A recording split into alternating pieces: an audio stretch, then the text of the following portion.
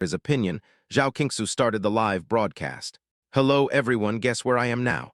That's right, I'm next to the swimming pool, there's no need to guess. Zhao Qingsu saw that everyone was guessing but couldn't figure out the main point, so she said, I'm at a national training center this time. Today I'm sending my son to the national team for swimming training. Ping En made the national team. Oh my God, Ping En is only a few years old, and he's already been sent to swim.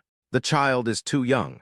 If he starts training at such a young age, will his body be able to handle it?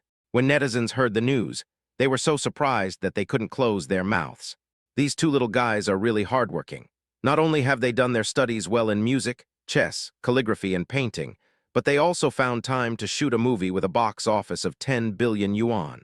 Now, after just a few days of quiet time, they have quietly joined the national swimming team.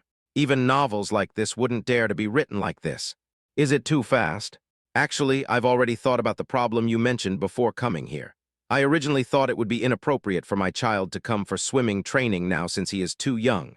But the coach said that my child is very talented and I don't want to waste his talent. Secondly, my child is willing to come here for training. Seeing that everyone was worried about Ping En, Zhao Qingsu explained, Don't worry, there will be no danger. If the child can't handle it, we will take the child back in time. Will I never see Ping En again? Winning glory for the country is also a good way.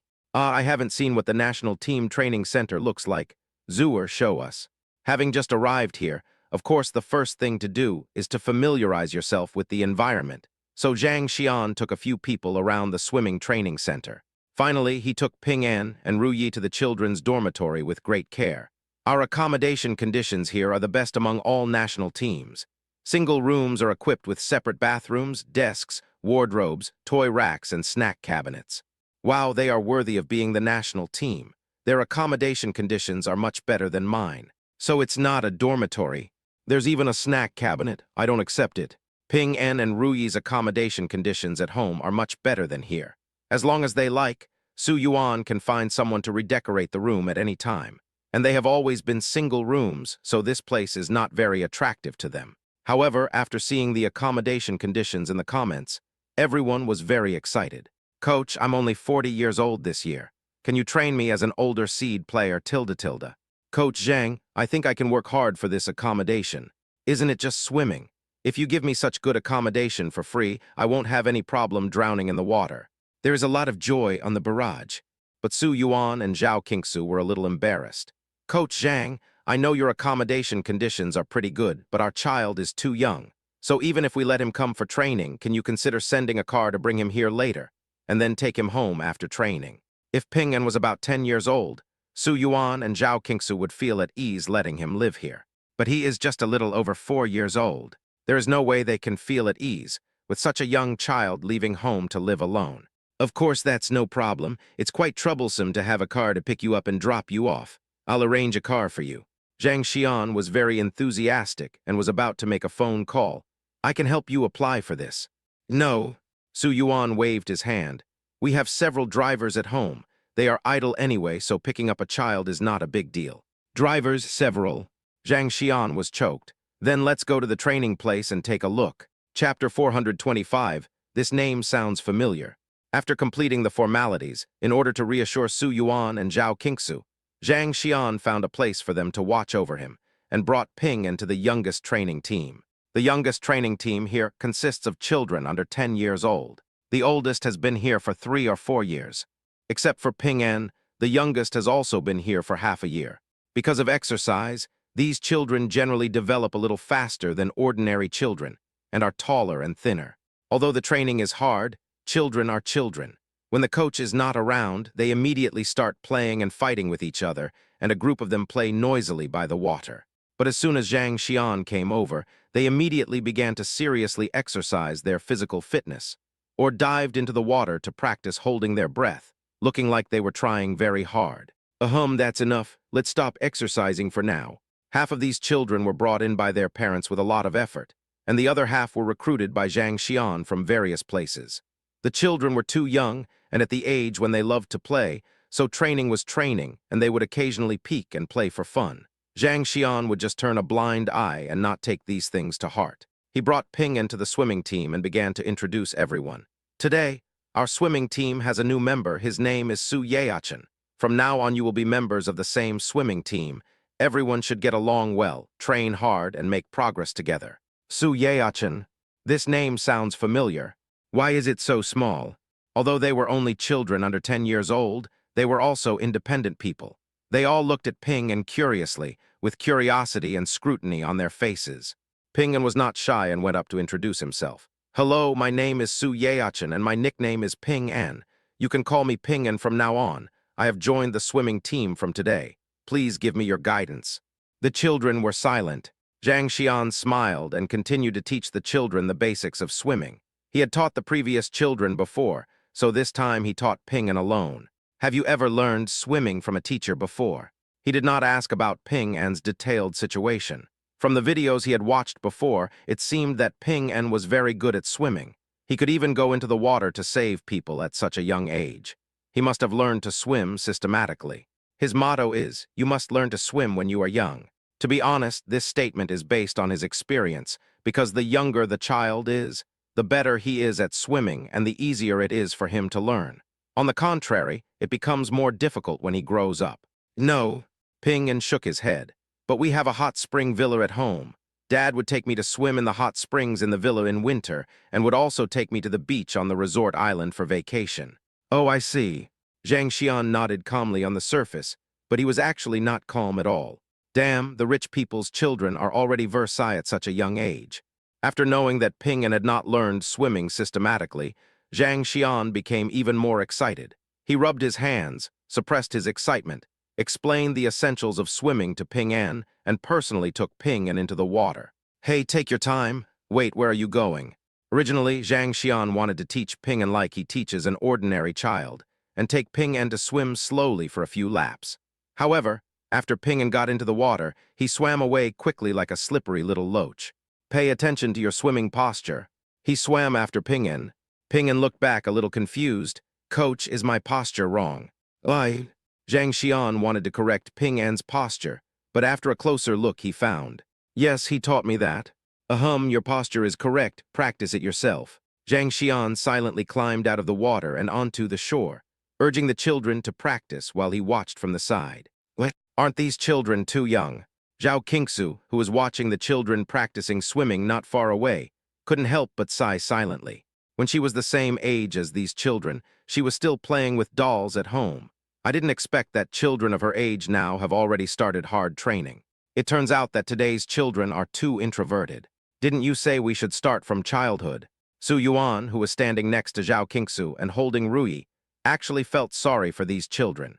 Most of the children who are sent to the swimming team at such a young age either have a pair of parents who want them to be successful and arrange everything for their children's future from an early age, so that the children have no childhood at all. Either they have good talent and were poached here, or the reason why they were poached here so easily. To put it bluntly, the parents don't want to care about it. When they heard that this place not only provides food and drink, but also accommodation, which is equivalent to someone else raising their children for free, they didn't even consider the most basic things and just sent their children here. As for peace, to be honest, Su Yuan was really reluctant to let him join the swimming team for training at such a young age. If he complained about being hard-working or tired, he would definitely take him home immediately, and even gods couldn't stop him. Let him train for a month and see how it goes. If he can't do it, he should quit the swimming team. Zhao Qingsu looked at Ping-An swimming happily in the water in the distance and made a decision. We can't let him suffer too much. Okay. Su Yuan nodded and observed the other children in the swimming team. This small swimming team is truly a place of hidden talents. Although these children are all under 10 years old, they all have very proficient swimming skills and are definitely swimming champions. He smiled and said, Actually, we don't need to worry so much.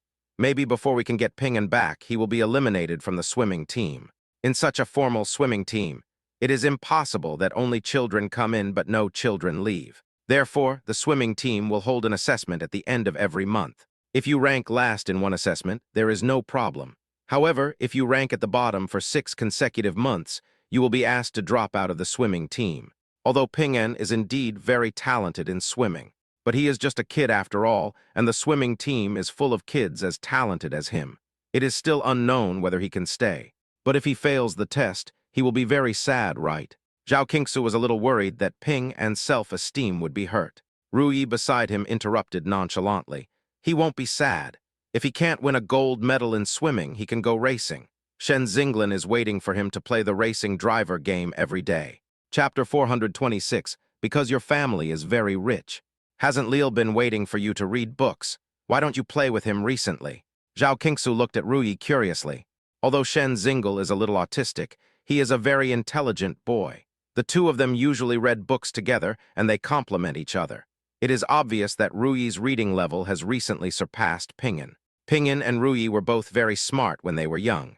There was not much difference between them at the beginning, but as they grew older, it was obvious that Ru Yi was more clever, while Ping An developed in the direction of more developed limbs. Zhao Qingsu didn't think it was a big deal, but Su Yuan was a little worried. He was still waiting for Ping An to inherit the family business in the future.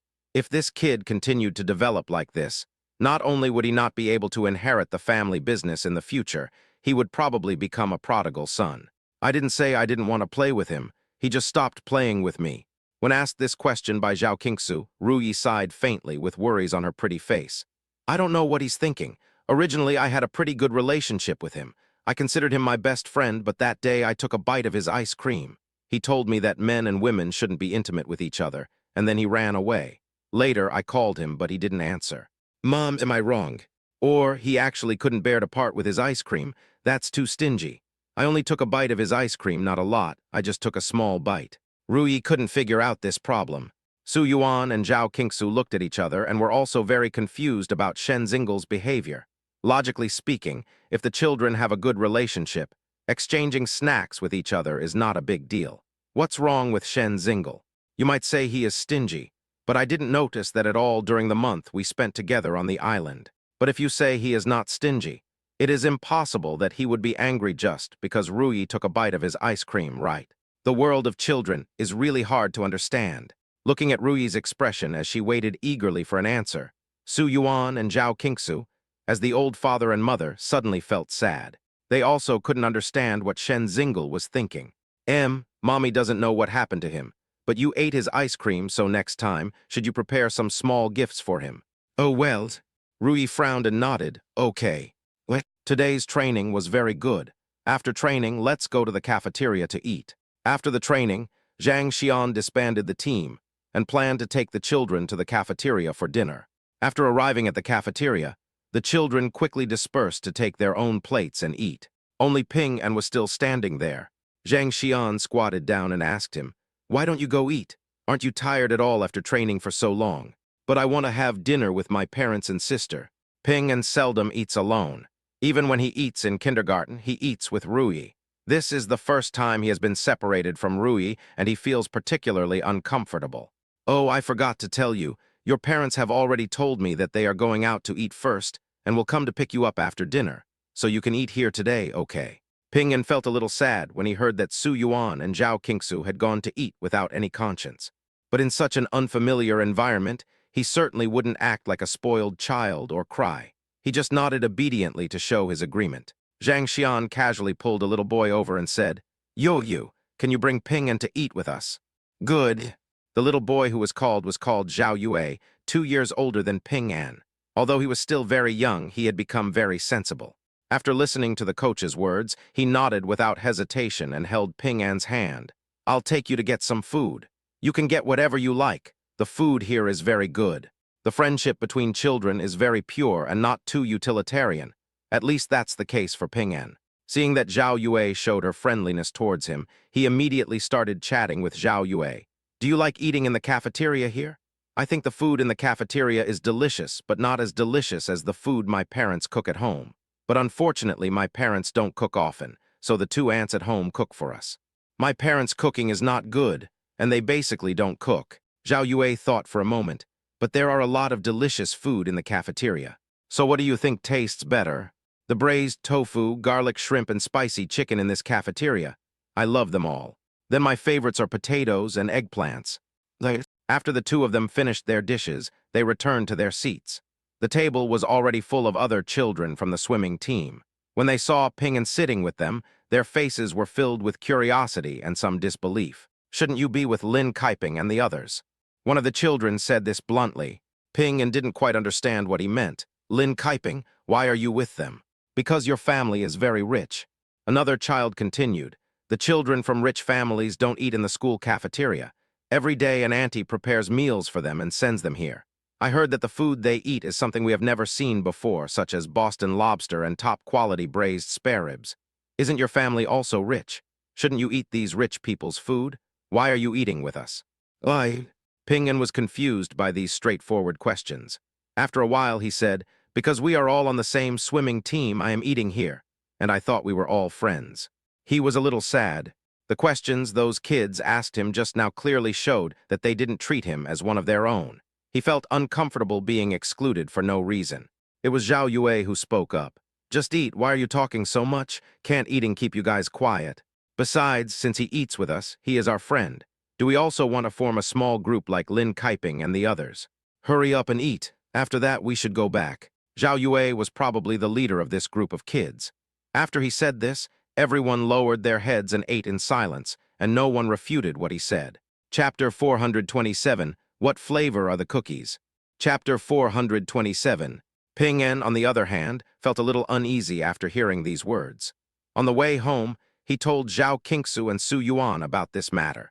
The two of them didn't take it too seriously and just told him to get along well with everyone like he did in kindergarten. The next day, when Ping-En went to the swimming team for training after school, Zhao Qingsu specially asked Su Yuan to make some snacks for the children in the swimming team to take over. After arriving at the swimming team, Ping-En changed his clothes in the fitting room and went to the training place. Although everyone is training very seriously, he still secretly starts chatting with you. I brought you some cookies made by my father today. My father's cookies are very delicious. You must try them when the time comes. Are there really any cookies I can eat? Thank you so much. I like to eat cookies too. Remember to give me a box when the time comes. What flavor are these cookies? When Zhao Yue and others heard that there were cookies to eat, they were very curious. Although the training team provided them with a canteen, there were not many desserts to choose from, and even common drinks such as Coke were not available, which made them very craving for snacks. When they heard that Ping-En brought some cookies, they were very happy. These are strawberry and mango-flavored cookies. My dad only made these two flavors because strawberries and mangoes are the best in this season. When the blueberry and watermelon season comes, I'll ask my dad to make blueberry and watermelon-flavored cookies for you guys tilde. During training, everyone was talking about cookies. Ping-En's description raised everyone's expectations. So after the training on the way to the cafeteria, Ping-En asked the driver to bring over the cookies he brought. He distributed a box to everyone. These are all made by my dad. He would add this sentence every time he distributed cookies to everyone. This cookie is really delicious. Ping-En, your father is awesome. Can you give me another box? Although Su Yuan only makes snacks occasionally, the quality can be guaranteed. Basically, all the children who have eaten the cookies praise them for being delicious. Ping-En was very happy to be praised by everyone. He looked at Lin Kaiping and others coming over and came over with his own cookie box. This is the cookie my dad made. I'll treat you. Biscuit. Looking at the beautiful transparent box in front of him and the carefully tied bow on it, Lin Kaiping did not reach out to take it. He just sneered. If I want to eat small cookies like this, every cook in my family can make them. Your father is too cheap to be a cookie maker. No wonder you play with Zhao Yue and the others. You are all just a bunch of poor people. What do you mean by that? Ping-En didn't expect that he would be rejected by them even though he had kindly invited them to eat cookies. This made him angry. If you don't want to eat them, you can just refuse me directly. Why do you say such things? Because I look down on you. Lin Kaiping looked at Ping-En with disdain. You poor people are so ignorant and annoying. You are the annoying one. Ping-En couldn't help but start arguing with him. Didn't your parents tell you that you should thank people when they give you something? My parents told me that if someone gives me a gift, I should give him a gift of equal value in return, but they didn't tell me what to do if someone gives me garbage. This means that the cookies made by your father are garbage. You... Lin Kaiping's words made Ping-En very angry. Although he was very young, he also felt insulted. He couldn't help but roll up his sleeves and wanted to rush over to fight with the other party. But his hand was quickly grabbed by Zhao Yue. Ping-En, if they don't want to eat the cookies, don't give them. After we finish the cookies, I should go to the cafeteria to eat. Otherwise, the delicious dishes will be eaten by others. Tusk, only poor people eat in the cafeteria tilde. After listening to Zhao Yue's words, Lin Kaiping slowly uttered this sarcastically. This sentence completely made Ping An explode.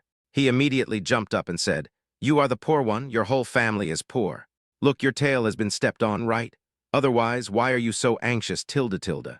Seeing Ping An angry, Lin Kaiping looked at him smugly as if he had succeeded.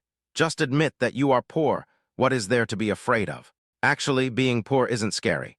What's scary is people like you who are obviously poor but refuse to admit it." After Lin Kaiping finished speaking, the children with him immediately began to chime in. "That's right, only poor people think they can bribe us with a few cookies. Do we need your cookies? Do you know what Lin treated us to last time? He invited us to his house for a super luxurious party and a super big 5-layer cake. The whole cake was half the size of a house. How was it? You haven't seen it, have you? Not only are there big cakes, but there are also delicious steaks, all freshly made by the chef." A group of children were talking at once, their faces full of pride and superiority. Ping An listened to their boasting with eyes wide open, and after a pause he asked, "Don't your parents like you? Why do you let the chef cook for you instead of cooking for yourself?" Blind student, you found the highlight. Almost at the moment Ping An blurted out these words, the faces of a group of children who were showing off suddenly turned ugly. "Your parents don't love you." Lin Kaiping was the first to react. "My parents love me so much. Every year on my birthday, they take me abroad to play, and they also hold happy parties for me and—" "Oh." Ping An tilted his head and thought for a while. "My parents can do what you said, but your parents won't cook for you themselves. My mother said that only mothers of poor children can cook. I have a nanny and a chef at home, so why does my mother have to cook?" Lin Kaiping finally reacted. "Your family is poor, so your parents cook. My family is not poor. Your family is poor. Okay, stop arguing." Seeing that the two people were arguing more and more, Zhao Yue pulled Ping An and said, "Let's go eat together. Don't argue with him. If you continue to argue, the coach will find out that you are arguing and both you and him will be punished." In the end, although Ping An was angry, he thought that it was only the second day since he joined the swimming team and he was punished. It would be difficult to go home and leave, so he left with Zhao Yue. Chapter 428, I will work harder next time. Chapter 428.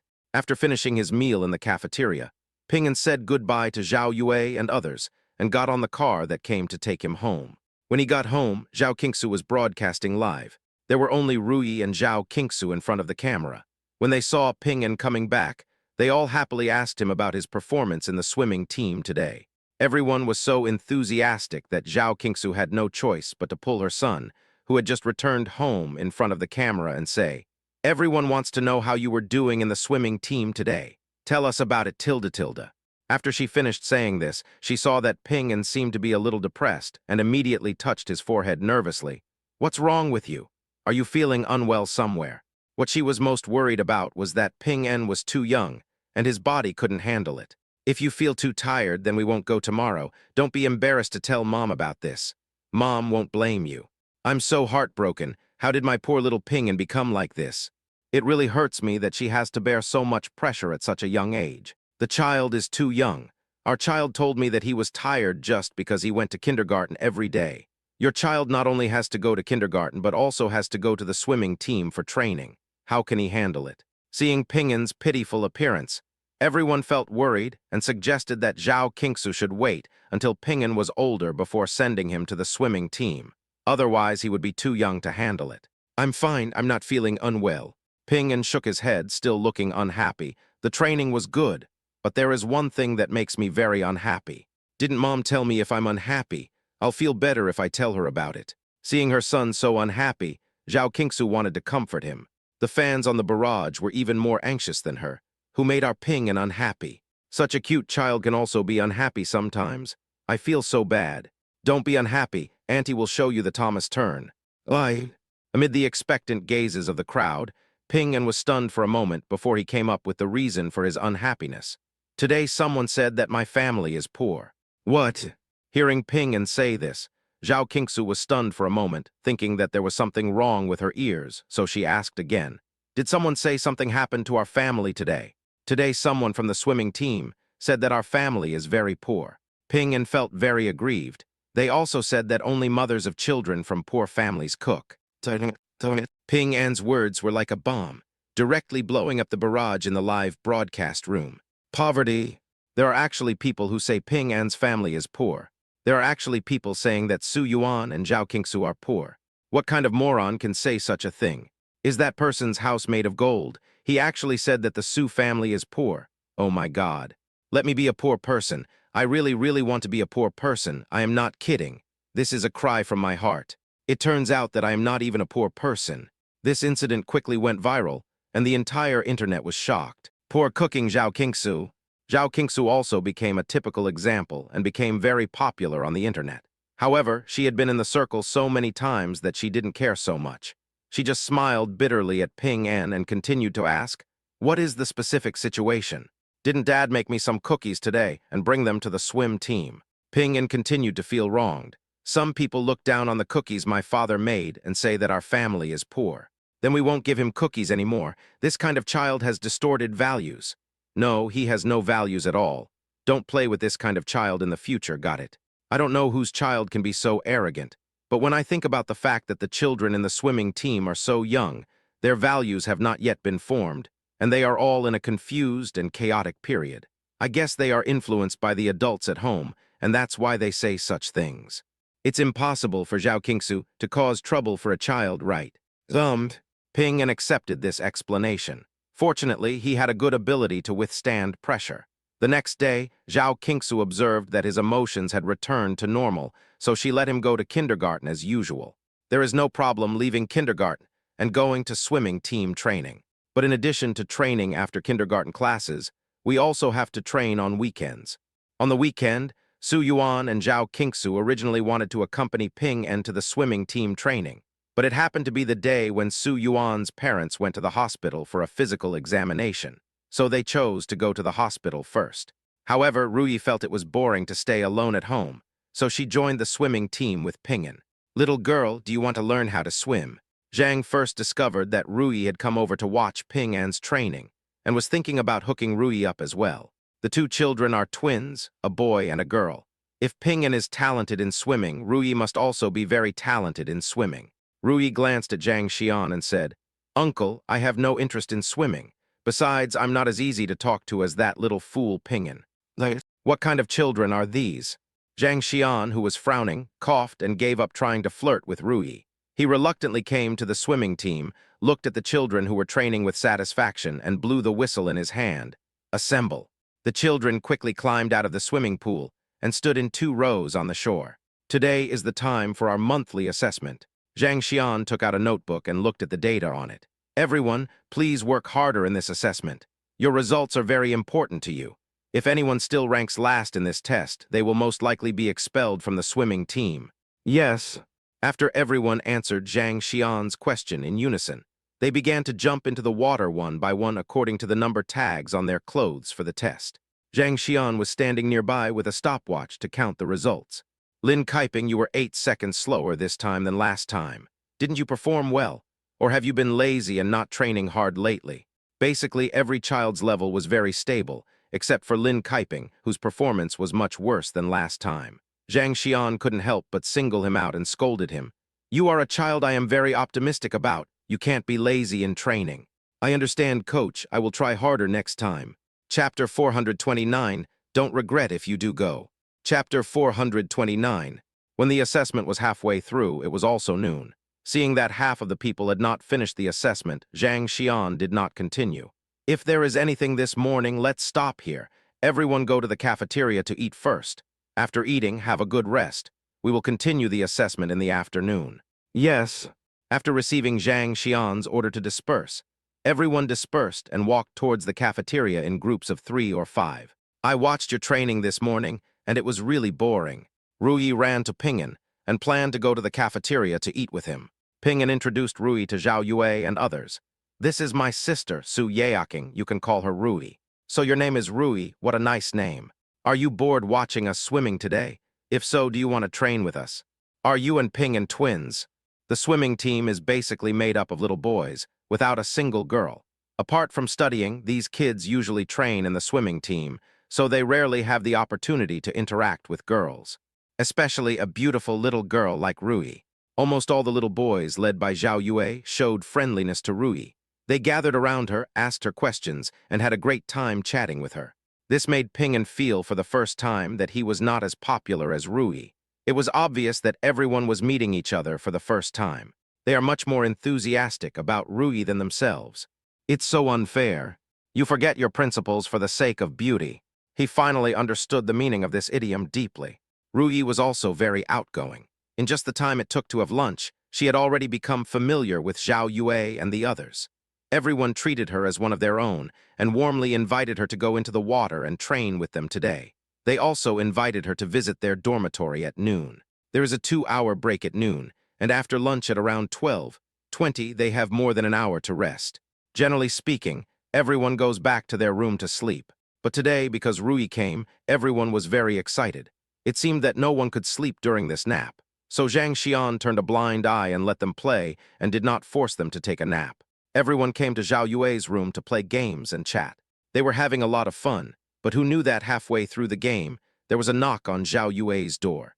At first, everyone thought it was Zhang Xian, and they were a little nervous, afraid that he would blame them. But who knew that when he opened the door, the person standing at the door was actually Lin Kaiping. "What are you doing?" Zhao Yue looked at him somewhat unhappily. "You guys are playing games in your room instead of sleeping. I'm going to tell the coach." Lin Kaiping said this arrogantly, leaving everyone speechless, and then waved his hand generously. "However, you can let me not tell the coach, but that?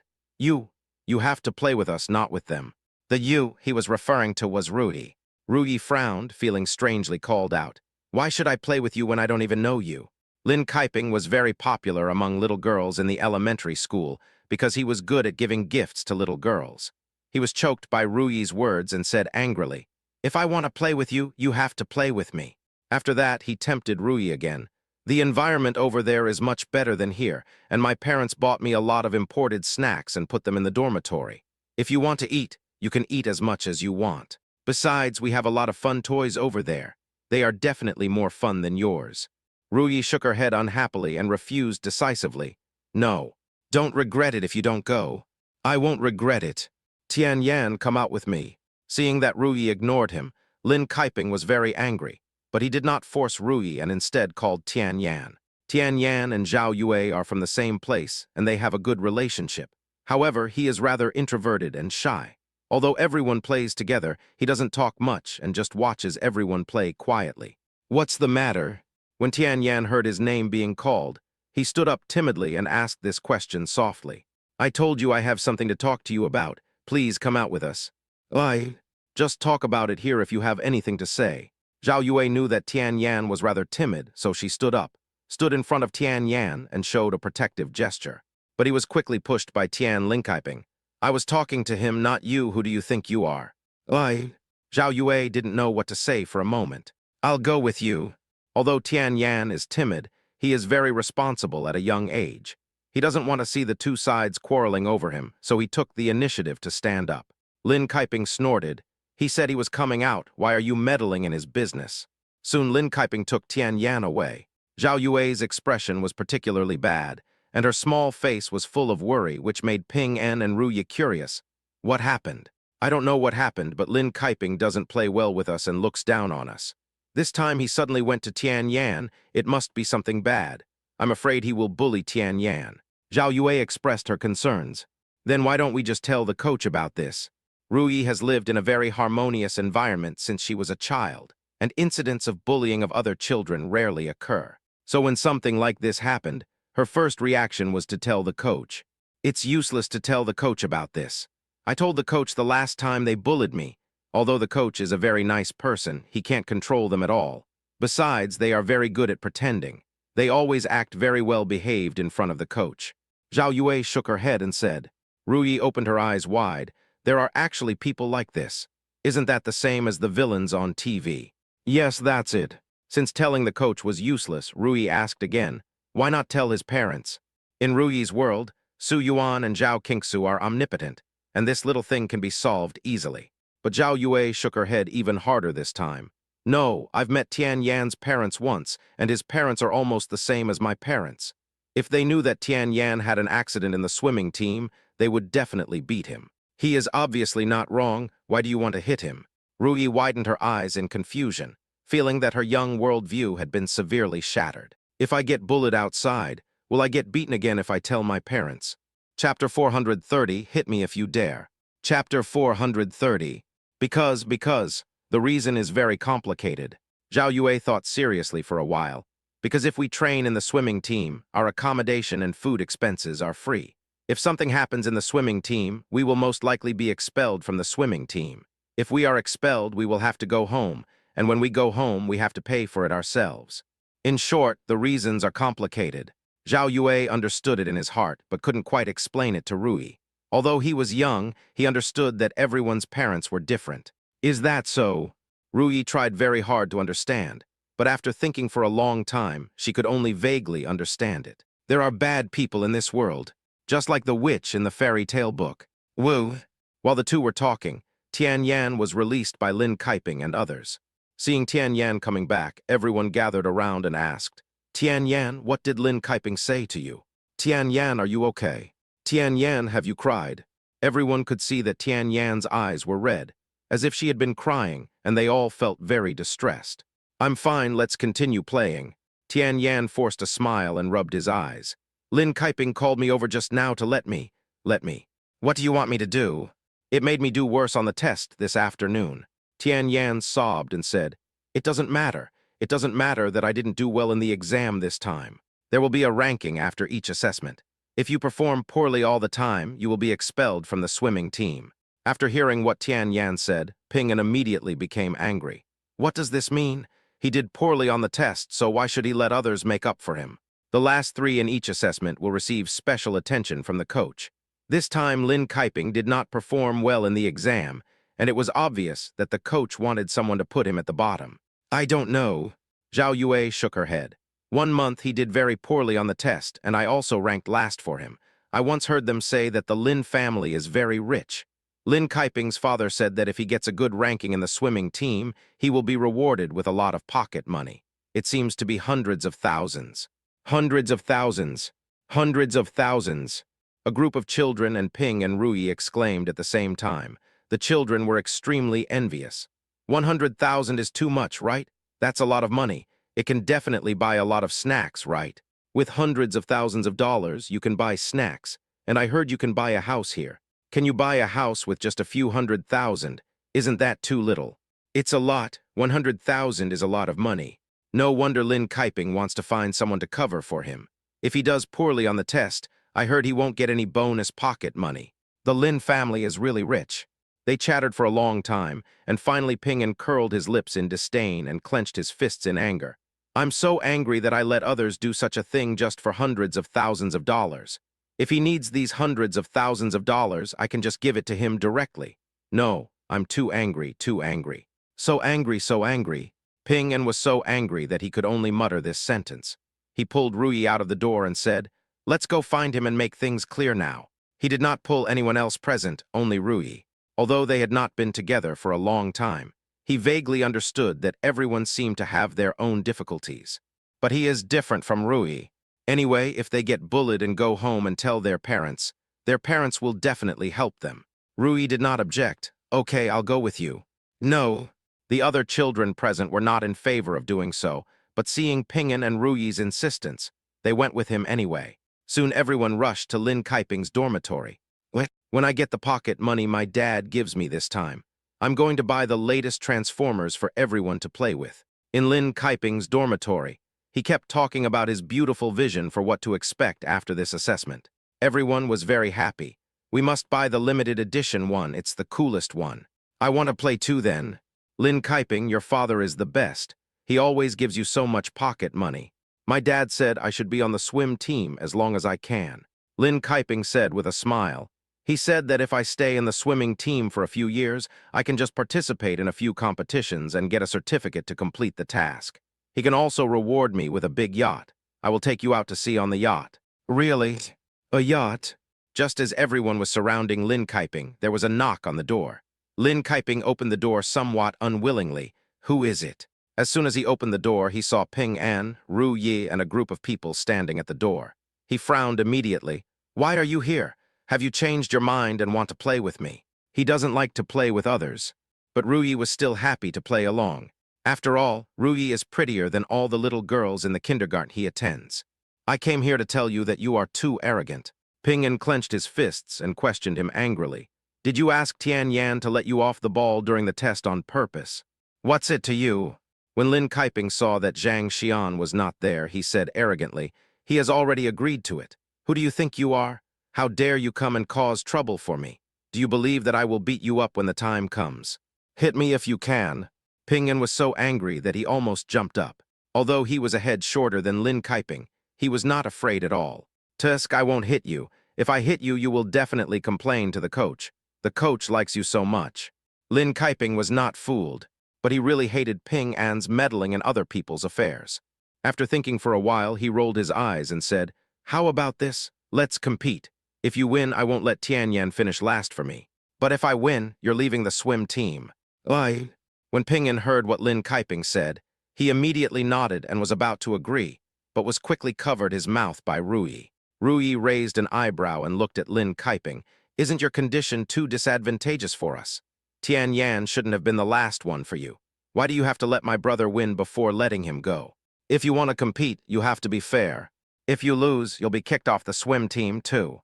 This logic is not at a disadvantage, and Rui is very satisfied with what he said. Chapter 431 Coach, they want to drive me away. Chapter 431. It doesn't matter. Lin Kaiping was just looking for an excuse to get rid of the annoying Ping An, so he doesn't care what the conditions are on his side. After all, he never thought that he would lose to Ping An. He has been in the swimming team for almost 2 years. Although his performance is not outstanding, ordinary people can't swim better than him. Ping An has only been here for a few days. It's good enough if we can avoid being at the bottom. He will never lose to Ping An. Rui frowned, not expecting Lin Kaiping to agree to her conditions so quickly. Logically speaking, Lin Kaiping should not have agreed so easily. Could it be that her conditions were not enough? But no matter what Rui said, they had to compete. Lin Kaiping quickly brought Ping An to the swimming pool where they usually trained. Witnessed by the children of both parties, the two sides repeated their terms, then changed into their swimsuits and went into the water. Ready, go. One of the children started a stopwatch, and Ping An and Lin Kaiping quickly jumped into the pool and started swimming. Come on, Lin Kaiping. Keep it up. Come on, Lin Kaiping. Keep it safe.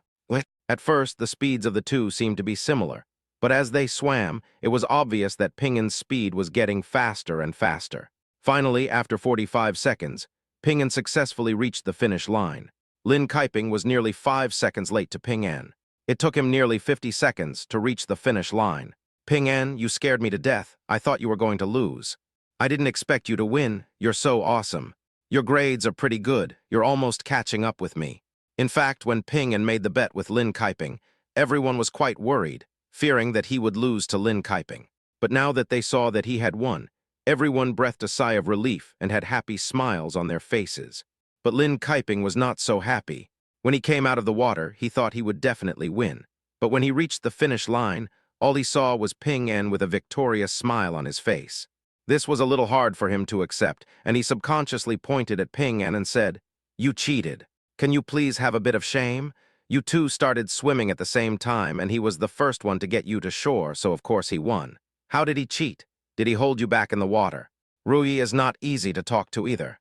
Although she would take Ping An's snacks when she was at home, she would stand up immediately when she saw someone wrongly accusing Ping An outside, and protected Ping An like an eagle. "I'm telling you, you've already lost this game. We made it clear before the game that if you lose the game, you will apply to withdraw from the swimming team. You can apply now." "I don't." Lin Kaiping was afraid when he thought that if he quit the swimming team, he would be scolded and maybe even beaten. He immediately started to act like a spoiled child. "Why should I quit the swimming team? You are the ones who should quit the swimming team.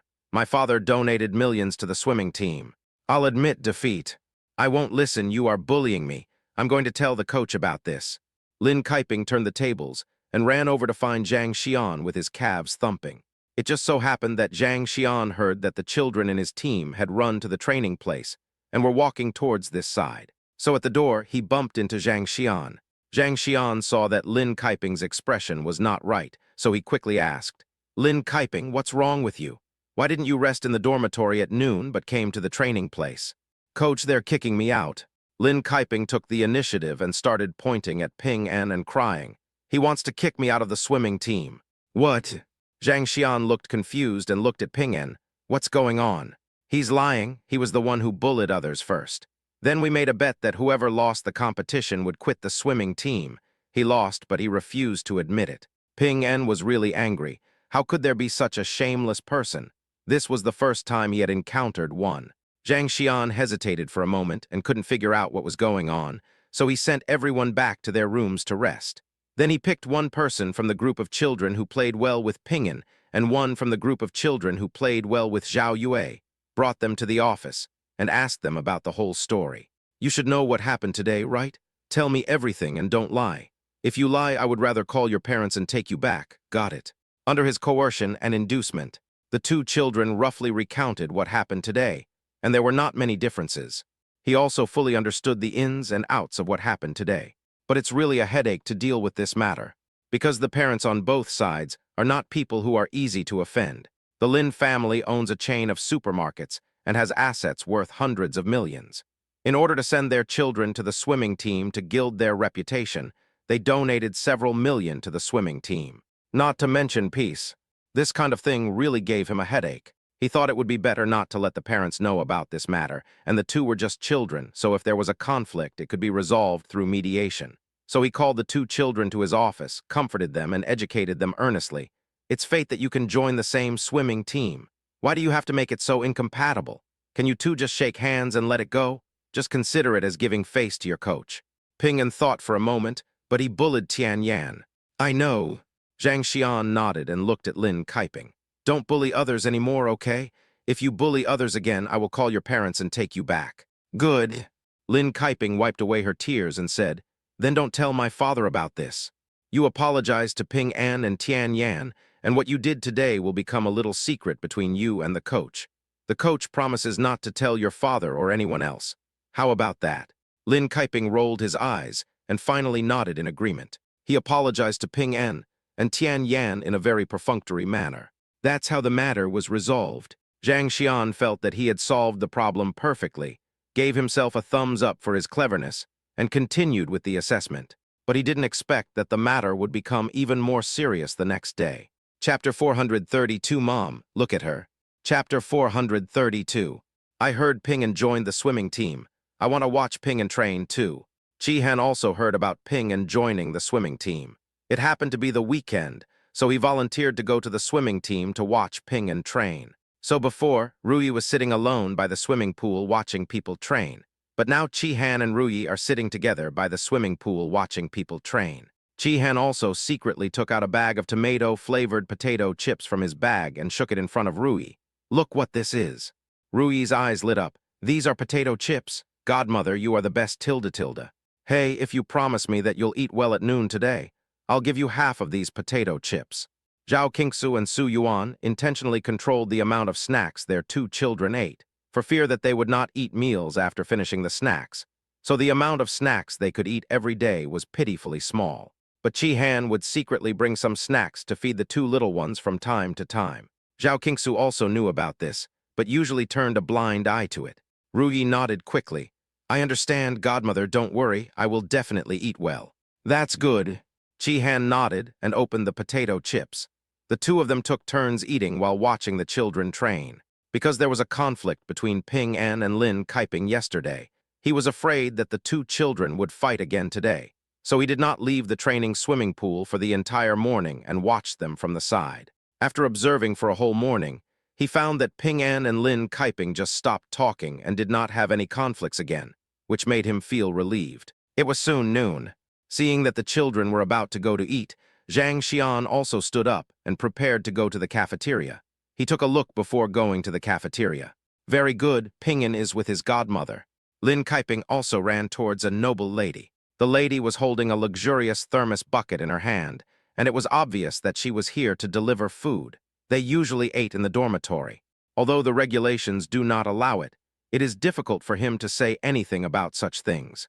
But the bad thing was that not long after, the lady pulled Lin Kaiping and walked towards Ping En with a menacing look on her face.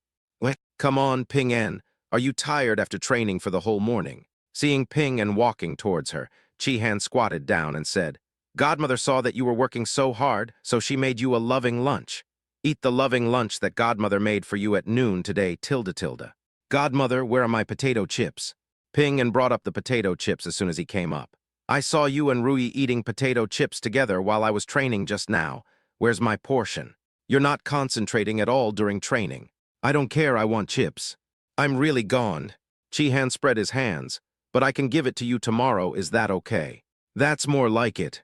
Ping-An silently took the lunch box from Chi-Han's hand and said, Godmother, shall I take you to my dormitory and we can eat together?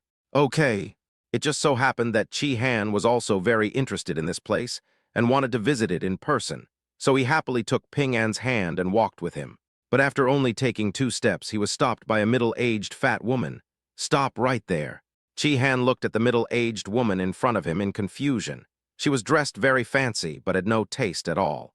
After silently commenting on this in her heart, she put on a polite smile on her face and said, Excuse me, what can I do for you? Don't you know what you have done?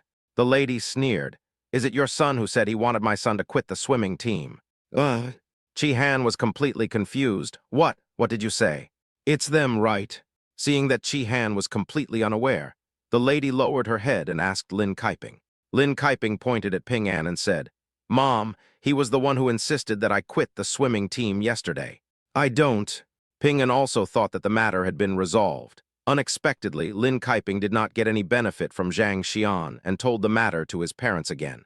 He pointed at Lin Kaiping angrily and said, Why do you like to complain so much? You just complained to the coach yesterday, and today you complain to the parents again. It's really shameful. Mom, look at him. Lin Kaiping tugged at the lady's clothes. The noble lady was also angered by Ping-An. She pointed at Chi-Han and sneered. It's true that what kind of parents raise what kind of children. Your child is as uneducated as you are. Hey, sides you. Chi-Han was accused for no reason and was so angry. Why are you like this? I haven't even figured out what happened yet and you're accusing me. We're all adults now, can't we just sit down and talk things out first? There's nothing much to say about this matter. It's just that your son bullied my son. The lady rolled her eyes. My child has been spoiled since he was little. His father is so hot-tempered that he can't bear to touch him. But after joining the swimming team, he was bullied by your son. I tell you, either you give me an explanation for this matter, or you can get your son out of the swimming team right away. Chi-Han had no idea what was going on and was in the dark. However, she knew that although Ping-An and Ruyi were a little bit naughty and narrow-minded, they were definitely kind children and would never actively bully others. So she argued, Don't make things so absolute. It's still unclear who is bullying whom. Both parents calmed down first. There is actually a misunderstanding in this matter. Seeing that the noble lady and Chi-Han were arguing, Zhang Xian immediately came over to smooth things over. But in the eyes of the noble lady, Zhang Xian was just a coach. She certainly didn't take him seriously, so she snorted coldly. Coach, my son was bullied. He told me before he came home. He said he told you about it, but you actually asked my son to apologize to the other party without knowing the truth. Is that right? Zhang Xian didn't expect that Lin Kaiping, who usually looked very well behaved and obedient, would even complain about him. He was stunned for a moment and smiled bitterly. Mrs. Lin, things are not what you think. There are indeed some misunderstandings. Besides, how big of a problem can the children's affairs be? There are just some minor conflicts. I mediated it yesterday. I thought the matter was over, so I didn't call to inform you. But since you already know about this matter, I will tell you the whole story that I have collected. Chapter 433, I am his godmother. Chapter 433. Impossible. My son has always been very obedient. How could he do such a thing? In the office, after hearing what happened, Mrs. Lin didn't believe what Zhang Xian said at all, and only believed her son. Chi-Han stood up excitedly and said, Okay, so it turns out that you are the ones who have wronged me after all this time. Besides, the matter of quitting the swimming team was clearly a bet between 2 children. Logically speaking, even though it was just a bet between children, at least you should admit defeat, right? It's fine if your child is just being naughty, but our Ping-An is not the kind of person who would care about that. I let your child off yesterday, but your child actually dared to come here and complain today. How shameless. If I were your child's mother, I would have beaten him to death long ago. Although Ping-An Ruyi is not Chi-Han's biological child, she is also the child's godmother. From childhood to adulthood, her love for the 2 children can be said to be no less than that for Su Yuan and Zhao Qingsu. Now seeing that Ping-An had suffered such a great injustice, she no longer cared about her own image and started quarreling with the other party. Seeing that she was dressed in ordinary clothes, the noble lady didn't think too much about it and sneered. You dare to say that you want to kill my child? Do you know what kind of family we are? After she finished speaking, she seemed to think that Chi Han was not worthy of arguing with her. So she looked at Zhang Xian next to her and said, "Coach Zhang, you didn't handle this matter very well." This. Zhang Xian really felt like crying, but had no tears. How did he know that Lin Kaiping was just a child and would betray them halfway? But it was obvious that he couldn't afford to offend Mrs. Lin in front of him. "Mrs. Lin, it's like this. I think it's normal for children to have some conflicts. As adults, we don't need to be so serious. Just let the two children shake hands and make peace." Coach Zhang. Seeing Zhang Xian trying to smooth things over, the lady didn't want to give him any chance. "Is this what a coach should say? I'll say it again, our child will not be wronged. If you say something like this again, I will take our child away from the swimming team. You will be responsible for the consequences." "Mrs. Lin, that's not what I meant." Zhang Xian was about to cry. If the higher-ups knew that this matter was caused by his failure to handle it properly, they would probably skin him alive. "What do you mean?" "I meant to discuss it further. He can't afford to offend the Lin family, but he can't afford to offend the Su family even more, so he can only play it safe. If your child wants to leave the swimming team, please leave immediately. Don't let one bad apple spoil the whole bunch. Chi Han wouldn't spoil a woman like that. Who are you calling the rat shit? I'm talking about your child. You. As the saying goes, clothes make the man and saddles make the horse. Mrs. Lin saw that Chi Han was wearing such tattered clothes and did not regard her as a person of equal status to herself. Seeing her child doing such a thing, an ordinary person would have been scared and apologized long ago. Unexpectedly, she was so righteous, which made Mrs. Lin even more angry. She only has this one son, and she loves him like a treasure. She has never been bullied like this before, and some people even say that her son is a bad apple. She was really angry. She called the director of the swimming center and asked, "Director Chi, how do you manage the swimming center?" Director Chi was shocked when he received a call from Mrs. Lin. After he realized what was going on, he immediately apologized to her. "Mrs. Lin, I'm so sorry. Can we talk about what happened first?" Although he didn't have much interaction with Mrs. Lin, they did have some personal connections. Their family donated millions to the swimming center to build facilities. And of course, he also has to take good care of her children. He had already told Zhang Xian that he should pay special attention to the child named Lin, Kaiping from the Lin family. Theoretically, there shouldn't be any accidents, right? I don't want to tell you the details, but I'll just say this. Immediately fire the kid from your team who bullied my son. Your son was bullied. This is by no means a small matter. Don't worry, I will definitely handle this matter to your satisfaction. Although he didn't know what exactly happened, when Director Chi heard that Lin Kaiping was bullied, he had a rough idea of what was going on. The world of adults is full of intrigue and deception. But in fact, the world of children is not necessarily so simple either. Violence and bullying are everywhere. Although he has never been a victim of school bullying, he has experienced it and knows a thing or two about it. So when he heard Mrs. Lin say this, his first reaction was that a child had bullied Lin Kaiping. He immediately called Zhang Xian and scolded him. "You also know whose child the Lin family has. Didn't I tell you to take good care of the child? You just let everything I said go in one ear and out the other, didn't you?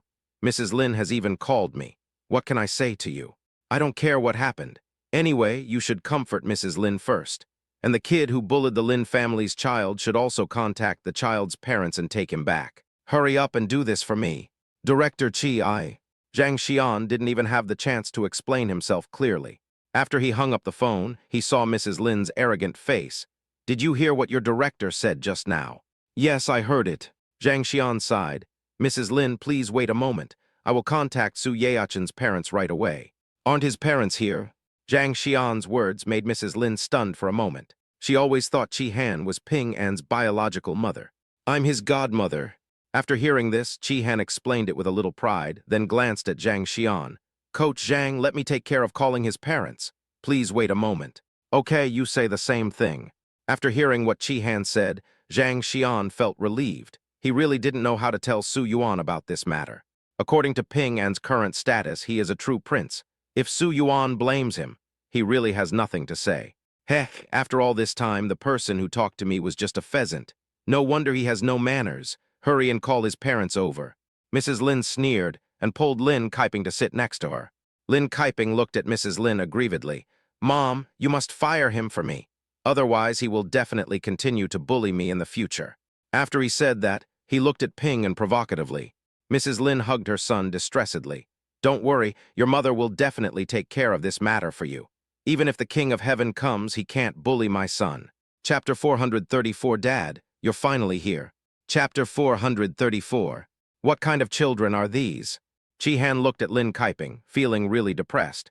He always said that children have pure minds, but seeing this, it was just nonsense. These kids are just as good at lying as adults. She called Su Yuan angrily. Brother Yuan, where are you? I'm in the hospital with Zuer for her prenatal checkup. Su Yuan was surprised to receive Chi-Han's call out of nowhere. Why did you call me suddenly? Oh, Brother Yuan, I have something to tell you. I'm afraid Zuer will worry, so don't let her know. Chi-Han told Su Yuan about the swimming pool incident in general. Anyway, there are kids who want to bully our Ping An. Can you find a way to come over now? Okay. Su Yuan saw that Zhao Qingsu had come out of the prenatal checkup, so he hung up the phone and smiled. What did the doctor say just now? What else can I say? Everything is normal. Zhao Qingsu touched her slightly protruding belly with a gentle smile on her face. The doctor also said that I was quite strange. Other people's pregnancies were very painful, but I didn't feel anything during my 2 pregnancies. She has none of the stretch marks, edema, vomiting, and loss of appetite that are common during pregnancy and childbirth. At most, I'm just a little picky about food occasionally. But no matter what she was picky about, Su Yuan would have someone bring it to her as soon as possible. After she became pregnant, she was not tortured and haggard. Instead, she was in better spirits than before she was pregnant. It's fine. Zin Ziolai called me just now and said that there are some urgent matters at the company that need my attention. I will go to the company to deal with them first. Can you go home first? Zhao Qingsu did not doubt him and nodded. Then you should go early and come back early. With such a beautiful wife like you waiting for me at home, I don't want to go out at all. Of course I will go out early and come back early. You are a talkative person. Zhao Qingsu pushed him slightly and said, then go quickly. Good. What? This isn't a good place to talk. How about going to my office for a cup of tea? Seeing that Chi-Han had already contacted Su Yuan, it would probably take some time for him to get here. Zhang Xian thought it was not a good idea for everyone to sit here staring at each other, so he suggested going to his office to have tea. Chi-Han nodded immediately. Let's go.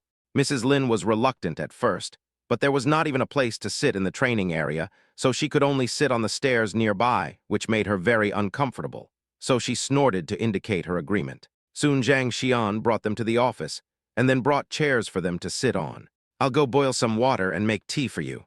Occasionally, there would be guests coming to the office, so he prepared a set of tea sets, and after a few people sat down, he would go and get the tea sets. While he was getting the tea set and boiling water, Director Chi also rushed over. As soon as he entered the office, he saw Mrs. Lin, who was dressed brightly and beautifully. He immediately went up to Mrs. Lin and apologized to her.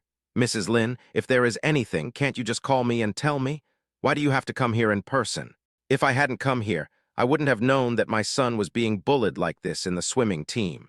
Mrs. Lin slammed the table suddenly, hugged Lin Kaiping, and said angrily, someone actually wants to kick my son out of the swimming team. Nowadays, these little beasts are getting more and more arrogant. Oh, this is indeed a serious matter. Director Chi immediately lowered his head and grabbed Lin Kaiping's hand. Kaiping, tell your uncle, how did you get bullied? Lin Kaiping looked at Director Chi weakly and whispered, I didn't do anything. I just didn't want to eat the cookies Su Yaochen brought. He just couldn't stand me and said he wanted to compete with me. If I lose, he wants me to get out of the swimming team. Kids nowadays are really too much. Don't worry, your uncle will definitely help you with this matter. You don't have to be afraid. Director Chi stated his position at the first opportunity. He looked at Chi-Han and Ping and Ruyi in the room. There is no one so young in the women's swimming team. Lin Kaiping was talking about that little boy. These 2 children are really beautiful. Although he thought so in his heart, he still said with a straight face, you are the mother of the child who bullied others, right? Look at what kind of children you taught. They learned to bully others at such a young age. What will happen to them when they grow up? Who are you? I heard you're some kind of director, right? How can you slander our child without knowing right from wrong? I think you're a shitty director. Chi-Han was so angry. She thought the director would come and clear things up, but here comes someone to take sides. It's obvious that this guy is in cahoots with that woman. It's true that if the top beam is crooked, the bottom beam will be crooked. The child's mother has no manners, so it's no wonder that the child bullies others outside.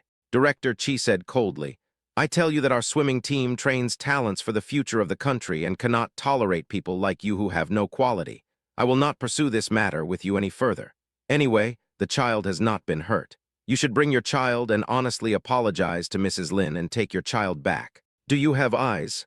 Chi-Han took a deep breath and said, "First of all, I am only the child's godmother. It is not my responsibility to take the child back. Secondly, our child will not apologize anyway. If anyone should apologize, it should be that little bastard from the Lin family." You. Director Chi was also choked by Chi-Han's words for a moment. He turned to look at Zhang Xian. "Where are the child's parents?" Zhang Xian ran over and said helplessly, "The child's parents have been notified. They should be here soon, right?" "I'm here." A clear and deep voice was heard, and then a tall figure appeared in the half-open door. The man was wearing straight hand-sewn trousers and a clean white silk shirt. He had a noble temperament and a cold expression. When he appeared, everyone in the room was stunned. Unlike Chi-Han, who has the air of a petty bourgeois, this person is obviously not an ordinary person. Director Chi and Mrs. Lin always looked at people's clothes first. Seeing Su Yuan's outstanding temperament, they immediately asked politely, "Who are you?" Dad, you're finally here." But before Su Yuan could answer, Ping-An ran to Su Yuan's side, hugged his thighs, and called him Dad in a crisp voice. Chapter 435. It's impossible to apology. Chapter 435. Su Yuan's identity is self-evident. Mrs. Lin was stunned, but she quickly reacted. "You are the child's father. You look like a decent man, but you didn't teach your own child well. I know what my own children are like." Su Yuan patted Ping-An's head and looked at Mrs. Lin with cold eyes. "But you said that our child bullied your child, right? Do you have any evidence?" "What kind of evidence do I need? Would our child use this to deceive me?" Mrs. Lin sneered disdainfully. "Besides, our child has been in the swimming team for a year or two. In the past 2 years, our child has been fine and has not told me that others bullied him. How come when your child comes, our child says that your child bullies him? Don't tell me that our child is targeting your child." This, Director Chi chimed in. "Sir, I just asked Lin Kaiping about this kid. He was indeed bullied, that's for sure." Although he didn't know who Su Yuan was, he felt that Su Yuan looked somewhat familiar. Seeing that Su Yuan had an extraordinary aura and was also a wealthy man, he couldn't help but speak in a more respectful tone. "Oh, did you see this with your own eyes?" This, Director Chi was somewhat speechless when asked, and reluctantly found an excuse to explain. "Although I didn't see this incident with my own eyes, it's impossible for a child to lie for no reason. He must have dared to go over and complain if there was such a thing. Adults all lie, so why can't children lie?" Su Yuan sat down with a cold face and held Ping-An in his arms. "I think it's better to clarify some things. It's not okay to let 2 children say that our child bullied your child. Our child said that he didn't bully others, but your child was bullied. Then one of them must be lying. For the sake of fairness, the words of these 2 children can't be taken seriously." I didn't expect Su Yuan to say that. Director Chi breathed a sigh of relief. Yes, that makes sense. I'll call the other kids in the swimming team over to ask them." Mom. Although Lin Kaiping is young, he knows that if he figures out the whole story, he will definitely suffer.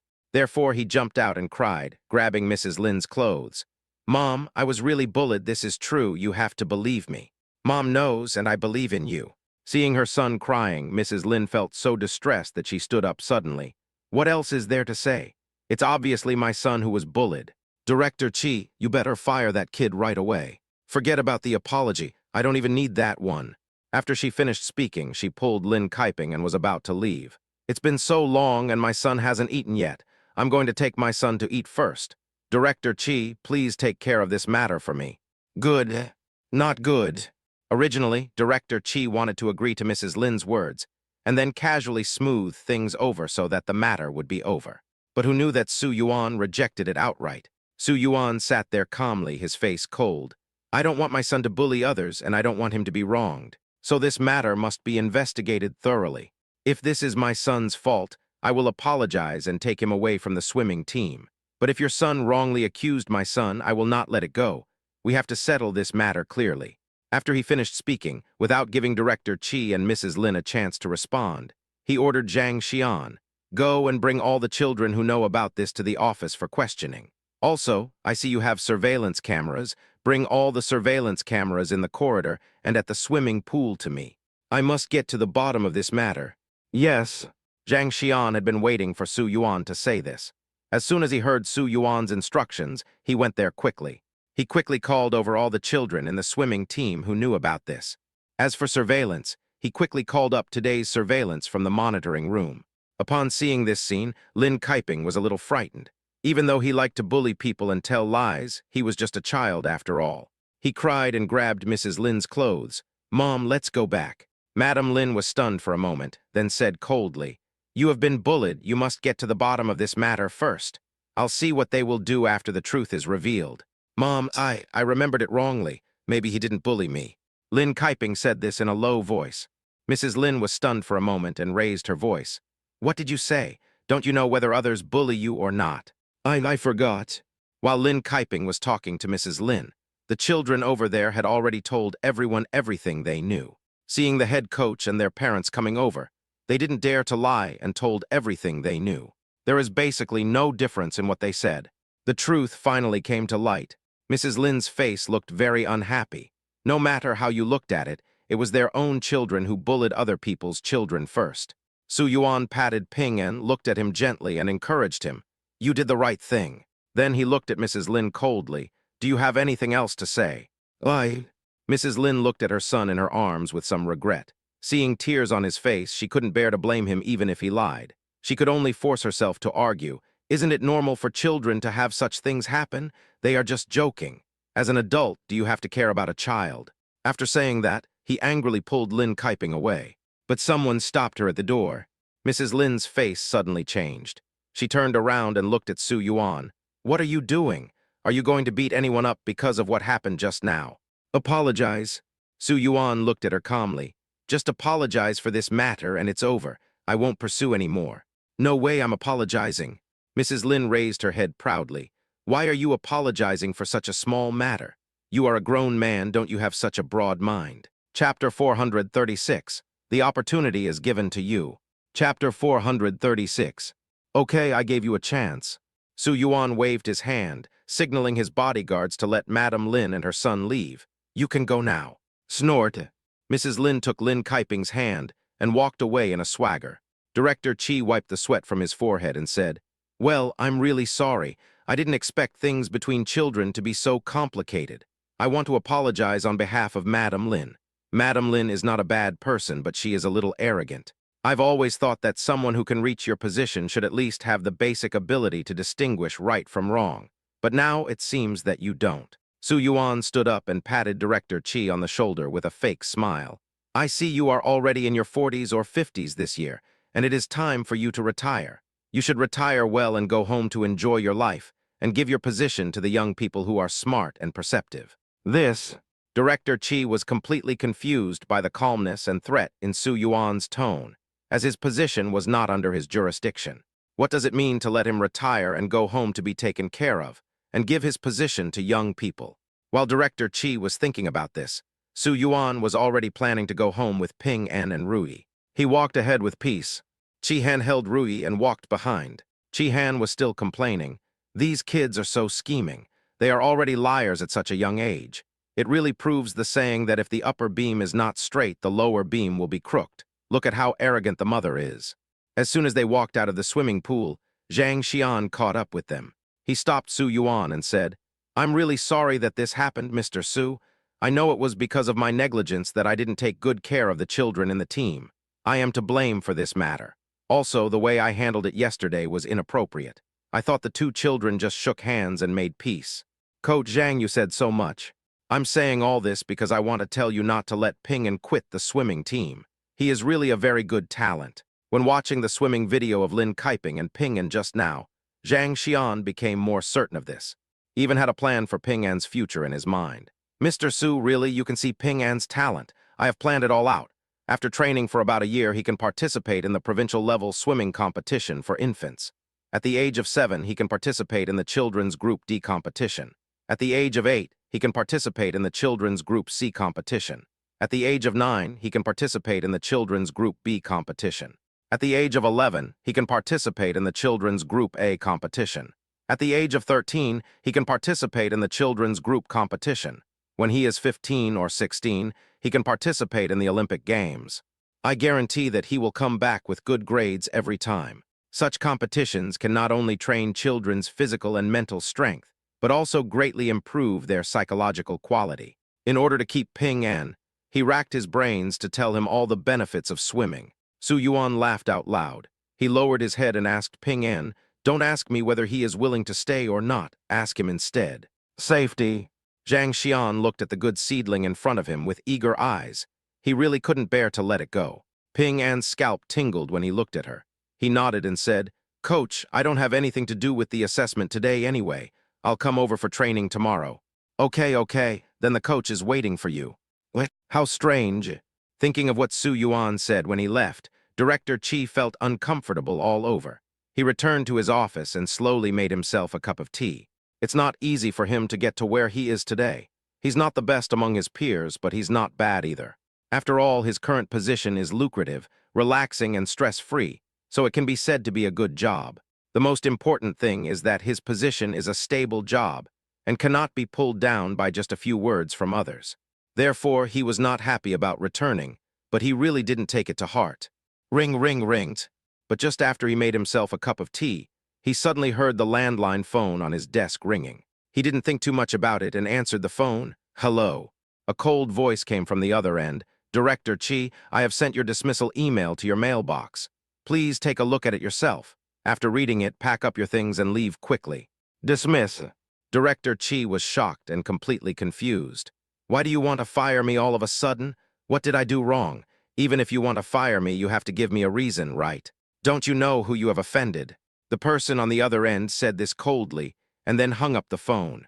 Director Chi then remembered what Su Yuan said today. Who is that young man? Just one sentence made the people above him fire him. And the speed is so fast. What? While Director Chi was confused, the Lin family was not in a much better situation. How could you lie to your mother about something like this? Don't lie about something like this next time, okay? After returning from the swimming team, although Mrs. Lin was very angry about what Lin Kaiping had done, he was her son after all. Even if he was wrong, she couldn't bear to do anything to him. She just said a few words to him, and the matter was over. Lin Kaiping nodded obediently, as well behaved as usual. "Mom, I understand. I will never lie again." "That's all, dear. What do you want to eat tonight?" "Mommy will ask Auntie to make it for you." "I want to eat braised prawns." "Good." Just when the mother and son were enjoying each other's company in the living room, Lin Yi strode in from outside. He frowned tightly, with a dark cloud over his face that couldn't be dispelled. Seeing him like this, Mrs. Lin immediately scolded him. "Why are you so deadpan after returning home? It's as if someone owes you millions." "How many millions do you owe? Haha." Lin Yi sneered, rushed directly to Lin Kaiping and slapped him hard. Bang! He seldom beat his children. Even in the past, he would use tools to hit their buttocks. This was the first time he hit a child in the face out of anger. And Lin Kaiping was also stunned. He immediately covered his face and burst into tears. "You don't feel bad for this son you gave birth to, do you?" Mrs. Lin immediately rushed over and hugged Lin Kaiping into her arms and scolded Lin Yi angrily. "Mr. Lin, if you get wronged outside, don't come back and take it out on your son." Chapter 437, You Are Too Reckless. Chapter 437. Am I taking it out on you? I'm just disappointed in you. Lin Yi was so angry that he pointed at Mrs. Lin and started to curse. "Look at the good son you gave birth to, and look at what you and your son did. Do you want to destroy this family?" What do you mean by coming back and saying these nonsense? Can you please explain clearly?" Mrs. Lin also became angry. Lin Yi and she had worked so hard to earn such a fortune. It was not easy. Unexpectedly, he really changed now that he had money, and he even started yelling at her. "You said that now that you have money, you have found a woman outside." Fart. Lin Yi was almost vomiting blood because of Mrs. Lin's words. He took a deep breath and said, "I already know what happened to you in the swimming team today. Do you know who you offended today?" "Who is it?" Although Su Yuan had an extraordinary aura, Mrs. Lin didn't think much of it because she thought he was very young. Who else could it be? That's the president of Green Rice Corporation. The current Green Rice Company can be said to be in its heyday. Not only is it unmatched in the development of smart homes and AI robots, but the mobile phones it produces are becoming more competitive every year. It has almost captured 80% of the mobile phone market. Not to mention that he also has various properties and so on. He had been ranked first on the Forbes list several years ago. Although he has suddenly kept a low profile in recent years and does not participate in any rankings or appear in public, but one of his fingers is thicker than theirs. How can they afford to offend him? The president of Green Rice Company, Su Yuan. Mrs. Su Yuanlin, the president of Green Rice Company, certainly knew about him, but her usual hobby was playing mahjong, and she didn't like surfing the internet. She only caught a glimpse of him occasionally on TV news 3 years ago and had no idea what he looked like. Plus, he has been too low-key in the past 3 years. She really didn't expect that the young man today was Su Yuan. She was not stupid, and she knew very well that her family was rich, but not the richest. If she met a real big shot, she would of course choose to curry favor with him. She quickly realized the seriousness of the matter and couldn't help but approach Lin Yi and asked, "Then, what should we do now? How about I go to their house and apologize now? Do you think it's useful to apologize after all this trouble?" Lin Yi sat on the sofa, feeling annoyed by Lin Kaiping's crying. He asked the nanny to take him away, and he sighed heavily. "It's over." "What is over?" Mrs. Lin was completely dumbfounded by Lin Yi's words. "What happened? Do you know that I just received news when I was at the company that half of the more than 30 restaurants under our family's name will increase their rent next quarter?" Lin Yi's voice was cold. "And the rent has increased tenfold. Why are you raising the rent so suddenly? Wasn't it agreed upon when we signed the contract?" Mrs. Lin didn't react for a while, and when she did, she immediately covered her mouth. "Are you saying that all those houses belong to the Su family? The high-end restaurants run by their owners are of course located in expensive areas, and the rent is already not cheap. If the rent goes up, we won't make any money at all, and we might even lose money. Rent increase. If they don't raise the rent according to the contract, we can sue them, just because your rich is so great," Mrs. Lin said, after hesitating for a moment. "Woman's kindness." Lin Yi sneered. "When did you become so naive? Do you think they really just want to raise your rent? Don't you see that they are specifically targeting us? Raising the rent is just the simplest way to target us. Even if they don't raise the rent, there are 10,000 ways to bring down our hotel. Then, what should we do now? How about moving? Can't we just rent someone else's house? Now that everyone knows that we have offended him, who would be willing to rent the house to us at a normal price? Do you think he has nothing better to do?" When Mrs. Lin saw that the road to her home was blocked, she collapsed on the sofa in frustration. After being depressed for about half an hour, she suddenly sat up and said, "I'm going to call them and apologize now." "I called, but they didn't answer." Lin Yi said quietly, "I guess even if we bring mountains of gold and silver to apologize now, they won't see us. The monk may escape, but the temple cannot. The person who tied the bell must be the one to untie it.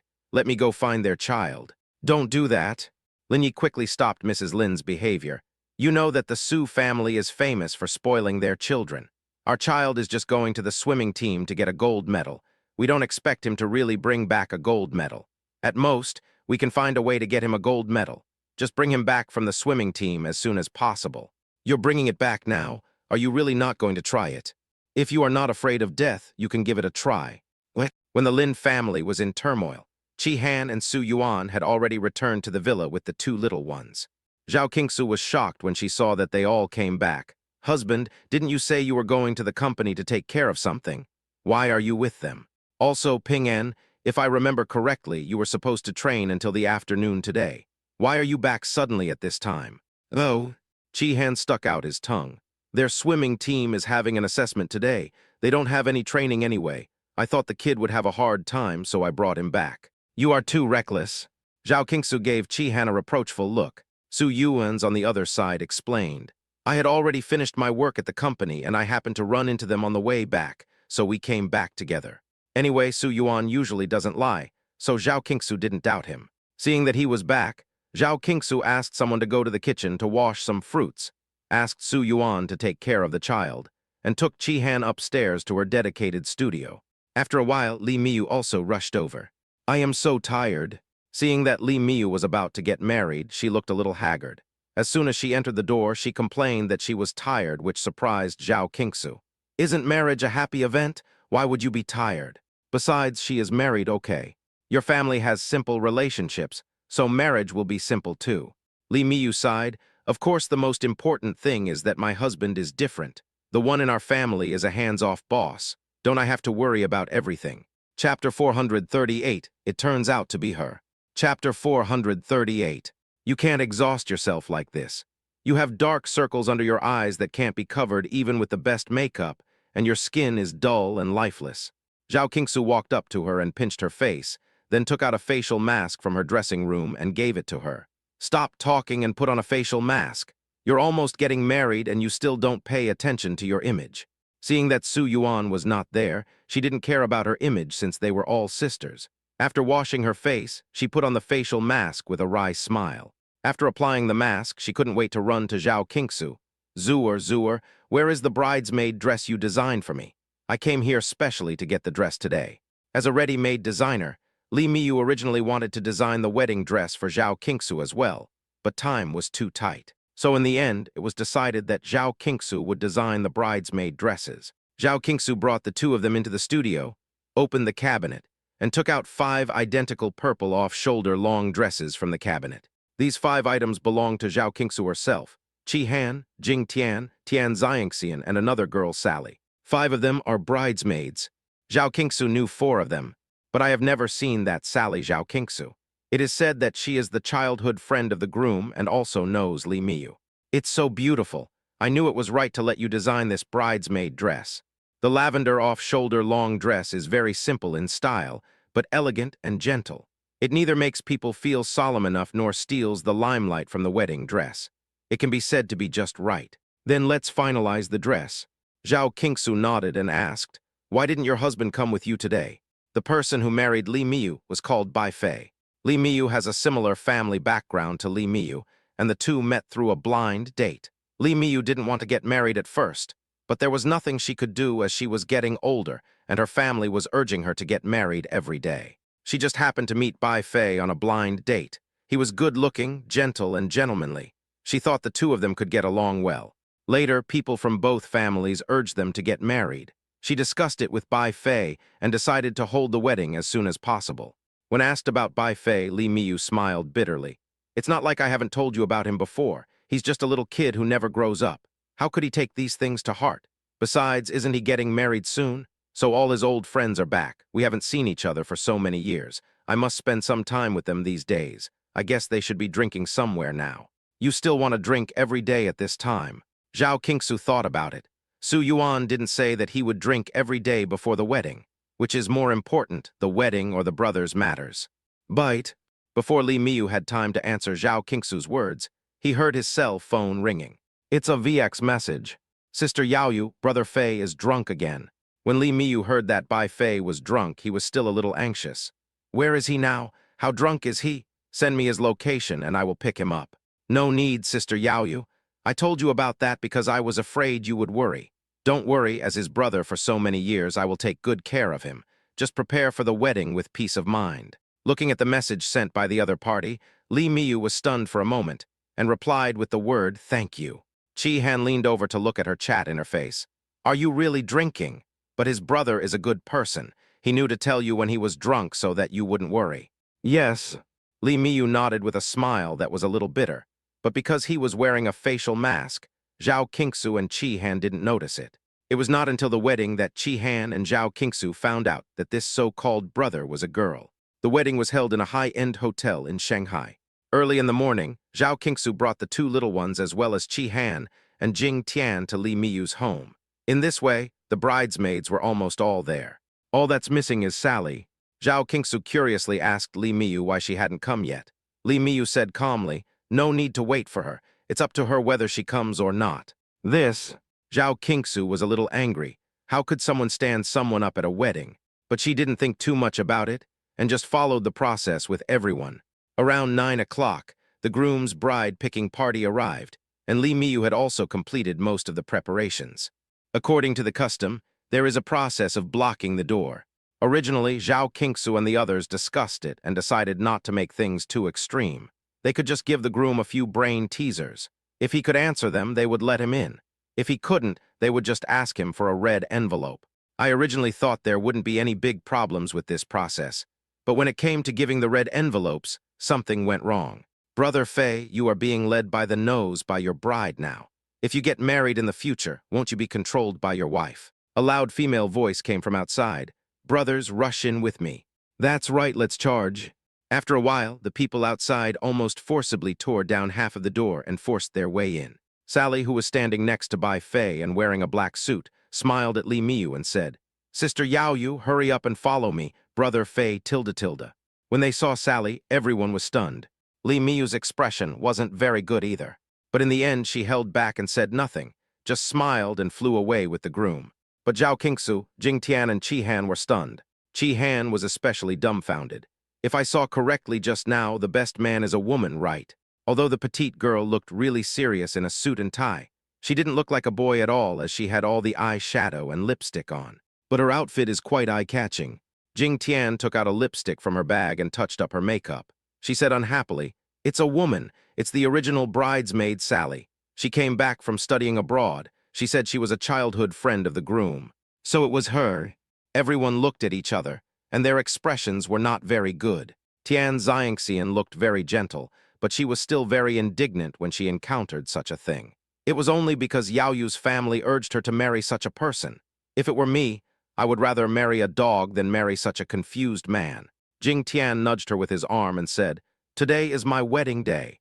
What do you mean by saying such things? It would be embarrassing if someone heard it. Isn't that not worth it for Yao Yu?" Tian Xiangxian said this unhappily, but she did not express any dissatisfaction afterwards. Chapter 439. Repaying Kindness with Revenge. Chapter 439. We arrived at the hotel soon. Zhao Qingsu and others went to touch up Li Miyu's makeup and confirmed that there was no problem with her clothes before the wedding banquet began. The previous process was nothing special. Basically, it followed the normal wedding process. The two exchanged rings and hugged and kissed each other under the hosts on stage reception. Then it was time for the maid of honor and groomsmen to give speeches.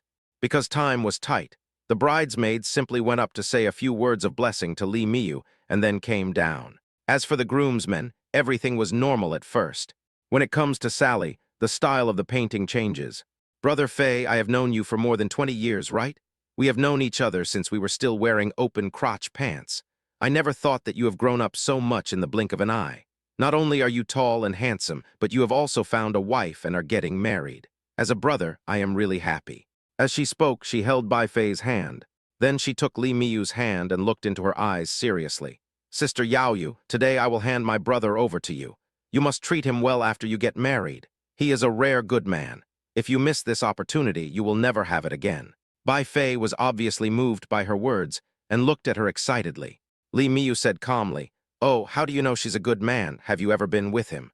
Obviously, he was very unhappy. "What's wrong? Are you jealous, Sister Yao Yu?" Anyone could see that Li Miyu was unhappy and had already shown signs of losing his patience, but Sally seemed not to understand. He patted Bai Fei on the shoulder with a smile and explained to Li Miyu, "I know that I am close to Brother Fei, but I really don't have that kind of intention towards him. We are just brothers. If you don't believe me, ask him if he thinks I am a man, too. Yao Yu, I really didn't think of her as a woman." Bai Fei also explained this to Li Miyu. Both of them looked at her innocently, as if she was just overthinking it. After seeing this situation, Li Miyu sneered expressionlessly and stopped talking. However, the bridesmaids from Zhao Qingsu and Qi Han's side were almost speechless because of Sally's words, especially Jing Tian. If this wasn't a wedding, she would have lost her temper. Fortunately, although the wedding ceremony was a bit awkward, it passed without any major incident. The MC took over the conversation and said a few auspicious words, and then the wedding banquet officially began. The next step was for the bride and groom to go to each table with their trusted best man and bridesmaids to toast. Zhao Qingsu, Tian Xiangxian, and Jing Tian are not good at drinking, but Qi Han's alcohol tolerance has improved in recent years, so they decided to let Qi Han accompany Li Miyu to toast. There were also a lot of troubles when the groom was choosing the bride. Originally, Bai Fei wanted to invite another best man who had a good relationship with him and could drink well, but Sally came over by himself. "Of course, I have to go to block the drinking. I attend various parties every day abroad, and I guarantee that I can drink better than you. You are all a bunch of weaklings in front of me tilde tilde. Also, my brother Fei has known me for so many years. He took care of me a lot when I was young. After I returned to China, he helped me find a house and a job. I am really grateful to him. I don't have much ability, so I can't thank him in other ways. I can only help him block the wine, so don't fight with me." Having said what she said, no one had any way to refute her, and in the end they could only silently agree to let her block the wine. Li Miyu really couldn't bear it anymore. She frowned and said, "If you want to go, go with him. I'm tired."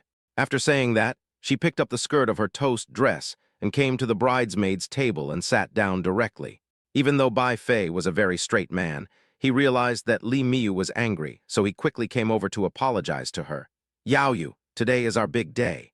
If you have anything unhappy, please go home and talk to me slowly behind closed doors, okay? Don't embarrass me in such a public place. Our relatives and friends are watching us." Li Miyu sneered, "You have shame and I don't have shame." "I..." Bai Fei knew that she was angry because of Sally and whispered to her, "Don't be unreasonable. She herself said that the relationship between her and me is just friends. Besides, we have known each other for so many years. If there is really any relationship, what does it have to do with you? We are really just simple buddies."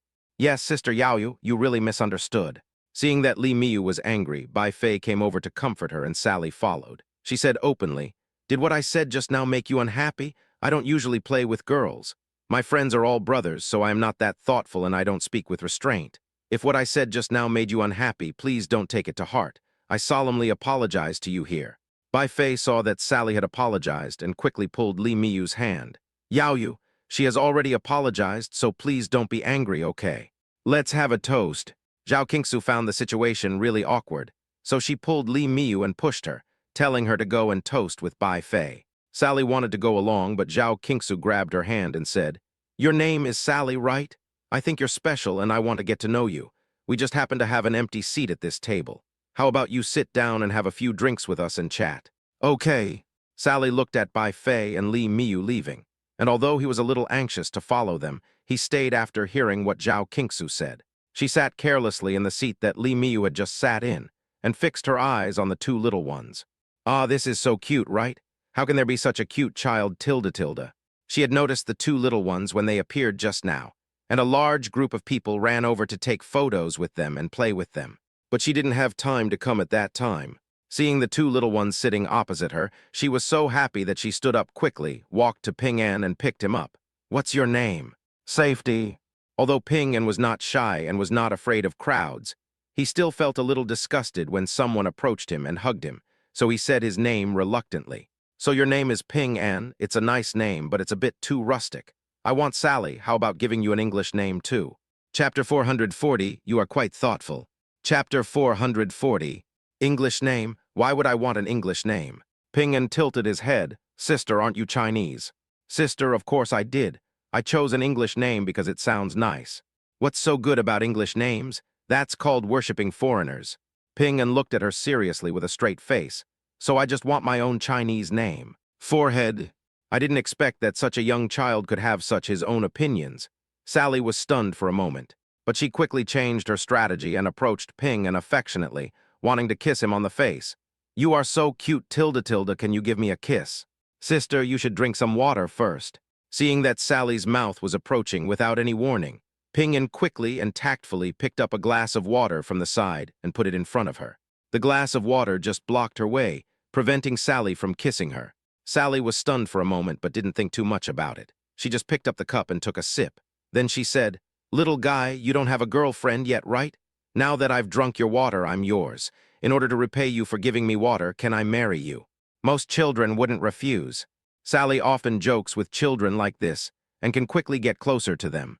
But after hearing her words, Ping An's face changed drastically. "No way." "Why?" Sally looked at him. "Is my sister not pretty, or do you not like my sister?" "Sister, don't you understand what it means to repay a favor?"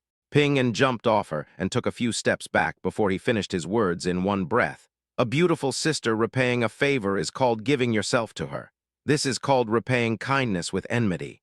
Repaying kindness with hatred. Repaying kindness with hatred."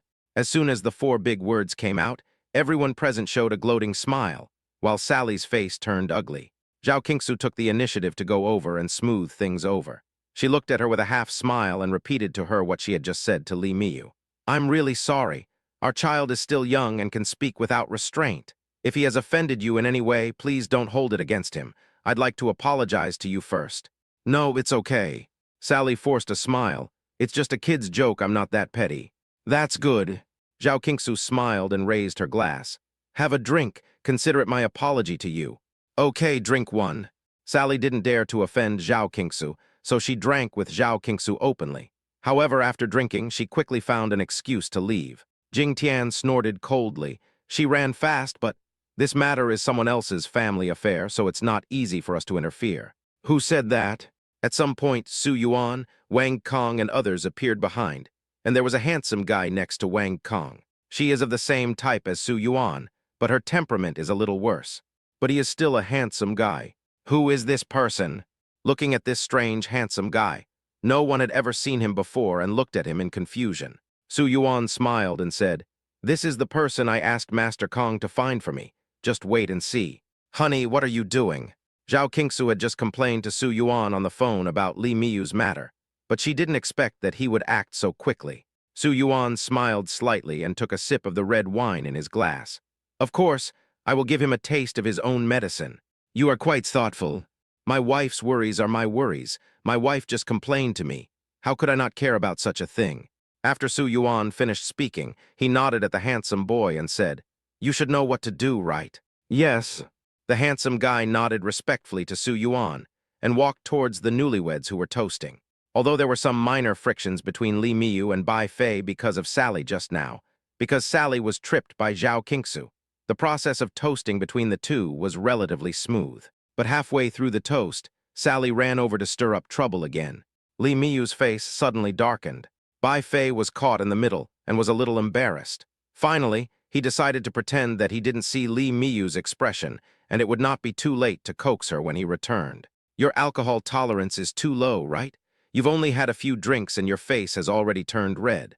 I'll pay for your drinking from now on." Sally on the other side saw that Bai Fei was a little drunk, so he went up to him and held his arm, speaking in a tone that was both angry and helpless.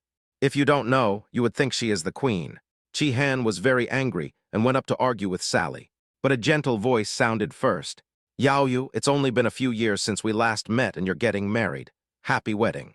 Li Miyu, who had changed into a toasting outfit, was originally holding back a lot of anger. When he saw such a handsome guy greeting him, he was stunned for a moment and asked, "I don't seem to know you." "You are so forgetful. I'm your high school classmate. Oh, my name is Yinglong." "Of course, it's normal that you don't know me. At that time, I was 60 to 70 kilograms fatter than I am now. I was a big fat guy. You called me fat every day." The handsome guy described everything that happened in high school in such detail that Li Miyu, who was sure she didn't know him, gradually began to doubt whether she had made a mistake. After all, he is so handsome and doesn't look like a poor person judging by his attire.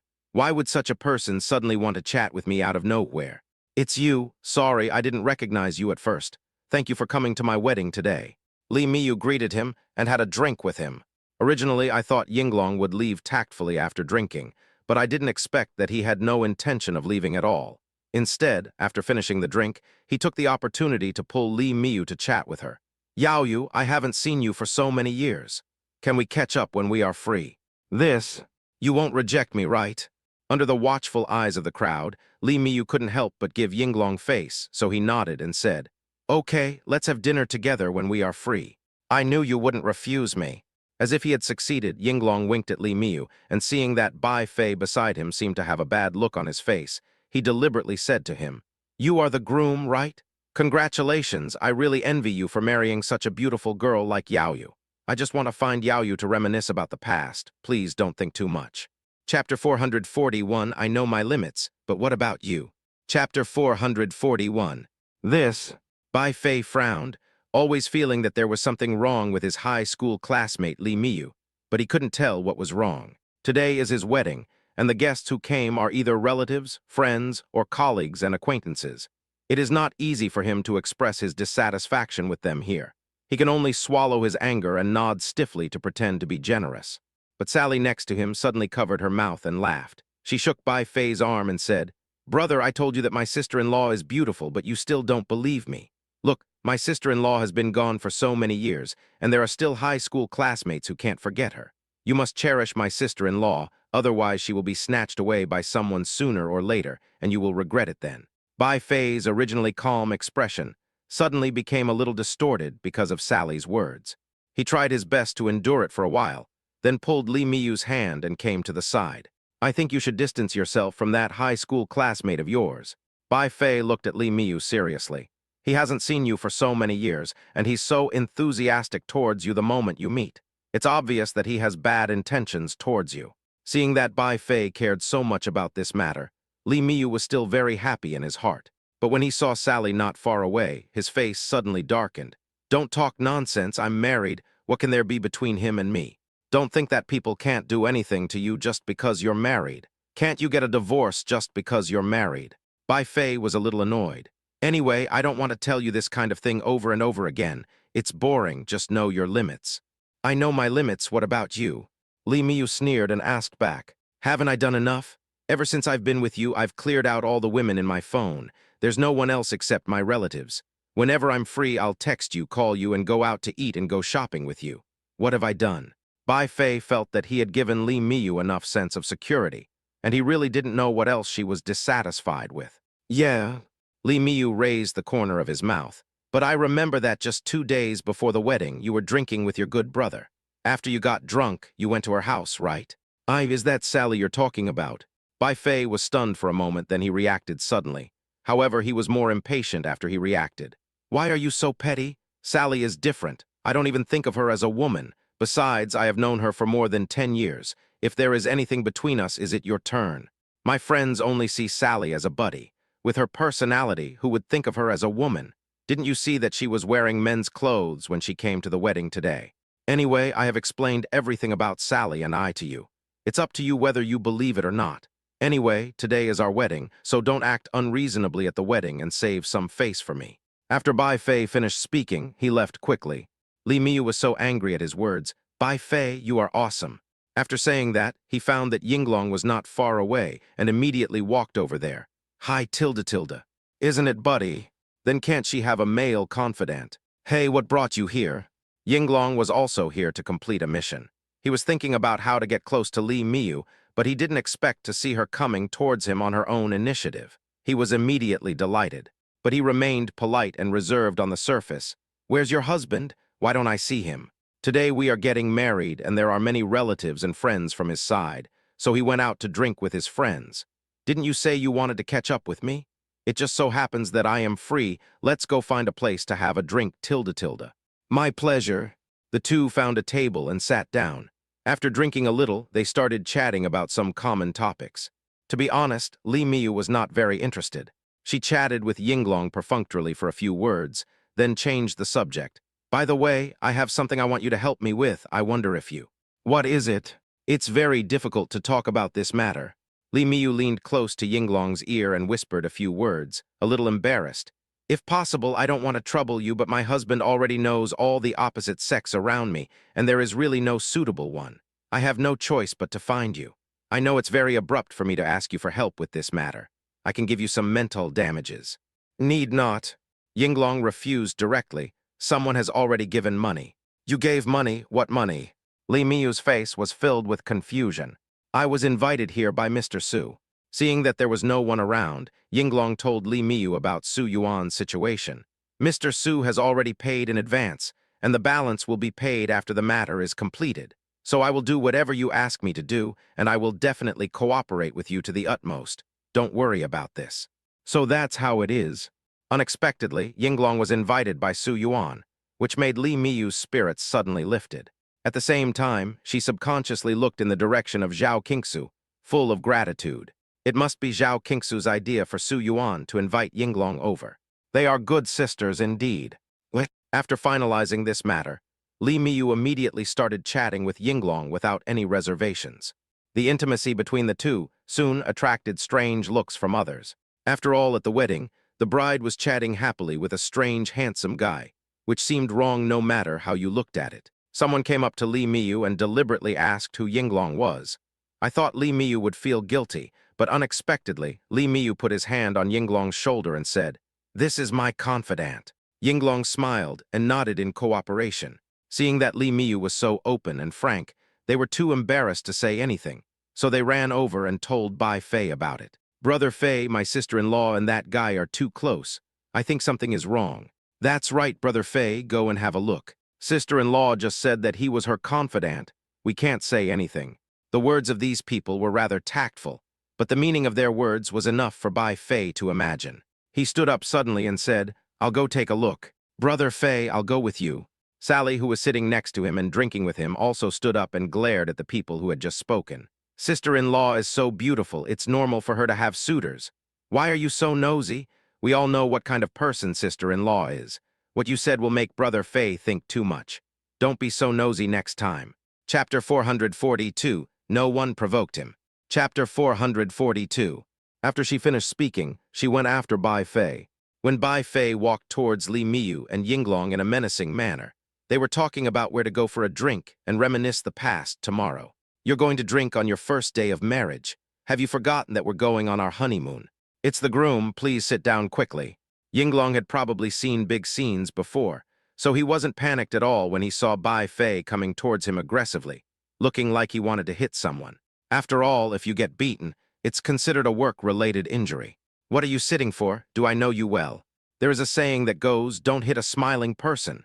This happened at his own wedding, but Bai Fei couldn't care less when facing Yinglong, a man with ulterior motives. He went up and grabbed Yinglong by the collar. Yao Yu is my wife. Today is my wedding with her. You'd better stay away from her. You have no chance. Bai Fei, what are you doing?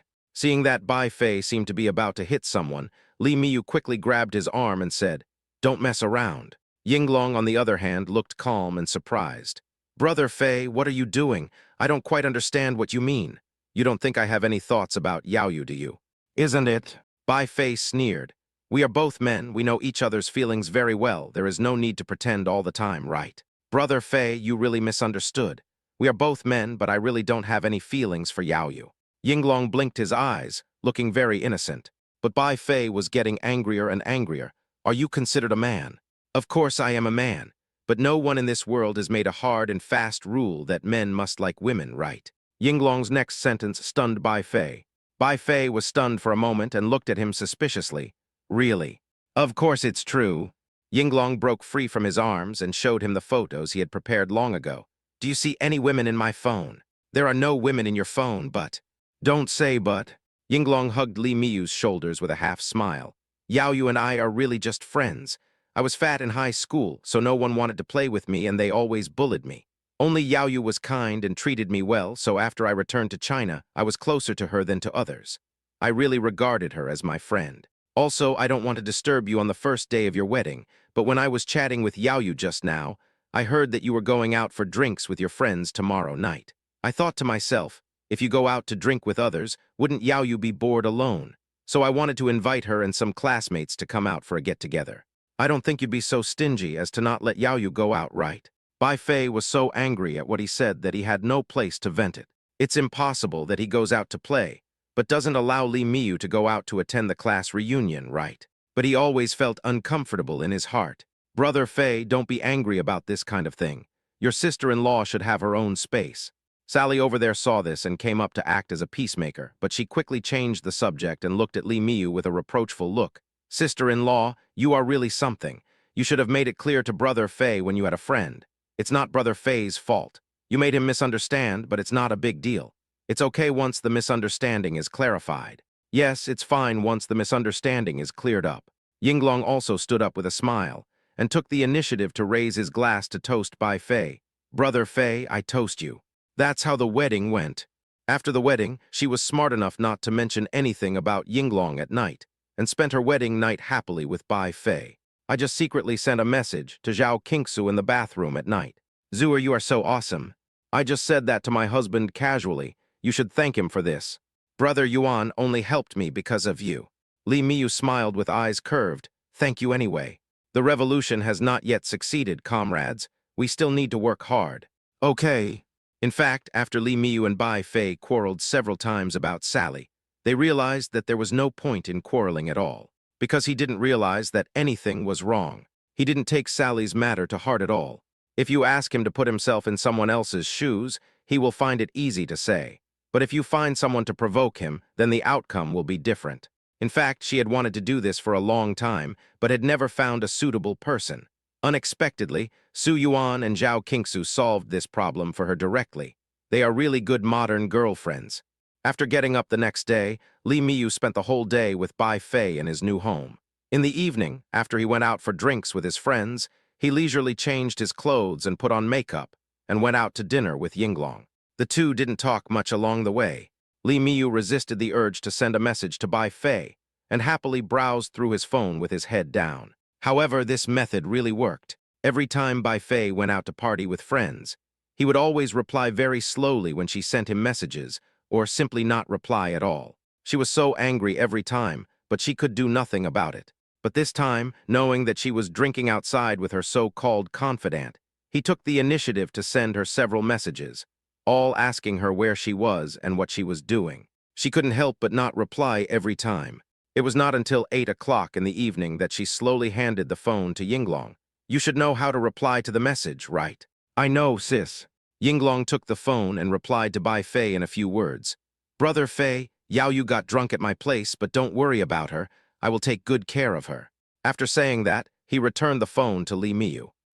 What the hell? What do you mean I will take good care of her?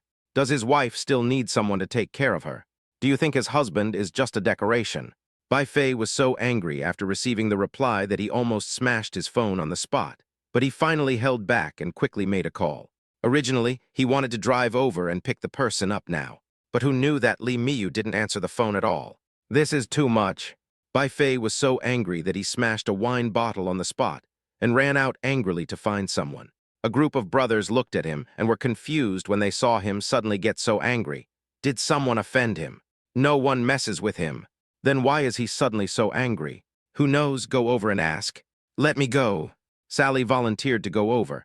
"I have the best relationship with Brother Fei, so let me go." Chapter 443, Are You Having an Affair? Chapter 443. What my sister-in-law did today was too much. She went out for a drink, but she even went to someone else's house. "No, you better give me the address. I'll go with you to pick my sister-in-law up." After Sally chased out and asked about this matter, Bai Fei didn't think too much about it and told her directly what had just happened. After hearing this, Sally was so angry that he immediately expressed his desire to go with him to bring the person back. Bai Fei sighed, "I'll call and ask where she is." After he finished speaking, he started another crazy bombardment of phone calls and WeChat messages. Finally, after he had been bombing for almost 10 minutes, the other party finally gave him an address. He took Sally and headed towards the address. "That's a hotel." He actually went to the hotel when he was fine. "I am so angry." Bai Fei's eyes turned red with anger. Sally comforted him. "Brother Fei, don't be so angry. My sister-in-law has nothing to do with anyone else. Of course, we can't rule out this possibility, but we still have to see it for ourselves. It would be great if Yao Yu was as sensible as you." Bai Fei sighed. About half an hour later, he drove to the downstairs of the hotel, registered his identity information, and then went to the guest rooms on the 3rd floor. Bang, bang, bang. Looking at the wooden door of the hotel, his anger rose rapidly. He had thought it through. If Li Miyu really had an affair with Yinglong, he would divorce her immediately. No, even if it seems like nothing happened between the two of them, we can't just let this go. When he thought of this, the door had already been opened. The person who came to open the door was Yinglong. He had a big smile on his face. "Brother Fei, you're here. Are you two having an affair?" Yinglong greeted him very calmly, but when Bai Fei saw Yinglong's outfit, he exploded. Because Yinglong was only wearing a pair of pants, with upper body exposed. Who acts like this with ordinary friends? As if noticing that his gaze was not right, Yinglong explained, "Brother Fei, don't misunderstand me. When we were playing games just now, I accidentally spilled a drink on my clothes, so I washed the clothes and hung them in the bathroom. The clothes are not dry yet. Go tell your lies to a ghost." Bai Fei came up and wanted to hit someone, but Su Yuan suddenly appeared and grabbed his wrist. "If you have something to say, just say it nicely. Why do you suddenly come up and hit me? Why are you here too?" After seeing Su Yuan was there, Bai Fei was stunned for a moment. "Where's Yao Yu?" "Yao Yu drank too much, so she's resting in the room. A few of us are playing cards." Su Yuan raised his eyebrows slightly. "Why are you running over here so aggressively? Are you here to accuse me?" Bai Fei certainly dares to be arrogant in front of others, but when facing Su Yuan, Bai Fei almost cowers instantly. He shrank his neck and said, "I'm not here to ask for punishment. I'm just worried about Yao Yu, so I came to take her home." "Is this your attitude when you take her home?" Zhao Qingsu walked over and also stared at Bai Fei. "Besides, didn't you say you would take her home? Why is Sally here too? Is she going back with you too?" "Sally, she..." Bai Fei subconsciously felt that it was difficult to explain. Sally continued the conversation naturally. "I have a very good relationship with Brother Fei. When we were drinking together just now, you didn't know that Brother Fei was so worried about Sister Yaoyu that he smashed the bottles. I was worried about Brother Fei, so I came here with him. After she finished speaking, she looked at everyone innocently. Is that so? Then your relationship is really good. Zhao Qingsu nodded and was about to close the door. Yaoyu is fine with so many of us taking care of you here. Go and have a drink with your good brother. Etc. Bai Fei was stunned for a moment. I want to take Yaoyu back now. Take her back? Zhao Qingsu raised her eyebrows. Why did you take her back? If I remember correctly, last time you were drunk, it was your good brother who took you back to her home to take care of you. Didn't Yaoyu say anything? Why are you worried about letting us take care of you now? Last time that was. Bai Fei opened his mouth to explain, but then he realized that his explanation seemed a little pale and powerless. Last time it was an accident. I had no choice last time. Brother Fei was too drunk and vomited all over the floor in the box. I had no choice but to take him back to take care of him. I just didn't want to trouble my sister-in-law. I didn't expect that my sister-in-law would misunderstand because of the last incident. If I had known this would happen, I would have sent Brother Fei back. After Sally finished explaining, he hooked his arm around Bai Fei's neck and said, There is really nothing between me and Brother Fei. You can really believe this. Don't want to trouble Yaoyu. Zhao Qingsu couldn't bear to listen any longer. You keep saying that you have a good relationship with Bai Fei. No matter how good your relationship is, you are just friends at most. What kind of relationship is that? They used to be lovers and now they are husband and wife. Do you think there is still room for trouble between them? As a friend, aren't you overstepping your authority? Besides, as a friend, you also hope that the relationship between the two of them will get better and better, right? But because of you, they have been arguing a lot. They had a fight because of me. I thought I had made my words clear and understandable enough. Anyone with a little dignity would feel guilty after hearing this. But Zhao Qingsu still underestimated Sally. She looked at everyone pitifully, her face full of apology. I'm so sorry, I really didn't know about this. If I knew about this, I would definitely stay away from Brother Fei a long time ago. Brother Fei, I'm so sorry. I didn't expect that I would cause you so much trouble. After she apologized, she bit her lip and said, Since Sister Yaoyu minds, I won't ask you to drink with me again in the future. Having said that, he planned to leave. Bai Fei subconsciously wanted to chase after him. Sally, wait a minute. Bai Fei, if you like her so much, then go after her. She is much more important to you than me anyway. Li Miyu came out of the room at some point. She looked at Bai Fei quietly, expressionlessly holding Yinglong's arm, really. Yaoyu, please stop making trouble with me, okay? Seeing Li Miyu holding Yinglong's arm, Bai Fei was so angry that he walked over and pulled her over. You are already my wife. What else do you want? I don't want anything. Li Miyu shook off his hand. Why are you pulling me? Chapter 444, Who do you think you are? Chapter 444. Why should I pull you? Do you think I am willing to pull you? Don't you think your behavior is too much? Bai Fei sneered. Even if he and you are friends, isn't your behavior too intimate? You mean to say that you can put your arm around Sally, but I can't put my arm around my friends of the opposite sex. Li Miyu emphasized the words, friends of the opposite sex. Yinglong also helped to explain. That's right, Brother Fei, you think too much. Didn't I tell you that I like men? To me, Yaoyu is a same-sex person and has no attraction to me. If I hold hands with her, it's no different from when my best friends play together. Don't think too much. Yinglong's words made Bai Fei so angry that his nose was crooked. He wanted to explain, but suddenly he inexplicably remembered that what Yinglong said seemed familiar. Isn't that what Sally always says? But there is really nothing between him and Sally. Okay, now you know there's nothing between him and me. We're really just friends, so you can go chase your Sally in peace. But be quick, or else she'll probably be far away. Seeing Bai Fei's conflicted expression, Li Miyu pushed him out of the room and closed the door. Bai Fei stood in the empty corridor, confused for a while. Then, as if he had made up his mind, he took out his cell phone from his pocket. He called Sally. Hey, Brother Fei, have you resolved the issue with your sister-in-law? If so, let's continue drinking, okay? Sally's voice over there sounded nonchalant. Bai Fei paused for a moment, then said to her, I won't go drinking with you for now. What, you won't be mad at me for something like this, right? Brother Fei, I really didn't expect that my sister-in-law would be angry when we went out drinking together. If I had known, I wouldn't have drunk with you. You also know that I have a carefree personality. How could I think so much like those women? Come to think of it, I seem to have told you before that I don't like playing with girls. It's because those girls think too much. It's really a headache for me to be scheming with them all day long. Brother Fei, why aren't you talking? Are you in a bad mood? If you're in a bad mood, let's go out for a drink or two. Getting drunk can make your sorrow go away. Ha ha ha ha tilde tilde. Listening to Sally's giggling voice on the other end of the phone, Bai Fei was silent for a moment, then asked her, "Didn't you say that if you knew Yao Yu was angry, you wouldn't ask me out for a drink? Why are you asking me out for a drink now?" "Brother Fei, what are you talking about? We are brothers. Sally, I love Yao Yu very much. For her, I have deleted all the women on my list except those who are my relatives or those I really need to interact with for work." Bai Fei didn't really run over to drink with Sally like he did before, but said seriously, "Except you." "Brother Fei, what do you mean by that?"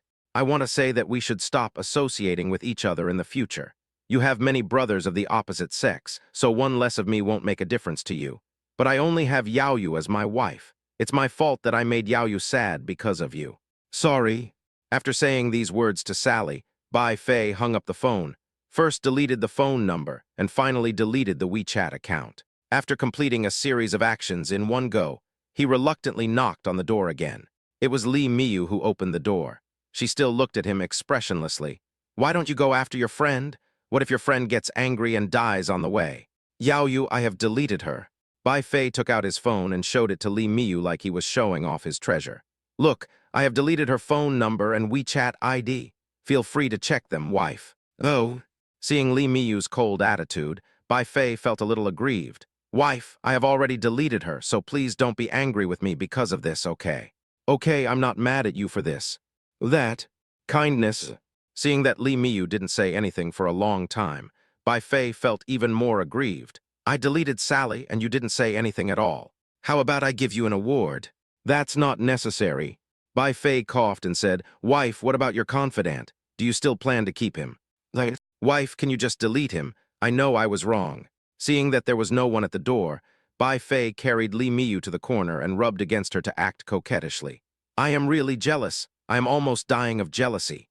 Li Miyu was helpless because of his coquettish behavior. No need to delete it. "Why?" Bai Fei was anxious. "Wife, I know I was wrong about what I did before. I will make it up to you in the future. Why do you still want to keep him? You just want to make me jealous and turn me into a big lemon, right?" "Fuck you." Li Miyu knocked him on the head and said, "I didn't add him on WeChat, let alone his phone number. How can you ask me to delete him?" What are you doing?" Looking at the red exclamation mark on the screen, Sally was so angry that she almost dropped her phone. She quickly called a mutual friend of the two and said, "Lao Zhang, Brother Fei suddenly deleted me. Can you ask him what he meant?" "What, Brother Fei deleted you? I don't know that." A doubtful voice came from the other side, but before she could wonder for long, Sally received a reply. "Brother Fei just said that you are a woman, and he always drinks with you, so sister-in-law is angry. It's normal to think so, women are just a little stingy. You can't just delete me. Didn't you say you didn't care about things like this?" Mr. Zhang on the opposite side asked a question that made Sally dumbfounded. Sally was stunned for a moment. "Although that's what I said. If you don't care about this kind of thing, forget it. We are your friends anyway. Even without Brother Fei, you still have us." "Who do you think you are?" Sally was so angry that she dropped the phone in her hand. Sally later looked for Bai Fei several times, but Bai Fei knew clearly that he had never seen her, which made Li Miyu very satisfied. This matter is over. The days passed peacefully, and soon it was the day of the two little ones' 4th birthday. Zhao Qingsu was very happy that the two little ones were finally 4 years old. Although she was already 7 or 8 months pregnant, she still enthusiastically took the two little ones out shopping. Chapter 445, A Money-Grubbing Man. Chapter 445. After he bought a few pieces of clothes for each of the two kids, he took them to buy toys. Ping'an picked out a lot of things, but Rui only bought a small emerald leopard brooch. "I'm going to celebrate your special birthday today." Normally, everyone would get together for a big meal and drink on birthdays. But after Zhao Qingsu took them back from shopping, Su Yuan suddenly came out mysteriously and wanted to take them out. Zhao Qingsu was confused. "Husband, where are you taking us?" "You'll know when you get there." Su Yuan did not give any spoilers in advance. Ping'an shook Su Yuan's thigh. "Dad, are you going to take us to some fun place to play?" "Don't ask me.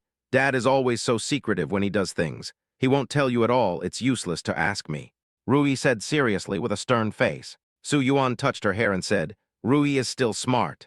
Amid the confusion of several people, Su Yuan took the three of them in the RV and soon arrived at the destination. Looking at the rusty words, Kingshan Children's Welfare Home. Not far away, Zhao Qingsu immediately understood why Su Yuan came here. But it was the first time for Ping An and Ru Yi to hear about such a place as an orphanage. They opened their eyes wide with curiosity. Kingshan Children's Orphanage. Am I reading it right? That's right. What does the welfare home do? Ping An asked, tilting his head. Ru Yi explained, the meaning of welfare home is that there are a lot of benefits. Dad should have specially sent us here to play, right? Who told you that we were here to play? Su Yuan parked the car far away and said, Dad brought you here to experience life. Not all children have parents like you. Some children don't have parents. Impossible. Ru Yi interrupted Su Yuan immediately. How could there be no parents? Children are born by parents, so how could children be born without parents? Cough, cough, cough. Su Yuan coughed. When I say they don't have parents, I mean that their parents abandoned them when they were born. Some of them have never seen their parents, so no one gave them money to spend and raised them, so they came here. How pitiful. Ping and Ru Yi nodded, not quite understanding. Then let's go see them. Should we buy something first? Yes. Su Yuan was very pleased that the two little guys reacted so quickly. Yes, you see, every time you have a birthday, you will receive gifts from your father, grandfather, grandmother, godfather, godmother. Many people. But they don't have relatives, so of course they can't receive so many gifts on their birthdays. Let's buy some gifts and go to see them, okay? Okay. Ru Yi nodded, but what should I buy? Anyway, you can decide what to buy with the money from your own private treasury. Dad, you were waiting for us here. When Ru Yi thought about Su Yuan trying to take out her own piggy bank, she lowered her head and started to make some plans. Ping An, on the other hand, didn't think too much about it.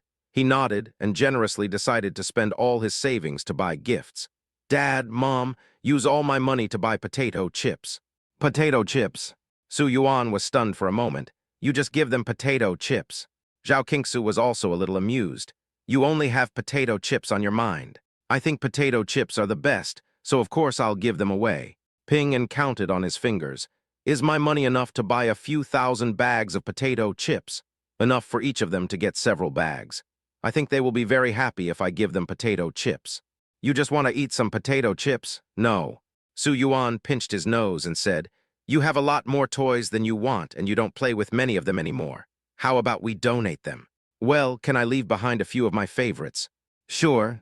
Su Yuan discussed with Ping An for a long time and confirmed that the toys he brought were his own toys and some toys he bought. As for Ru Yi, after calculating for a long time, she decided to buy some seasonal fresh fruits and milk cakes to send over. The milk cake has great fruit and is easy to portion evenly. Ru Yi's reason was very convincing. The most important thing is, if you buy a lot of these things at once, you can still bargain, right? As she spoke, she counted on her fingers carefully. Mom and Dad, you have to bargain for me when you buy things. Okay. After confirming what to buy, Su Yuan and Zhao Qingsu took the two children to buy things separately. Zhao Qingsu took Ping An with her and the journey was smooth, and they bought 2 cars full of toys. But Su Yuan was stuck when he was shopping with Ru Yi. Boss, we need so many things, can you give us a discount? The owner of the cake shop knew Su Yuan and Ru Yi. When he saw the celebrity father and daughter coming to his shop to buy things, he was so happy that he couldn't stop smiling. He asked all the employees in the shop to stop and pack the things they bought for the two of them, and also reminded them to pack carefully. When it was time to pay the bill, the boss calculated the bill and was thinking about taking a photo with us later. Who would have thought that before he could even report the bill? The little girl in a baby voice said these words. She stared at him with those big innocent eyes. The boss was stunned for a moment. Su Yuan was the boss of Green Rice and had countless other businesses under his name. It was probably no problem for him to buy half of the Magic City, but he bought a cake worth hundreds of thousands from him and asked for a discount. He looked at Su Yuan in confusion. Su Yuan had a headache. When he didn't have a system and was still very poor, in order to avoid bargaining, he would directly buy cheap things with clearly marked prices, such as a white t-shirt for 9.9 yuan. Later, when the system was introduced, we had more money than we could spend, and there was no concept of bargaining. He even feels that the other party's discount is an insult to him. Ru Yi has never lacked food, drinks, and toys since she was a child. She has the best food and the best toys. Except for controlling her snack intake, everything else is provided according to the top standards of luxury. He was very confused and had no idea where she came up with the concept of discounts on shopping from. He's totally a little money grubber. But if you think about it carefully, Although Ping'an and Ruyi are twins, Ruyi is more thoughtful than Ping'an. Although Ping'an is also smart, he seems a little dull compared to Ruyi. Chapter 446, Why Can't We Bargain? Chapter 446. Boss, can you give me a discount? Since Ruyi seriously asked for a discount, Su Yuan had no choice but to bargain with her shameless face. He felt like his moral integrity had fallen to the ground. He is the president of Green Rice, a man worth trillions, and now he is bargaining for something worth hundreds of thousands. However, he tried to comfort himself. No matter what, thrift is also a virtue. Yes, of course. The boss was stunned for a moment, then realized that Su Yuan was serious about this matter, so he readily gave him a 10% discount. Although we don't have discounts in our store, Mr. Su, since you bought so much, I think a discount is reasonable. As he spoke, he quickly started to count the accounts. I bought it. Ruyi spoke again seriously. I bought all of these. The boss knew that people like Su Yuan, who didn't have a chef at home, had a nanny. If they had a party, they would generally choose cakes made by their own chef. They rarely ordered cakes from outside, let alone bought so many in person. Purchasing is usually done by the nanny at home. But this time, Su Yuan suddenly came into the store and bought cakes worth hundreds of thousands in one go. His behavior was really a bit unreasonable. Although he was very curious, he knew not to say too much. But now he couldn't help it and asked, so it was little Ruyi who bought the cakes.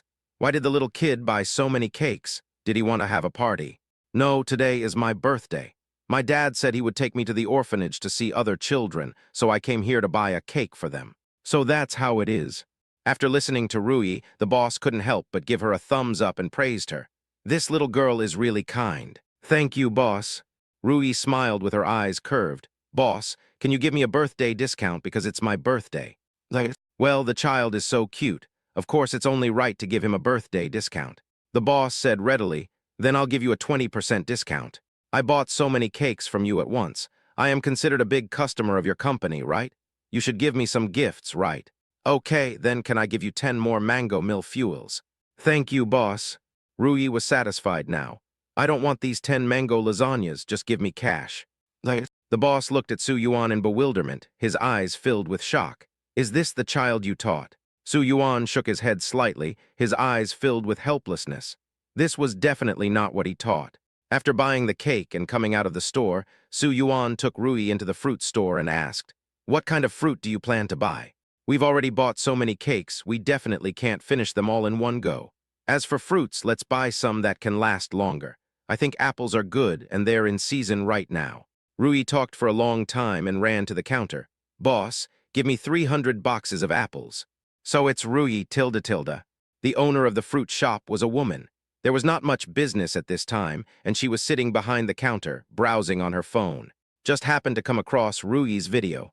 When he turned around, he saw Ruyi standing in front of him. He was immediately overjoyed. You want 300 boxes of apples, right? What kind do you want? What varieties? Red Fuji ugly apples with sugar cores and apples from Xinjiang Aksu. What do you like? How much do you sell them?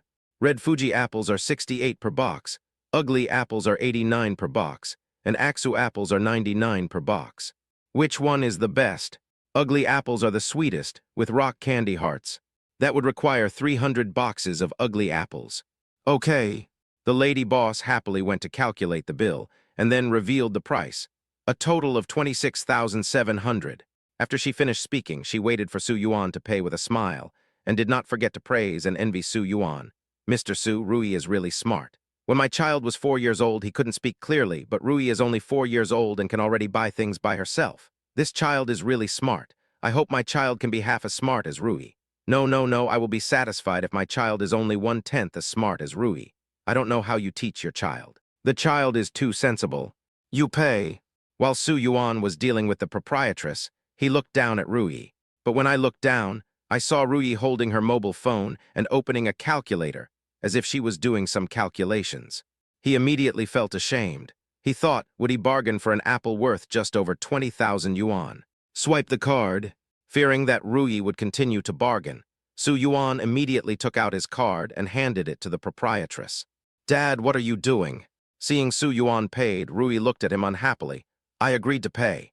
It's okay, Dad paid for you. I really can't afford to lose face. Ah, Dad, you're really giving me a headache by insisting on paying. Can you please not do that next time? Leave. Under the excited and curious eyes of the proprietress, Su Yuan hurriedly carried Rui out of the fruit shop. On the way to the welfare home with Zhao Qingsu safely reunited in the car, Su Yuan felt more and more that something was wrong. My daughter has this bad habit, she must change it. So he held his daughter on his lap and asked, Rui, why did you bargain when you bought something today? Why can't we bargain? Rui tilted her head and looked at Su Yuan in confusion. It will be much cheaper if you bargain. But we don't need the money. If you don't need money, can't you save money? The logic was impeccable. Su Yuan was defeated and sighed. Okay, saving money is a good thing, but we still have to spend it. I know, Dad. Rui nodded. But why do you suddenly want to save money so much? Su Yuan couldn't figure it out. Because I want to be as rich as my dad in the future, so I can buy my mom whatever she wants. I see. Su Yuan nodded, but suddenly reacted, wait, something seems to be wrong. Did the cabbages in your own garden get eaten by pigs? Rui, tell Dad, do you have someone you like? He pulled Rui aside and asked her seriously. He didn't care who the other person was. Anyway, he couldn't let his little girl be kidnapped by someone. What do you mean by like or dislike? Your questions are getting more and more ridiculous. How can a child know what liking something is? Zhao Qingsu, who was standing next to him, heard Su Yuan's words becoming more and more outrageous, and quickly interrupted him. We're at the welfare home, let's get off. Chapter 447 I was wrong. Chapter 447. Su Yuan's questioning was interrupted. Because before coming to the welfare home, Su Yuan had already sent someone to greet the people there. So the people there were already ready to greet him at the door. There were more than a dozen staff members standing at the door with hundreds of children of different ages. The scene was quite spectacular. Welcome Mr. Su to visit our welfare home, tilde. The director of Qingshan Welfare Home knew that Su Yuan was coming this time and attached great importance to it. He got up early in the morning and took the children to clean the entire welfare home. He also personally inspected the children's appearance and confirmed that there were no problems. Then he took the children to the door to greet him. I'm just bringing the kids here for a visit. There's no need for such a grand ceremony. Su Yuan felt that the situation was a bit too grand, so he said this after shaking hands with the dean. The director was very respectful to Su Yuan and Zhao Qingsu. Come over. Of course, our welfare home would like to give you a warm welcome. You're welcome. Su Yuan had no choice but to have someone deliver all the things that were brought in by several large trucks. I brought some toys and snacks for the children. I'll give them to them later. Okay. Our welfare home is able to barely feed these children because of caring people like you. Qingshan Welfare Home is a private charity organization. It has been open for several decades. Although it is not very long, it has a good reputation. Over the past few decades, more than 2,000 children have graduated from here and been admitted to universities. Several of the staff members return to work after graduating from university, and some come here to volunteer on weekends. The main funding for Qingshan Welfare Home comes from donations from all walks of life, so the director attaches great importance to every time someone comes to visit. Make arrangements so the children can line up to get their things later. The Qingshan Welfare Home is not very large, with only a 6-story building and a large yard. Inside the yard is a cement playground and facilities for children to exercise. On the east side is a 1-story cafeteria where the children usually eat. Apart from this, there are no other buildings, which can be said to be extremely simple and crude. Under the arrangement of the staff, the children quickly and happily lined up in an orderly manner on the playground to wait for their items. Although they can eat their fill in the welfare home, it certainly cannot provide any good food. In order to save money, the people who cook in the canteen are either volunteers or staff members. They are not professional chefs, and their cooking skills can only be described as average. The food they make is sometimes even difficult to swallow. They can only try to get enough food to keep themselves fed. But it's different every time someone comes to donate something. When donating, they are likely to be able to enjoy snacks and fresh fruits that they would never dare to dream of eating under normal circumstances. So every time someone comes to donate, even though it's a little tiring to clean up, they're still very happy. Send something. Su Yuan and Zhao Qingsu each held a child and quickly came to the front of the car, distributing the toys and snacks they brought to the children. This is yours. This is yours, tilde. Do you want strawberry flavor? Okay, I'll get you a strawberry flavor. What? The distribution took about an hour, And after everyone had received their things, the dean took Su Yuan and others to visit the dormitory building. The dormitory building is already very dilapidated. It was an old-style dormitory building with the corridor outside, rooms lined up in a row, and the toilet and washing area on the far left. There is a long rope in the corridor for hanging clothes. Here, to be honest, it was the first time for Ping and Ruyi to come to such a shabby place. He didn't know how to describe it for a moment and just opened his mouth slightly. Let's go to the second floor for a tour. The dean deliberately ignored the first floor and took Su Yuan and others upstairs directly. Zhao Qingsu was a little puzzled. Why don't you just look at the first floor? Oh, there are some children a few months old on the first floor. They are taking a nap now. If we go over now, we will wake them up. The dean apologized and explained, I'm sorry. Your orphanage actually still has children who are only a few months old. Yeah, in a place like ours, how can we choose the children? All the unwanted children are sent to us. No matter how many months old they are, we have no choice but to raise them. Fortunately, a charity organization sends us some milk powder every month. If we use it sparingly, it's just enough to feed these babies. The dean sighed. We're on the second floor now. Let's go take a look around the dormitories. Okay. Since there was a baby on the first floor, Su Yuan and Zhao Qingsu didn't insist on going to see it, and they followed the dean directly to the second floor. The children's colorful clothes are neatly hung on the corridor on the second floor. When Ping and Ruyi walked into the first dormitory, he was really shocked. Why are there so many beds? There were iron beds on both sides of the dormitory, divided into 2 layers. I counted them, and there were at least 8 beds. Apart from the bed, the only space left in the room was for a wardrobe. There's not even enough space for a simple table and chairs. Why isn't there even a table? Su Yuan frowned slightly and asked the dean, where do they usually study? The children in the welfare home all go to school normally in nearby schools, and of course they also need to do their homework. But looking at the conditions, there is not even a place to do homework. Doing homework in the cafeteria. The dean explained, there are tables and chairs in the cafeteria. Although they are simple, it is no problem to do homework. The lighting there is brighter than the energy-saving lamps in the dormitory. It can protect your eyes if you do homework there. I see. Hearing the dean say this, Su Yuan nodded. He sat on one of the children's beds and found that although the iron bed was very worn out, it was still quite sturdy and did not shake from side to side. It seemed that the people in the welfare home would send people to repair it regularly. But when he stood up, he suddenly kicked something. It was a Coke bottle.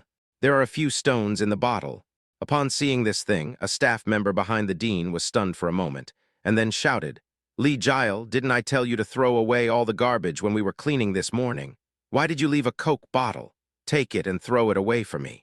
A boy about 5 or 6 years old walked in from among the children standing at the door. He bent down to pick up the bottle and went out to throw it away. But he was stopped by Su Yuan. The boy named Li Jiao was startled, looked at Su Yuan with a pale face and said subconsciously, I was wrong. Chapter 448 anyway, you two have many ideas. Chapter 448. Every time someone comes to visit, everyone is very strict about hygiene and no clutter is allowed in the dormitory. He knew that, so he is very scared now. Your name is Li Jiao, right? Seeing that the child was frightened, Su Yuan felt a little apologetic and softened his voice and asked, How old are you this year? 7 years old. As Li Jiao answered, he timidly looked towards the staff member who had just spoken.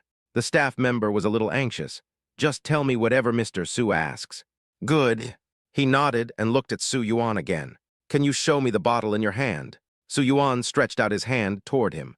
Li Jiao was stunned for a moment, then obediently handed the bottle in his hand to Su Yuan, then lowered his head to look at his toes. Su Yuan observed that the stones in the Coke bottle were of uniform size and shiny, and they were obviously his toys. He waved the Coke bottle at the staff and said, Aren't these toys for children? Why do you want them to throw them away? The staff member didn't expect Su Yuan to ask this. He was stunned for a moment before saying, I didn't pay much attention to it. I thought it was garbage. The dormitory has rules that there can't be garbage inside. If the child likes it, let him play with it. Don't be so harsh on him in the future. Su Yuan said casually. Yes.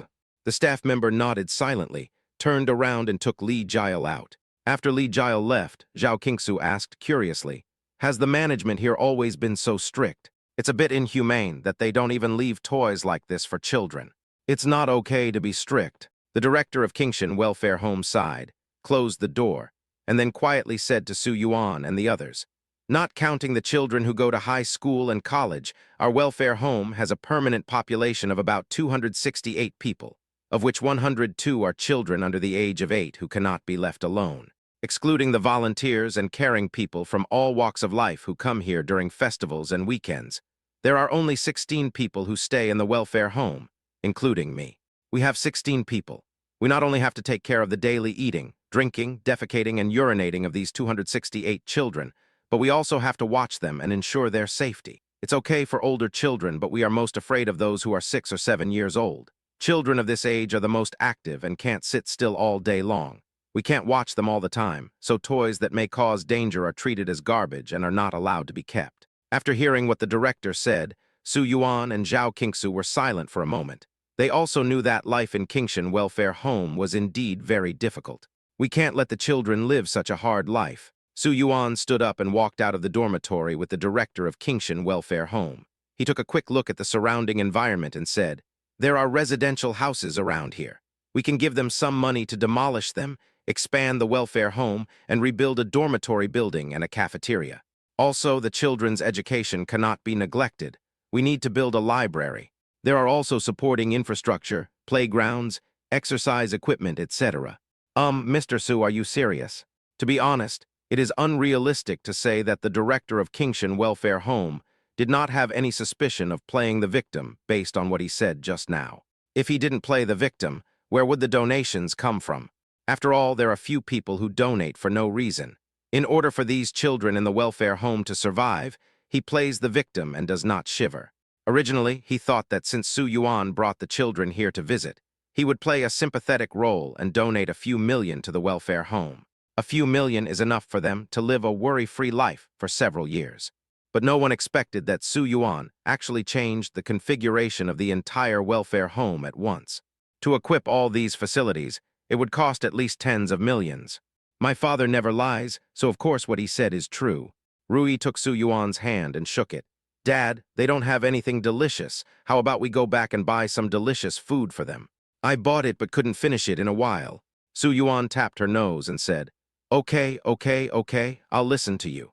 Dad promises you that I will provide the cafeteria here with an additional 50,000 yuan in food expenses every month, okay? 50,000 should be enough, right? Rui counted on her fingers but couldn't come up with any result, so she turned her head and asked the dean beside her. Now the dean looks at Rui, as if he is looking at an angel descended to earth. He nodded rapidly and looked at Rui happily. "That's enough, that's definitely enough. Thank you so much." "It doesn't matter. If you don't have food to eat in the future, then." Rui hesitated for a moment, then patted Su Yuan's hand and said, "Just go find my dad. My dad is very rich." Su Yuan was silent for a moment, then he hugged Rui to his arms and pinched her nose. "You are really my dear daughter. You are good at cheating your father." After the donation issues were resolved, Su Yuan and Zhao Qingsu took the two little ones home together. On the way home, Su Yuan couldn't help but said, "You know your dad is rich, so why did you go and bargain with him?" He had some suspicion that the little guy did it on purpose. "Dad, just because you have money doesn't mean I have money." Rui counted on her fingers. "Of course I have to save my own money." Su Yuan had nothing to say. After returning home from the welfare home, the nannies and Chi Han and others had already prepared food. A huge 9-grid hot pot was placed in the middle of the big table in the dining room. Steam was emitting from the base of the hot pot.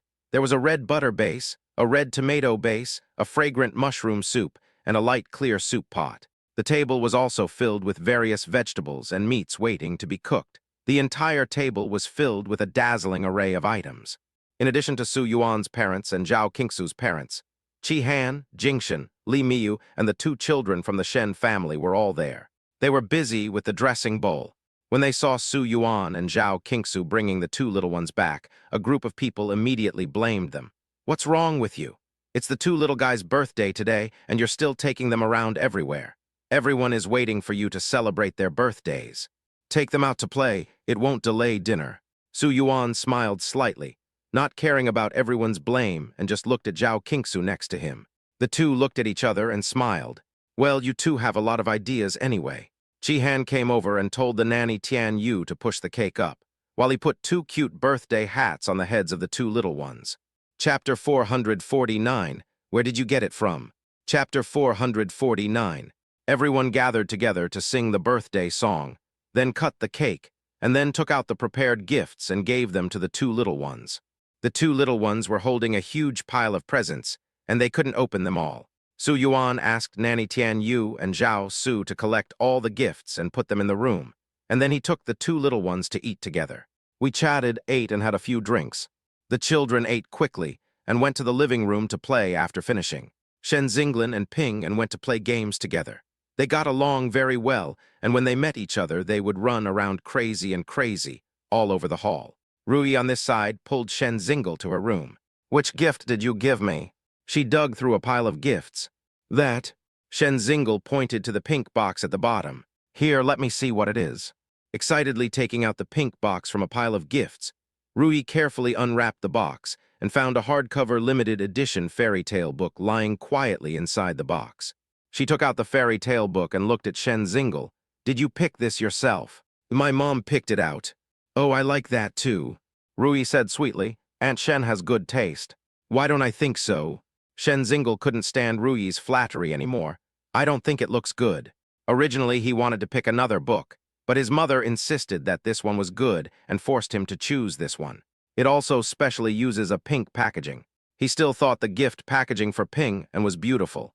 Are you saying that I have no taste? Be careful, I will tell on you next time I see you. Rui opened the book with a smile. There are beautiful three-dimensional illustrations in the book. As soon as you open the book, a beautiful little princess will stand on the pages, lifelike. After flipping through the fairy tale book for a while, she carefully put the book on the bookshelf, and then took out an exquisite black box from her desk. Here, this is a return gift for you. She handed the small box to Shen Zingle and said, read it when you get home. Oh, okay. If it were an ordinary person, he would be eager to open the gift after receiving it. But on Shen Zingle's side, when he heard Rui asked him to go home and look at it, he actually put the box into his pocket obediently. This made Rui unable to help herself. Aren't you curious? Would you let me see it now? No. That's all right, isn't it? After being choked by Shen Zingle, Rui glared at him, and then as if she remembered something, she reminded him, by the way, don't let your parents see it. Otherwise, you will probably get beaten. Rui didn't say this, but Shen Zingle became suspicious. Why? Something that can't be seen by parents. Could it be a love letter? If it's a love letter, it doesn't matter if it's seen. Anyway, Mom and Dad like Rui very much. No reason, I just can't watch it. After both hosts and guests had a great time in the evening, everyone left one after another. Shen Zingle and Shen Zinglin were sent back by Su Yuan. After the two little guys left, they returned home quickly. When the Shen couple saw the two men coming back, they thanked the driver, called Su Yuan and the others to report that they were safe, and then planned to take the twins to take a bath, change into pajamas, and go to bed. After the two of them finished taking a shower, the Shen couple were about to hand the clothes to the nanny to wash, when they saw Shen Zingle approach the clothes with a nervous look on his face and took out a small box from the clothes. His action was noticed by Shen's mother, who came over curiously and asked him what the box in his hand was. Shen Zingle hesitated for a moment, then remembered Rui's words and said, It's just a small box. Is it just a small box? But it doesn't look like it to me.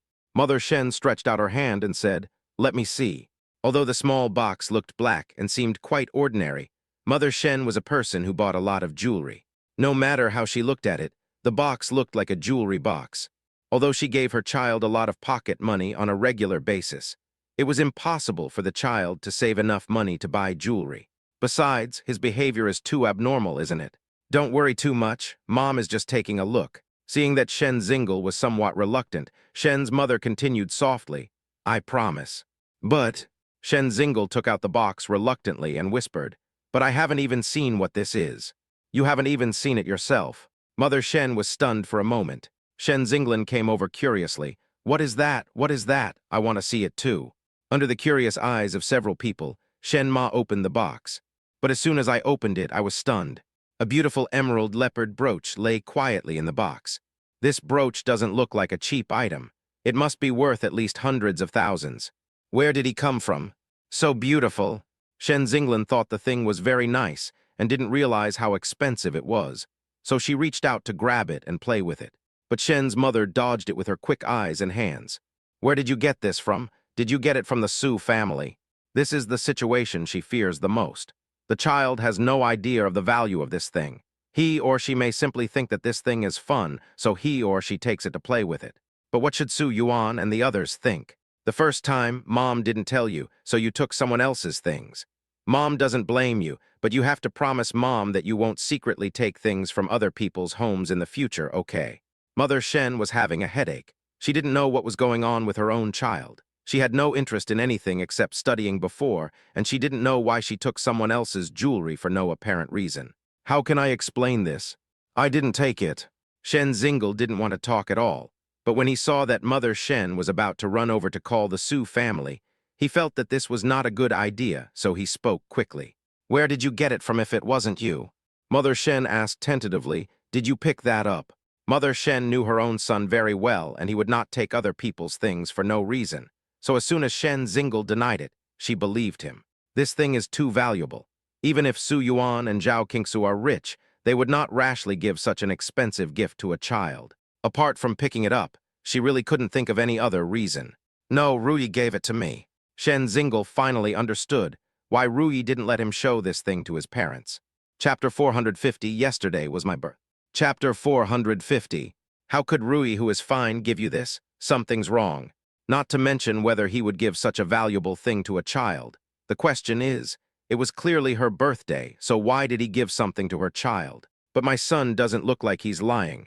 Mother Shen had a headache and decided to call Su Yuan and Zhao Qingsu to clarify the matter. If she doesn't get to the bottom of this matter, she won't be able to sleep today. She simply and decisively pulled Shen Zingle to the living room. After Shen's mother told Shen's father about this matter, Shen's father also felt that he had to get to the bottom of this matter, so he agreed to call the Su family. Shen Zingle didn't say anything. Shen Zinglin watched eagerly from the side. I'm so sorry to bother you so late at night, but I have something I need to talk to you about. If you have anything to say, just say it. Mother Shen hesitated for a moment and repeated what had just happened to Su Yuan and Zhao Qingsu. Zhao Qingsu was very surprised after hearing this, but she did know that there was such an emerald brooch. She bought it today when she took Rui out shopping. She bought it because she thought the little girl liked shiny things. I didn't expect this guy to actually give the stuff away. She really didn't know what to say. But just send it out. I just asked Rui. This is what she gave to Leal. The two children have a good relationship, so it's normal for them to give each other small gifts. It's okay. Let Leal keep it for fun or as a decoration. Zhao Qingsu expressed her opinions openly. After hearing what Zhao Qingsu said, Shen's mother smiled bitterly. Sure enough, the Su family was very wealthy. A brooch worth hundreds of thousands of dollars was just a small gift in her mouth. What kind of small gift costs hundreds of thousands? And he really dared to give Rui that child away. However, since Zhao Qingsu had said so, Mother Shen couldn't refuse. She thought she would find an excuse to return the gift next time. After hanging up the call with Zhao Qingsu, Shen's mother apologized to Shen Zingle.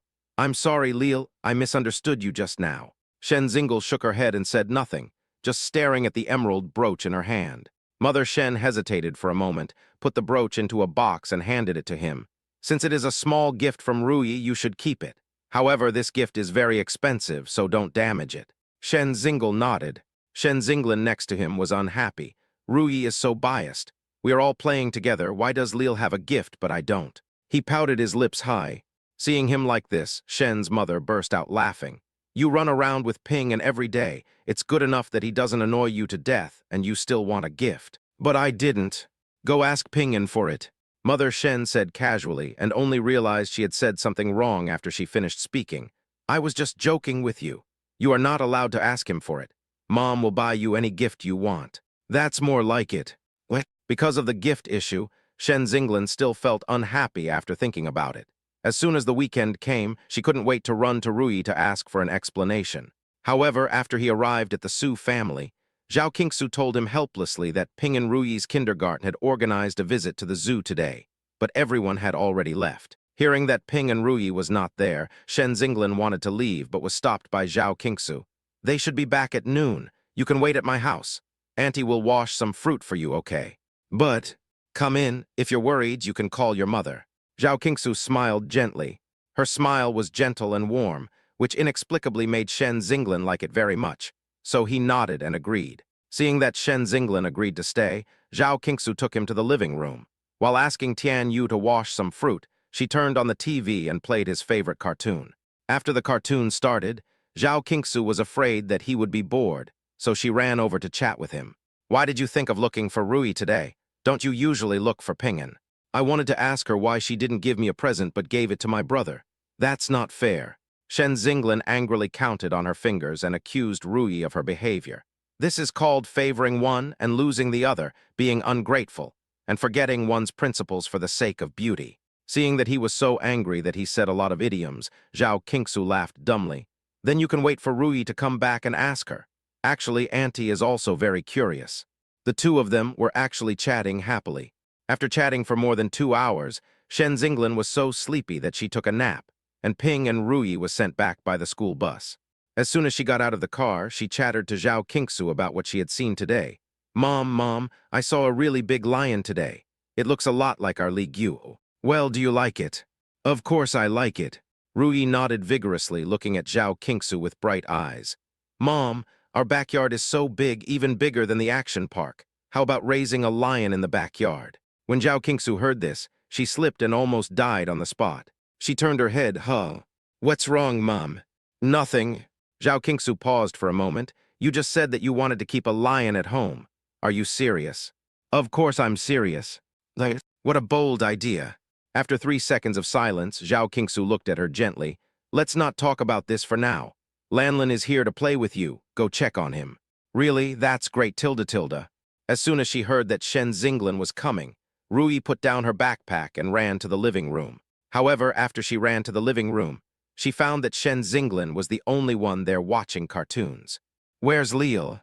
She stretched her neck and looked around the living room.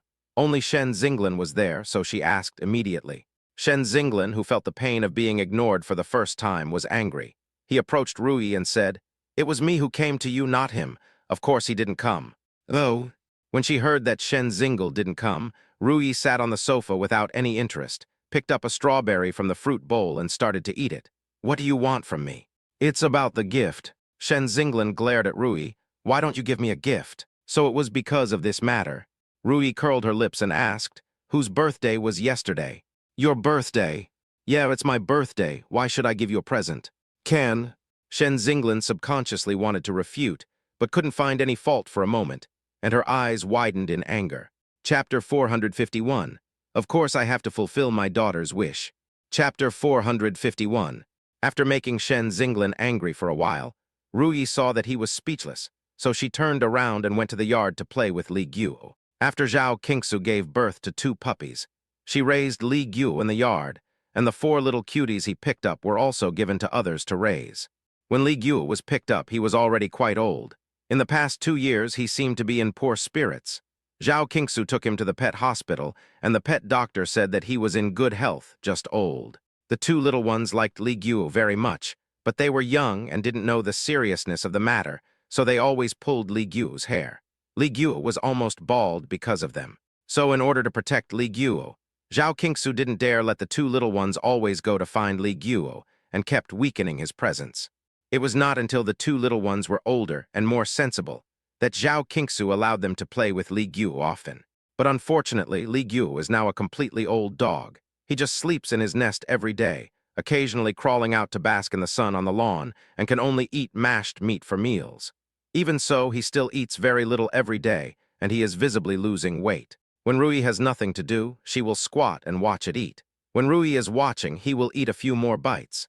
After Zhao Qingsu found out about this, she dragged Rui to watch Li Guo eat every day, which made Rui develop a habit. When Rui ran into the yard, Li Guo was squinting his eyes and basking in the sun on the lawn. Seeing Rui coming over, he turned over, barely raised his eyelids to look at Rui, and then drooped his eyelids again. Rui patted his dog head. "Guo, why don't you eat?" Li Guo nudged her palm with his wet nose.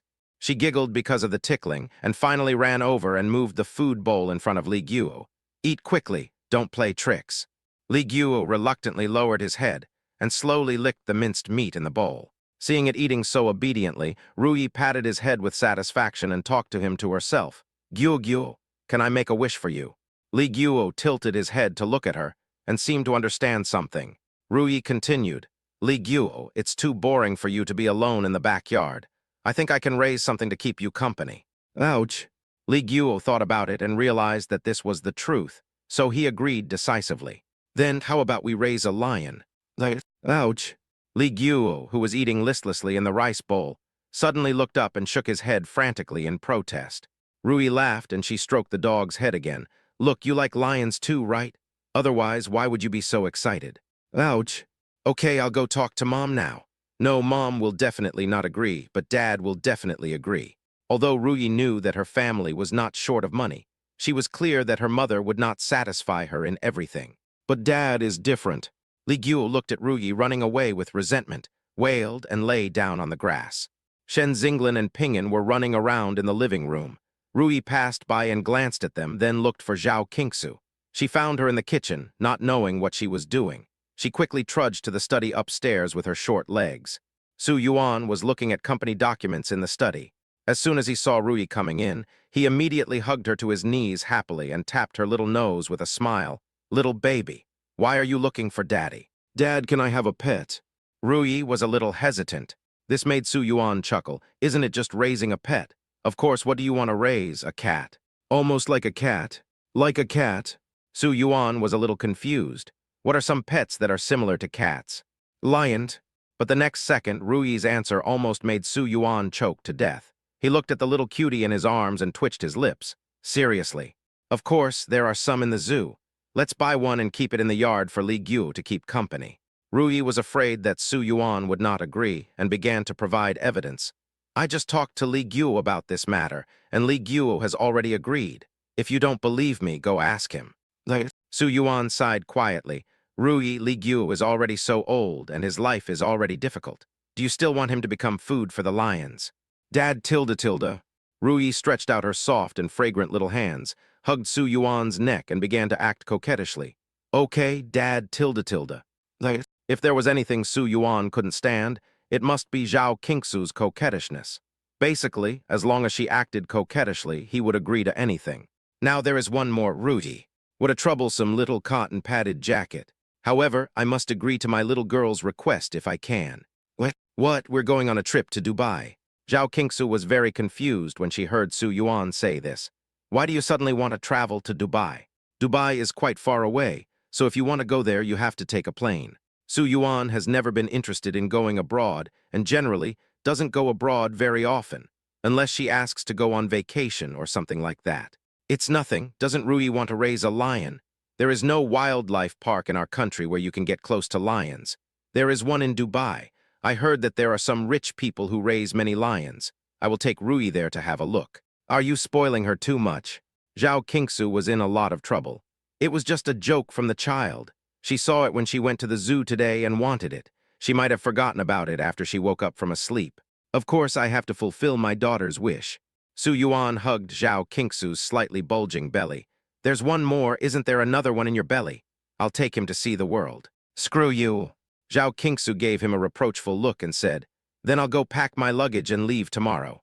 Anyway, Ping'an and Rui are smart, and everything they learned in kindergarten is easy for them. So Su Yuan simply waved his hand and gave them a week-long vacation. Then he took them on a private plane and headed straight to Dubai. Dad, how far is Dubai tilde? On the way, Rui was very excited and couldn't wait to see the little lion. I want to fly to Dubai now. About 8 hours. You can get there after you get some sleep on the plane. Then why don't we take Li Guo with us? Because Li Guo is old and can't run anymore. As Rui kept asking questions, time passed quickly on the road, and soon they arrived at the Dubai airport. Chapter 452, Dad's Cooking is the Best. Chapter 452. Dubai is indeed rich and powerful. Dubai, an oil-producing country, gives outsiders the impression of being a luxury. Su Yuan had heard about how magnificent Dubai was, but seeing it with one's own eyes and hearing about it were two completely different things. The plane had just landed, and he hadn't even gotten off the plane yet. Just a quick glance out the window of the plane made Su Yuan sigh. Compared with major domestic airports, Dubai Airport has an overwhelming aura of the wealthy, always giving people a feeling that there is gold everywhere. I've heard before that some people would rather come to Dubai to pick up trash than stay here, and it's really possible. Mr. Su, Mrs. Su, please come with us tilde. However, it is absolutely true that as long as you have money, you will be a guest of honor wherever you go. Although this is Dubai, where there are countless wealthy people, for Su Yuan, who owns a private jet, the reception at Dubai airport is still very good. Not only did they send two beautiful young ladies who could speak Chinese, but they also thoughtfully assigned a nanny to take care of Rui and Ping'an. There are so many people, where are the lions? Rui and Ping'an were not at all stage shy, and greeted them confidently. Seeing that the people to be taken care of were two beautiful children who were as cute and well-behaved as porcelain dolls. A group of service staff were vying to greet them, but Rui was still thinking about the lion. One of the receptionists smiled and told her, "Children like lions? The taste is really unique, but there are no lions in our airport. If you want to see lions, you have to go to the zoo." "Where is the safari park?" "The safari park is quite far from here. I wonder if you have booked a car, sir. We can send a car from the airport to take you there. The service at the airport is very considerate." "But," Su Yuan smiled slightly, "no need. We have booked a room at the Golden Boat Hotel, and the car sent by the hotel to pick us up should be waiting at the door, so there is no need to trouble you." "Okay, we'll take you there." The Golden Ship Hotel, known as the world's first 7-star hotel, is located on the seaside and is shaped like a ship, hence its name. It is said that the Golden Ship Hotel is full of gold. Every decoration is made of gold, and some rooms even have their floors paved with gold. He really treats gold as dirt. Of course, this hotel boasts so much about itself, and the prices are not cheap. The presidential suite costs an average of $150,000 a night. Su Yuan directly subscribed for a month and spent 4 or 5 million. But I have to say that as long as the hotel service is good enough, the money is worth it. After leaving the airport, I found the car sent by the hotel. It was a black Lincoln RV. In addition to the driver, there were 2 special reception staff in the car. When they saw that Su Yuan and Zhao Qingsu were Chinese, they immediately switched seamlessly to Chinese to communicate with them, making people feel that there was no language barrier at all. In addition, the 2 of them have good images.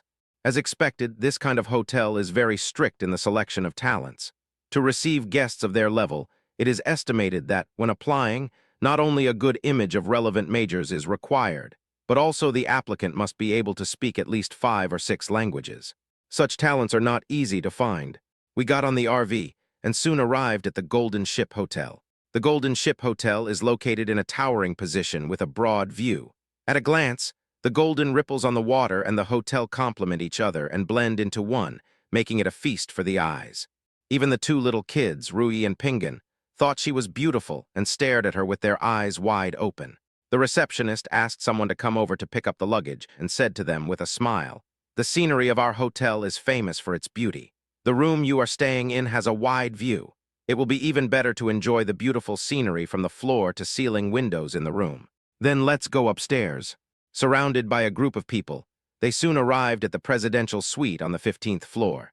The entire suite has a total of 8 rooms, covering an area of nearly 400 square meters, and is equipped with a living room, indoor swimming pool, gym, and kitchen. "Sir, madam, our 8th floor and the top floor are restaurants. If you need, you can go there to eat. In addition, we have some commonly used ingredients in the kitchen, so you can cook if you want. If you need anything, you can call us, and we will send you the freshest ingredients as soon as possible." "Good." After the waiter left, Su Yuan was in a very good mood. He remembered that he hadn't cooked for a long time, so he decided to make lunch. "Dad will cook today, you guys wait." "Yeah, Dad's cooking is the best tilde. Although Su Yuan is a good cook, he is lazy and only goes into the kitchen once a year to make some healthy snacks for the 2 kids. The rest of the time, either the nanny cooks or Zhao Qingsu cooks herself. It's rare that he is in a good mood today. Zhao Qingsu was also very happy. "Hubby, you haven't cooked for a long time. Shall we eat by the window later?" Although the restaurant is luxuriously built, it is still not very satisfying to eat here. "Okay." Su Yuan nodded and helped move the dining table and chairs to the floor to ceiling window. Zhao Qingsu led the 2 children to set the plates, trim the branches, and decorate the dining table. The ingredients in the kitchen are all ready. Su Yuan pulled some out and smelled them. The meat was of good quality and fresh. He had to praise the hotel's thoughtful service. He first marinated a large piece of tomahawk steak with black pepper and salt, and then washed colorful side dishes such as cherry tomatoes and potatoes. While the tomahawk steak was marinating and roasting, he also made cream of mushroom soup and desserts that Rui and Ping'an liked. 2 hours later, A large piece of prime, well-cooked tomahawk steak accompanied by pleasing vegetables was placed on the table. "It smells so good, tilde. Ruyi cheered, sat obediently on the dining chair, and stared at Su Yuan eagerly. Su Yuan tapped her nose and said, "You little greedy cat, wait 5 minutes before eating. It is best to let the meat rest for 5 minutes right out of the oven. The meat will be more tender, juicy, and smooth when eaten." 5 minutes later, Su Yuan cut the meat into small pieces and gave each person a plate. After dividing the food, he placed the snacks next to them.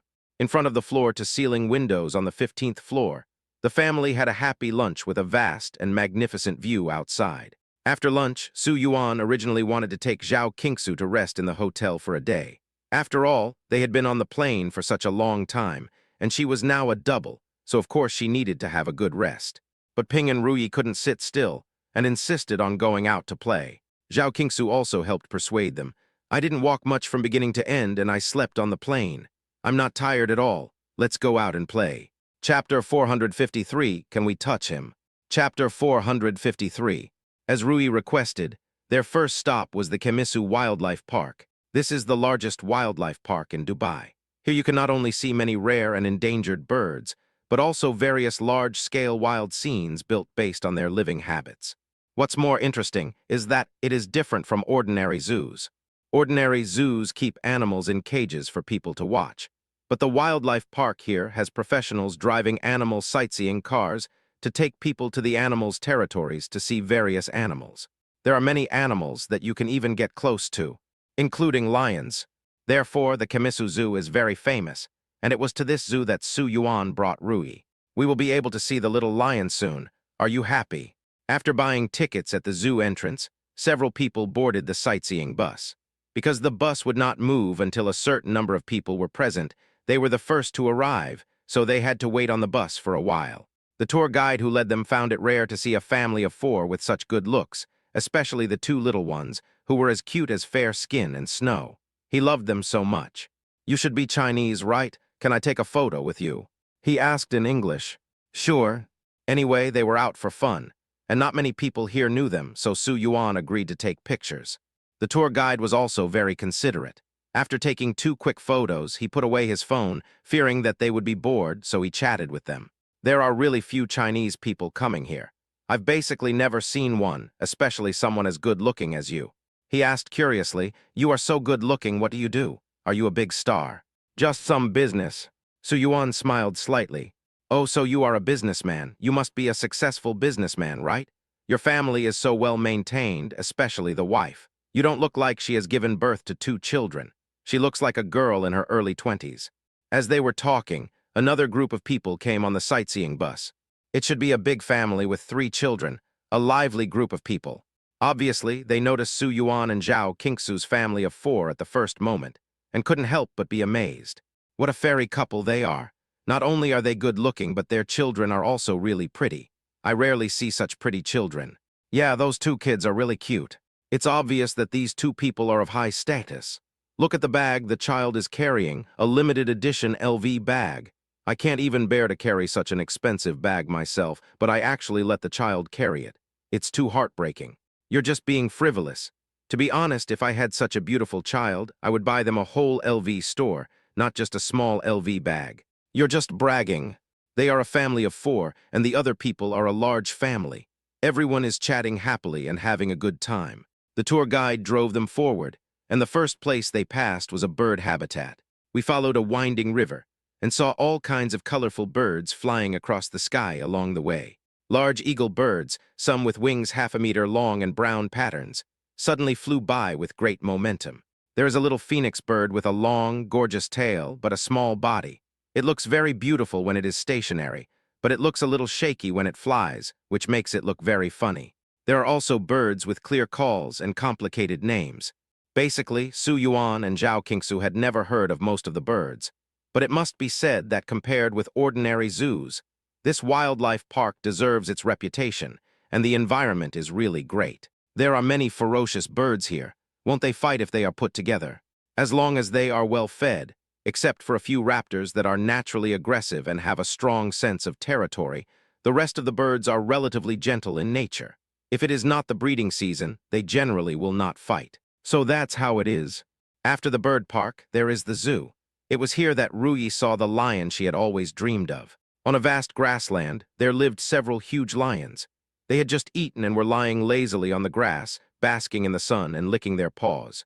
The leading tour guide shouted at the lions, and two of them suddenly stood up and ran towards the sightseeing bus. Although everyone knew that they were here to see the lion, they were still a little scared when they saw the huge lion weighing several hundred pounds running towards them. The women in particular were so frightened that they hugged their children and kept shrinking inside. The tour guide smiled and explained, "The lion sanctuary here is full of adult lions. I raised them all since they were young. They don't bite people." While he was speaking, two huge lions came up to him. He went up and hugged the lion's huge furry head and started stroking the lion. However, lions are not naturally affectionate animals. Even among all the lions raised in captivity, only these two lionesses are relatively affectionate. This really doesn't bite. They are all cats. Although they are big lions when they act like kittens, they are really visually impactful. Everyone was very scared at the beginning. After all, although they had seen lions before, they had only watched from afar. This was the first time they had such a close encounter. Even though we had prepared ourselves mentally in advance, we were still a little nervous when the lion appeared. But this feeling turned into curiosity and excitement when I saw the lion's family rubbing against the administrator. "Isn't this just a big cat that likes to cling to people? Can we touch him?" Two brave men came over and wanted to touch the lion's body, but they were a little afraid. The tour guide smiled and said cheerfully, "If you want to touch them, just do it. As long as you are gentle and don't hurt them, they will never get angry. I bring tourists here every day, and there has never been an accident of injury in the past few years. Otherwise, I would not bring you here today. So if you want to touch them, just touch them as much as you want. If you miss this opportunity, you will never get it again."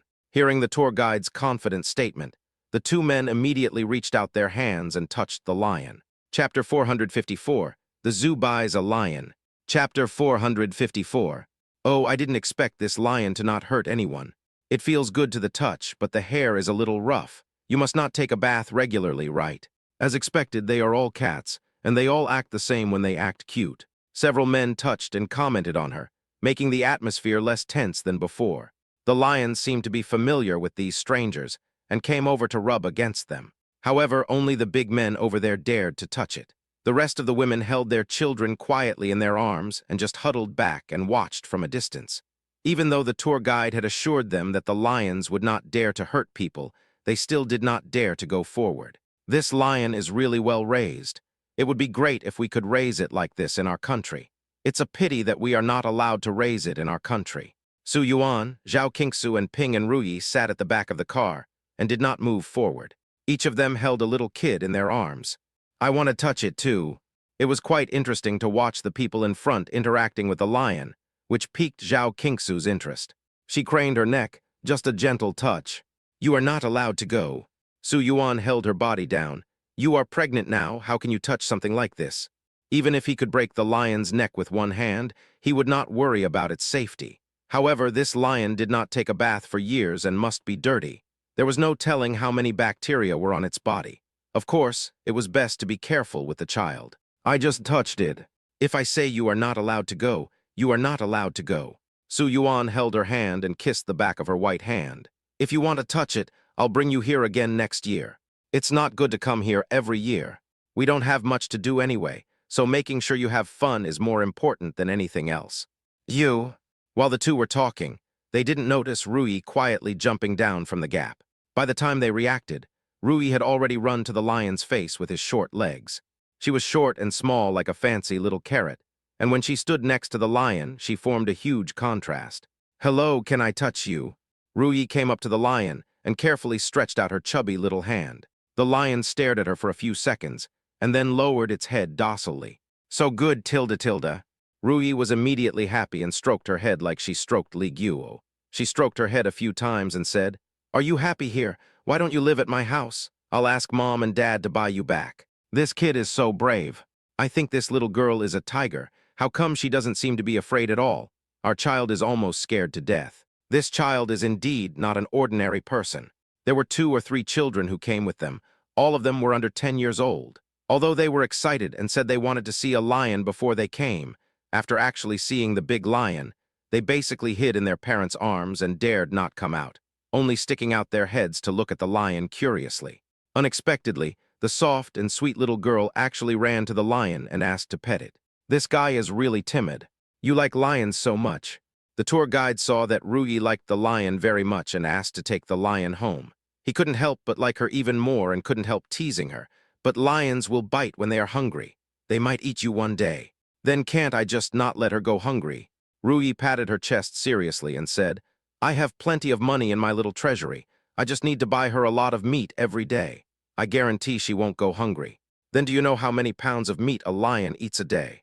I think 2 or 3 pounds should be about right. Ruyi counted on her fingers and said, I heard Sister Yu say that beef now costs 50 yuan per pound. I just need to buy 200 yuan worth of beef a day for them to eat. Hut, hut, hut, hut. The tour guide burst into laughter after hearing her words and almost cried. 200 yuan is not enough. My lions need to eat 30 or 40 kilograms of meat a day. 2 or 3 kilograms can only give them 3 teeth. Do you have to eat so much every day? Hearing what the tour guide said, Ruyi lowered her head and counted on her fingers. Shouldn't the food expenses for that day be 2 or 3,000? No, it's too expensive. So even if you empty your coffers, you still can't afford to feed a lion. The source of children's piggy banks comes from the red envelopes they receive during festivals and New Year's money. How much money can there be? I think I only have 3 million in my little treasury now, and I really can't afford to raise a lion. Ruyi's face was serious. But it doesn't matter. I can let my father take care of me. My father has plenty of money. Her words almost made Su Yuan, who was standing behind her, feel embarrassed. He wanted to go up and teach Ruyi a lesson, but looking at everyone's shocked eyes, he silently covered his face. He is such a handsome man. How come he raised a daughter who is a nouveau rich? It seems that I have to send my daughter to learn singing, dancing, pipa, and the like to cultivate her sentiments. A small treasury of 3 million. This is too much pampering for the child. Hush, stop talking nonsense. Just look at the way she dresses and you'll know she's not short of money. What's wrong with giving her a small stash of 3 million yuan? Although those who have money to travel here are not short of money, they were still shocked when they heard about the 3 million yuan small treasury. But Ruyi is the calmest. She didn't realize there was anything wrong with what she said, and she went straight to Su Yuan and said, Dad, didn't you promise to buy me a lion? I think these 2 lions are pretty good. Why don't you buy them for me? This kid is really a bit ignorant. How can a lion in a zoo be sold just like that? It's normal for children to want something they like when they see it. There's nothing to say. It's because the parents spoiled the child too much. After hearing Ruyi's request, several adults felt that she was a little immature. It's fine if you say you want a toy or clothes or something, but how much does this lion cost? And the money for buying the lion is nothing. You have to have a place to raise the persimmons you bought, right? Add to that the daily labor and food expenses for artificial breeding, and you can't get it without hundreds of thousands a month. Do you really want to buy it? However, when Su Yuan heard Ruyi's request, his expression remained very calm. Chapter 455, What's so scary about this? Chapter 455. Real? Ruyi nodded decisively. Okay, Dad, tilde. Then you can buy one.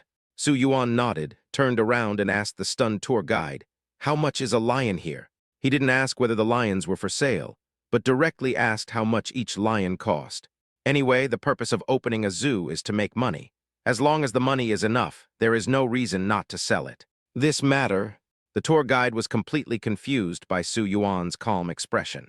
He was stunned for at least 3 seconds before he reluctantly said, The lions in our zoo are generally not for sale to the outside world. However, the lioness in our zoo has given birth to many cubs recently. If you really need them, I can call the person in charge of our zoo and take you to see them. Okay, then you call the person in charge and tell him I want to buy a little lion. Okay, I'll call right away. After being stunned for a moment, the tour guide took out his mobile phone from his pocket and called the person in charge to explain the matter. The person in charge was also confused for a few seconds after receiving the call, but he quickly reacted. Where are you now? I'll bring someone over to pick them up now. It's right here in the lion park. Send a car here now. After explaining the matter clearly on the phone, the tour guide smiled at Su Yuan and said, Mr. Su, our person in charge, Mr. Smith, said he will come to pick you up soon. You can wait here for a while. I will take you to a safe place now. Good. The tour guide quickly took Su Yuan, Zhao Qingsu, and the other 2 to the lion cub base next to the lion park. This place is similar to a breeding base, which is isolated and separate. The lion cubs raised here are less than 1 year old. Please wait here for a few minutes. Someone will come to greet you soon. They are continuing to visit the zoo here. After leaving Su Yuan, Zhao Qingsu and the other two at the breeding base, he left with the whole car. After they left, the people in the car started to chatter. Did I hear correctly? Just because of what the little girl said, he really wanted to buy a lion to give her as a toy. What kind of family is this? This is too exaggerated. At first they thought that Su Yuan and Zhao Qingsu were from a wealthy family like them, and were traveling with their children. But now my impression of Su Yuan's family has completely changed. How can this be called a wealthy family? This guy is simply a super rich man. If I'm not mistaken, the family just now should be Chinese, right? Isn't China very poor? How come they suddenly become so rich? China has developed very well in recent years, right? All the new robots and mobile phones are made in China, especially the smart home robot. I really want to buy one, but unfortunately I can't get it. Yes, China has developed really well in the past few years. If that's the case, let's travel to China next time. What? Of course, Su Yuan and Zhao Qingsu had no idea how others viewed them. After being dropped off at the breeding base by the tour guide, he took Ruyi to see the little lions through the railings. These little lions haven't grown up yet. They look chubby and very cute. When they saw strangers coming, some of them curiously ran to the wire fence, tilted their heads and waited, looking at them with puzzled eyes. So cute, tilde. Ruyi was almost melted by the cute looks of the little lions, and she wanted to rush up to hug them and give them a few kisses. We can just look at the cuteness. We don't have to actually buy it, right? We don't necessarily have to own something we like, right? Although buying a lion is not that expensive, raising a lion does cost a lot of money. Zhao Qingsu felt a headache just thinking about it. She is a little girl. Why does she have to like lions? Is this really the daughter that crawled out of her belly? Mother. After listening to Zhao Qingsu's words, Ruyi was silent for a few seconds and asked, "But Mom, didn't you tell me that a person should keep his word?" "I did say that." Zhao Qingsu nodded. So I can't let my dad go back on his word. He said in front of so many people that he would buy me a lion. If he doesn't buy it for me, wouldn't that be breaking his word? Ruyi turned to look at Su Yuan. "Right, Dad." "Right." Zhao Qingsu nodded helplessly and tapped her forehead in a reproachful manner. "You are so young, but you have already learned to use your father to pressure me, right? Just look at me and see if your father listens to me when I don't let him buy it for you." "Mom, please don't be so naughty, tilde. Usually her father loves her mother the most at home. Ruyi can see it, so she hugged her mother's thigh and started to act like a spoiled child. "Just let my father buy it for me once, and I won't buy it for me again in the future." "Do you want to buy it again in the future?" "I won't buy it anymore, I promise." "You little rascal, there's really nothing I can do about you." Zhao Qingsu really couldn't do anything about the little girl's spoiled behavior. She could only shake her head and said, "You should learn from Ping, and in the future, he is not as reckless as you when buying things." "Good." Ruyi nodded vigorously, being extremely obedient. It can be seen that she really wants to buy a little lion to take back. While they were talking, 3 men soon came in from outside the door. The leader was dressed in a suit and had a big beard and looked very cheerful. Seeing that Su Yuan and Zhao Qingsu's family were so good-looking, he was stunned for a moment. His eyes flashed with amazement, and his attitude became more enthusiastic. "Hello, I'm the person in charge of the Lion Park. You can just call me Smith." "Hello, Mr. Smith." Su Yuan and Zhao Qingsu greeted them indifferently. Ruyi and Ping'an also called out crisply, "Hello, Uncle Smith." Smith was so fond of the 2 little guys when he saw them. He stepped forward and touched their heads. "There are big lions everywhere here. Aren't you afraid here?" "What's there to be afraid of?" Ruyi blinked her big eyes. "Those big lions are very cute." Yeah, it's cute." Ping'an beside him also nodded, but the expression on his face was completely different. "The reason why we want to buy a lion is because of her request." Chapter 456, Why the Fight? Chapter 456. You were the one who asked to buy the lion, right? To be honest, he was not that surprised when he heard about buying a lion. Dubai is a place with not much in it, but it has a lot of rich people. Many of these rich people like to keep pets. It is not uncommon for them to get a rare bird from the zoo today, or a little tiger, lion, or leopard to raise tomorrow. Some wealthy people have large gardens, and they raise these animals directly in their own gardens of several thousand square meters. Some wealthy people are very particular. Since they have already bought a pet, it is no big deal to build a special place for the pet. Some people simply buy them and keep them in the zoo just for fun. Anyway, as long as the money is paid, everything is easy to discuss. However, he had seen many wealthy people coming to the zoo to buy pets, but this was the first time he had seen a Chinese. After all, he knew a little about the situation in China. Private citizens were not allowed to keep such large and ferocious beasts. Moreover, not only are they not allowed to be kept, but they are not allowed to be touched up close in the zoo. You can basically just watch them from a distance. This time, this Chinese man not only came to buy a lion, but also bought it for his little daughter. Yeah, besides her, who would want to keep a lion? It doesn't look very cute, eats a lot, and might even be dangerous. Ping and counted on his fingers the disadvantages of raising a lion. After being glared at by Rui, he shut his mouth obediently. Smith said with a smile, "Okay, you came at the right time. If you want to raise a fierce beast like a lion, you have to raise it from a young age.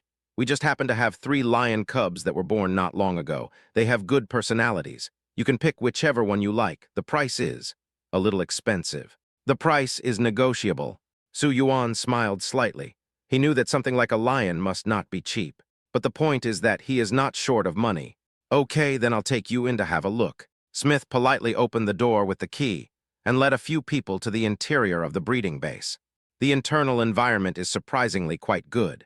Not only is there an incubator for cubs under 2 months old, but each little one is also equipped with a single room. It is cleaned, tidy, and the living environment is quite good. It can be considered as a wealthy level in the animal world. But now it is afternoon, which is the time for the little ones to have some fresh air, and they are all playing outside. These 3 are all very healthy little lions. Except for the yellowest one, Kendi, you can pick any of the others. Smith said gently. However, when he said this, Rui had already started playing with the little lion he was talking about. The little lion is the bravest and most affectionate of the 3 lions. Zhao Qingsu and Ping'an were not interested in the lion, so they just stood aside and watched. Su Yuan's was afraid that the little lion would hurt Rui, so he squatted down and teased the lion with her. After hearing what Smith said, Su Yuan raised his eyebrows. "I think this one is pretty good, why not sell it?" "It's not that we don't sell it, it's that we have already sold it." Smith smiled bitterly. "It was sold a month ago, but Kendi was too young at the time. They were afraid they couldn't take good care of him, so they agreed to take him away when he was 4 months old." "Is that so? Rui, how about you change one?" Since the lion had already been sold, Su Yuan was not the kind of person to force anyone, so he decided to replace the lion. "What? Prince, you seem to be in a good mood today." At the entrance of the breeding base, a man in a white robe and a big beard walked over, surrounded by several staff members. "Of course."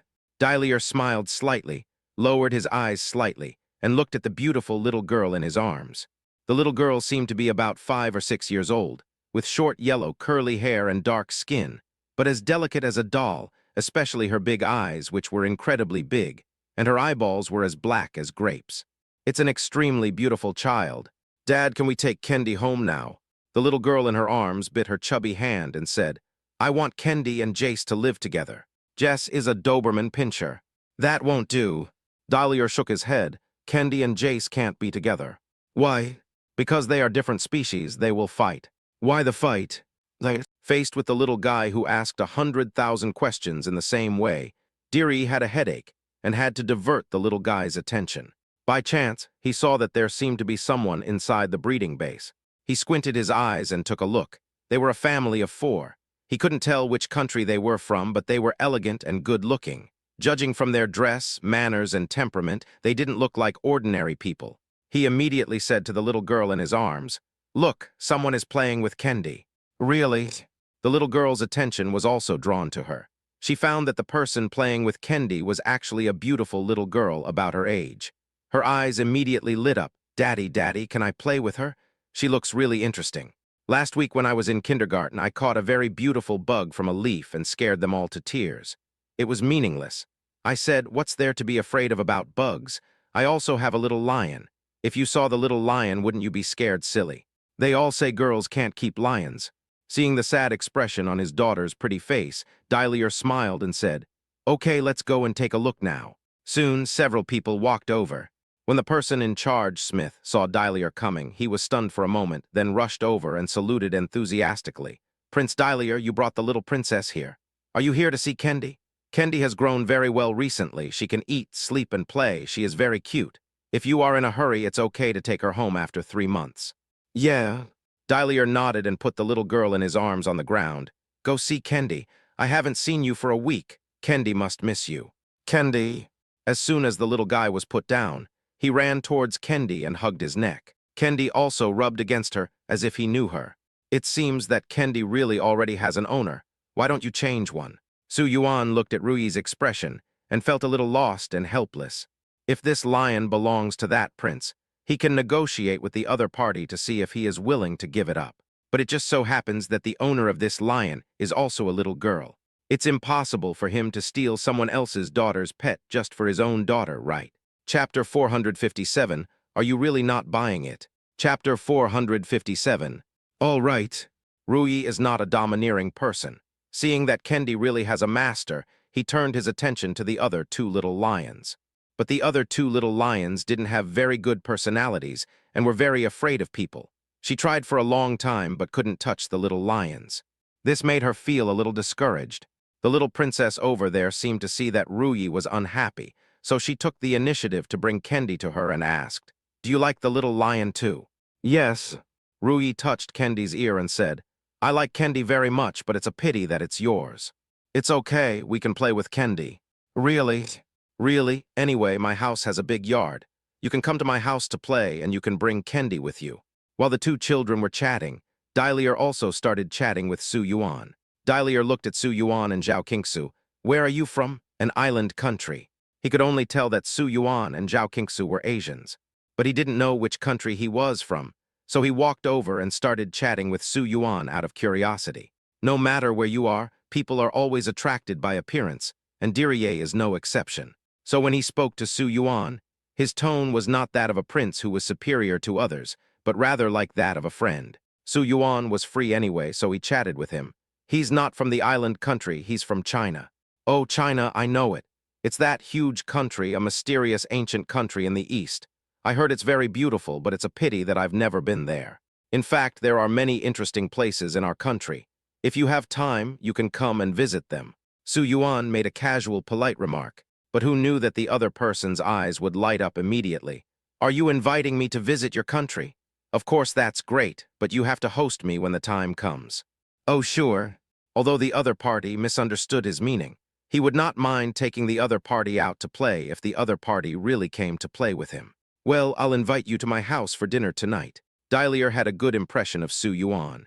It just so happens that your daughter and my daughter have similar interests and hobbies. I can bring the little lion back with me. After dinner, your daughter can go to the lawn with my daughter to play with the little lion. Su Yuan hesitated for a moment and looked at Zhao Qingsu next to him. Are we going to his house for dinner tonight? The main reason was that Su Yuan was afraid that Zhao Qingsu would not be able to get used to the food. After all, she is still pregnant, and her taste is quite picky. If Zhao Qingsu doesn't want to go, then forget it. They have kindly invited us to dinner, so let's go there.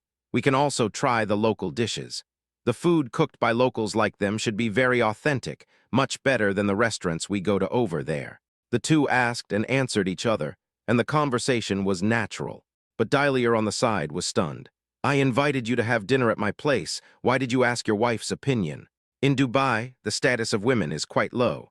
Not only can a man have 4 legal wives, but he can also beat and scold his wives at will. It can be said that women here basically have no human rights. Whatever a man says is what it is. Diriye has become accustomed to this kind of life. He really can't imagine that such a small matter as going to eat would one day be decided by a woman. Why can't I ask my wife's opinion? Su Yuan hugged Zhao Qingsu's shoulders and said, In my heart, he is more important than me. Dylier was silent for a few seconds. I heard that it's like this in your country. Most people are like this. That's incredible. Dylier was shocked, but after Su Yuan expressed his respect for Zhao Qingsu, he did not look down on Zhao Qingsu anymore. Instead, he smiled and said, I sincerely hope that you can come to my house for dinner.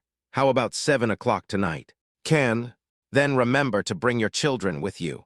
Dylier looked at the diamond watch on his wrist and said, I have a meeting in half an hour. Tell my assistant where you live now. My assistant will drive to pick you up at 6 o'clock. Good. Su Yuan and Zhao Qingsu had no objection. Soon, Diri left with his little daughter. Watching Dylier's back as he left, Zhao Qingsu couldn't help but ask curiously, I don't quite understand. Isn't the status of women here very low? Why does he still like his little daughter so much?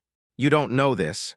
Smith became excited when he heard Zhao Qingsu ask this question. Our Prince Diri has more than 20 children, but this is the only daughter among these 20 children. He must like daughters. But the reason why he likes this little princess, besides the fact that she is his only daughter, is also largely because he heard that his little daughter's personality is very similar to his, and they both like strange and eccentric things. I've never seen anyone dote on their daughter so much. He tutted. After he realized that he had said something wrong, he added, I know that women have a very high status in your country. Now people are talking about gender equality and that sons and daughters are the same. But in our country, there are really not many people who treat daughters so well. They simply spoil their daughters to the sky. Zhao Qingsu chuckled, so he is a really weird person. Otherwise, he wouldn't have invited us to his house for dinner the first time we met. Su Yuan also laughed, then turned to ask Rui, have you chosen the little lion you want to buy? I like Kendi so much. If Kendi is not available, I won't buy it. Unexpectedly, Rui chose not to buy it. Su Yuan and Zhao Qingsu looked at each other. Are you really not going to buy it? No. Then go home. Unexpectedly, Rui said she didn't want to buy it, which just saved Su Yuan and Zhao Qingsu a lot of trouble. After apologizing to Smith, the two quickly returned to the hotel. It was already 5 o'clock when we returned to the Golden Ship Hotel. Thinking that Prince Diriye would send a car to pick them up at 6 o'clock, they rested in the hotel for an hour and did not go out for dinner. By the way, I plan to prepare some gifts. They only brought some luggage when they came here, and they didn't prepare any gifts or anything like that. It would definitely be too late to go out and buy them now. Zhao Qingsu casually opened her jewelry box and said, how about picking out a few gemstones and sending them over? Chapter 458, you can't say that. Chapter 458. Originally, Zhao Qingsu liked all kinds of sparkling gems. When she was poor, she would buy beautiful and cheap ones from street stalls. Later, when she had money, not only would she buy things for herself, but Su Yuan would also find various excuses to give her things during festivals. At first, he liked to give ready-made jewelry of various designs. Later, he found that Zhao Qingsu occasionally liked to tinker with some small accessories to match her clothes, so he directly collected ready-made gems and gave them to her. However, although he gave away a lot of gems in the past 2 years, Zhao Qingsu spent most of her time taking care of the children and did not do much to keep the gems. Gradually, the gems accumulated into a large box. She was in a hurry to go out this time, so she picked up a jewelry box. At the bottom of the box, there is a handful of gems of various sizes and colors. Shall I pick out a few gems and send them over? After all, you are going to someone's house to eat, and it would not be nice to go empty-handed without anything. Okay. Su Yuan nodded and called the service desk to ask for a packaging box. Soon the service desk brought the packaging box, and Zhao Qingsu quickly packed the items. Not long after, the front desk received a notification. After Su Yuan and Zhao Qingsu changed their clothes, they took the 2 kids downstairs. Downstairs, an extended Rolls-Royce Phantom had parked at the gate, with a butler and driver in suits standing on both sides of the car.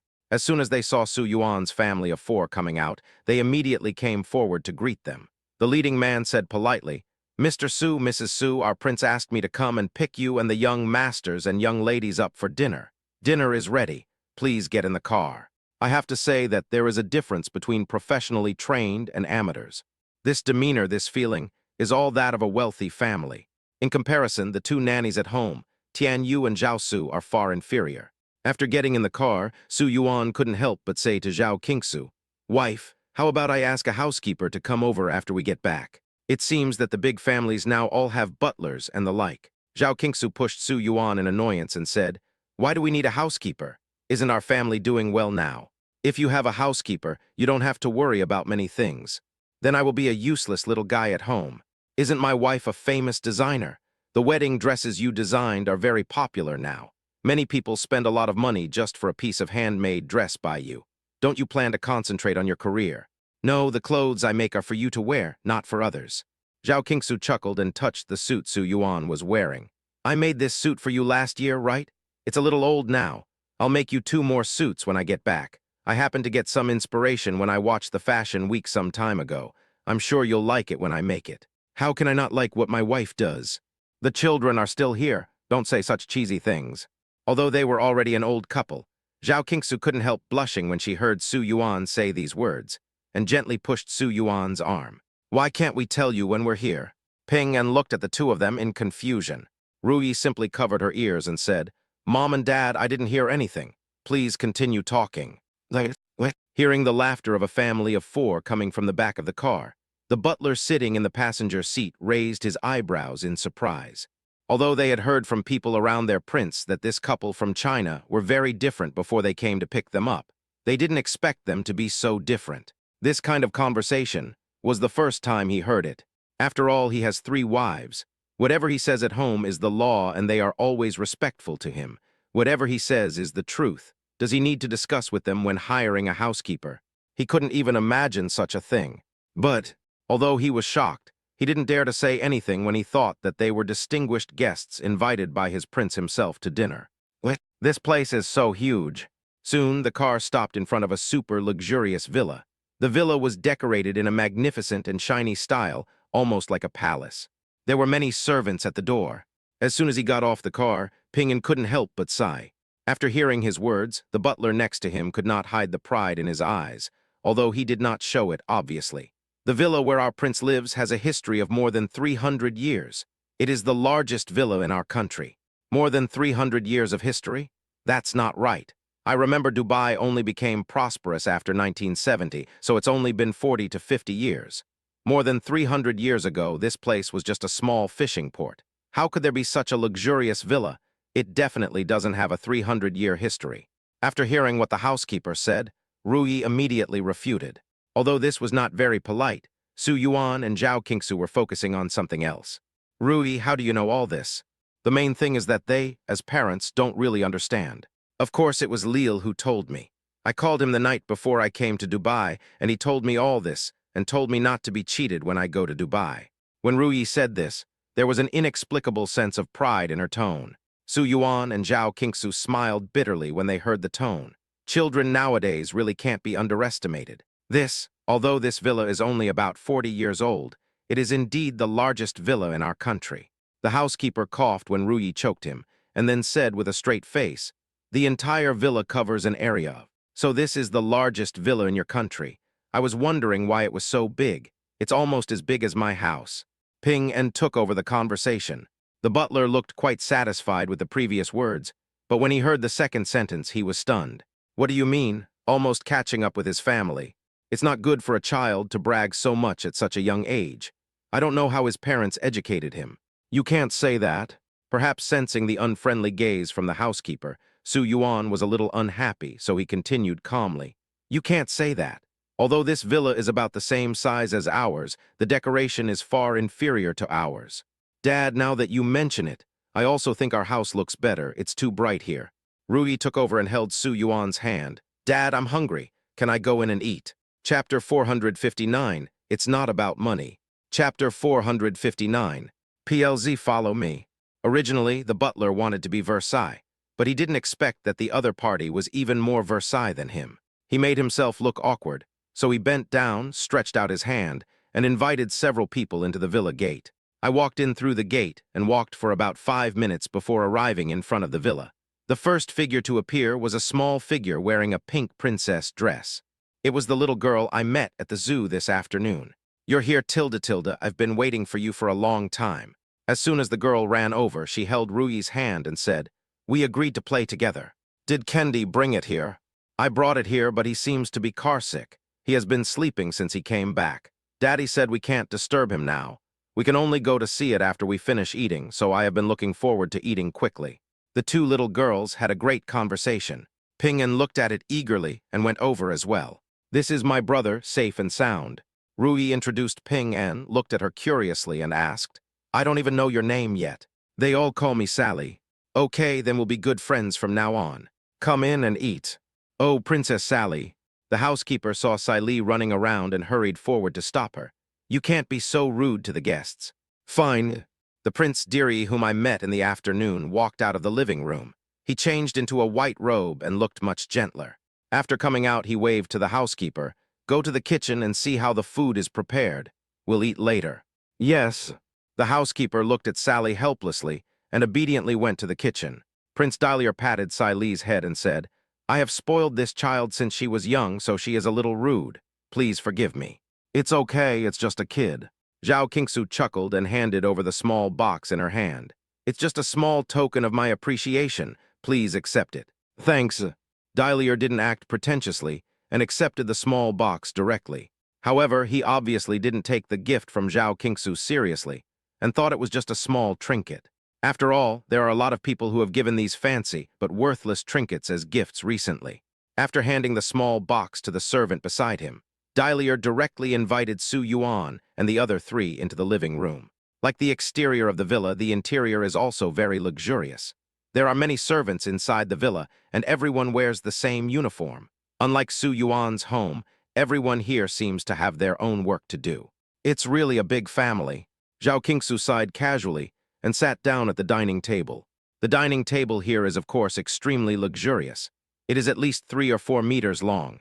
It is decorated with beautiful vases and covered with a white tablecloth. There are also a variety of dazzling foods. At first glance, the colorful appearance is quite appetizing. These are some local specialties that I asked the kitchen to prepare. I think you probably haven't eaten them anywhere else. Try them and see if they suit your taste. Deary extended his hand in an inviting gesture. After not eating for the entire afternoon, Su Yuan, Zhao Qingsu, and the 2 kids were indeed hungry, so they didn't hesitate to start eating. Strictly speaking, these in Dubai are not much different from Western food, except for the seasoning and some minor details, so it can be said that they are different from Western food. The taste is not amazing, but it is quite delicious.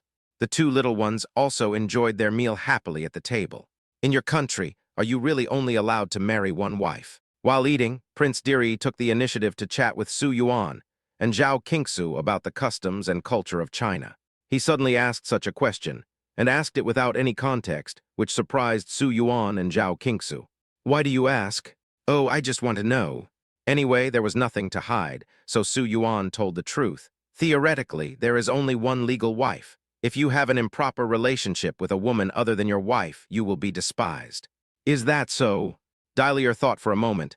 What if the relationship between husband and wife breaks down? Can they get a divorce? Of course you can get a divorce. What should a woman do after divorce? In Dubai, there is no such thing as divorce, only divorce.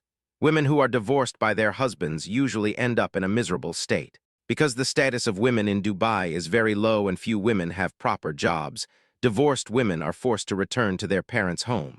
The people in their parents' home cannot always support freeloaders, so they can only go out to do dirty and tiring work. Not to mention the low salary, they are also looked down upon.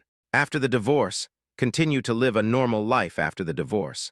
Su Yuan didn't quite understand what he said. What else can I do? After the divorce, if there is no special agreement, you can take half of the property, and then you can get married and have children like ordinary people. There will be no problem.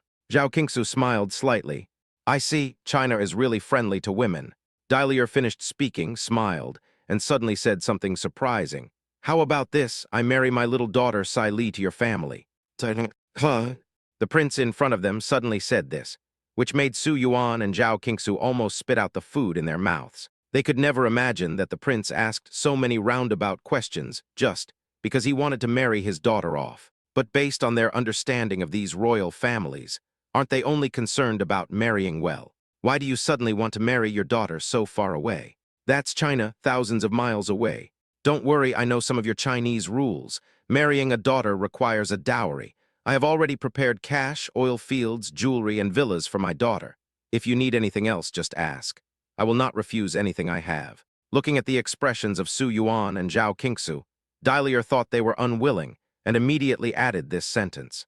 No, this is not about money. Su Yuan swallowed the food in his mouth and asked, Is it too early to talk about this now? The 2 children are only a few years old now, and now they emphasize free love. We will not interfere with the children's freedom of love. My daughter is beautiful and rich. How could your son not like her? Dai said as a matter of course. Don't worry, I will definitely not let you lose out by marrying my daughter. Chapter 460, this is not a small gift. Chapter 460, this.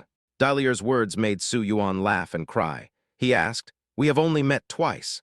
Why do you insist on marrying your daughter to our family? Aren't you afraid of being cheated? You can't be fooled.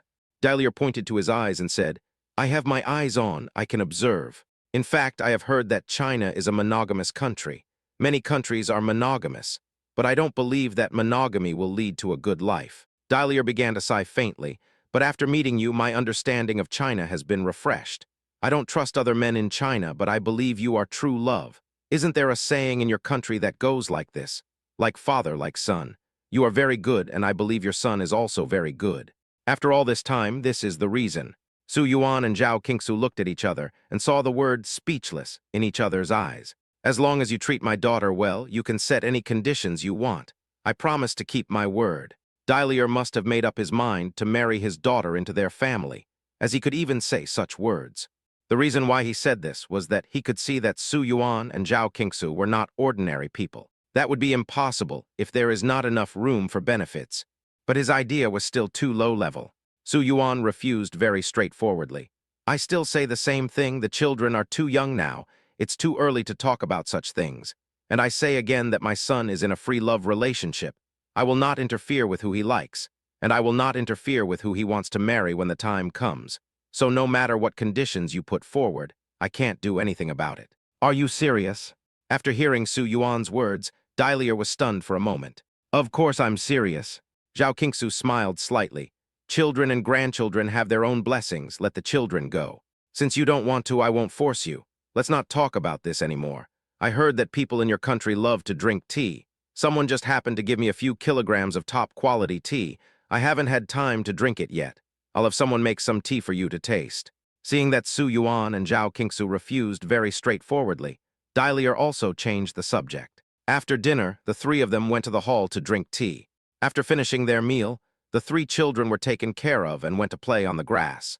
Kendi, who had been brought here in the afternoon and looked sick due to motion sickness, regained his energy after a hearty meal and began to play with the three little ones. To be precise, Rui and Sally were playing with Kendi, and Pingan was more or less afraid of Kendi, so he just watched from the side. Seeing that he was bored, the servant played chess with him. All in all, both the host and the guests had a great time. It was not until dark that Dahlia sent someone to send Su Yuan and Zhao Qingsu back, and he personally sent them to the door. Do you have any plans for tomorrow? Not yet. I know Dubai best. If you don't have any plans tomorrow, let me take you around. I happen to be free tomorrow. What do you think of this idea? Dahlia also took the initiative to offer to take them out to play. Su Yuan and Zhao Qingsu looked at each other, nodded, and agreed to this matter. After all, although Diriye is a bit strange, he is not actually a bad person.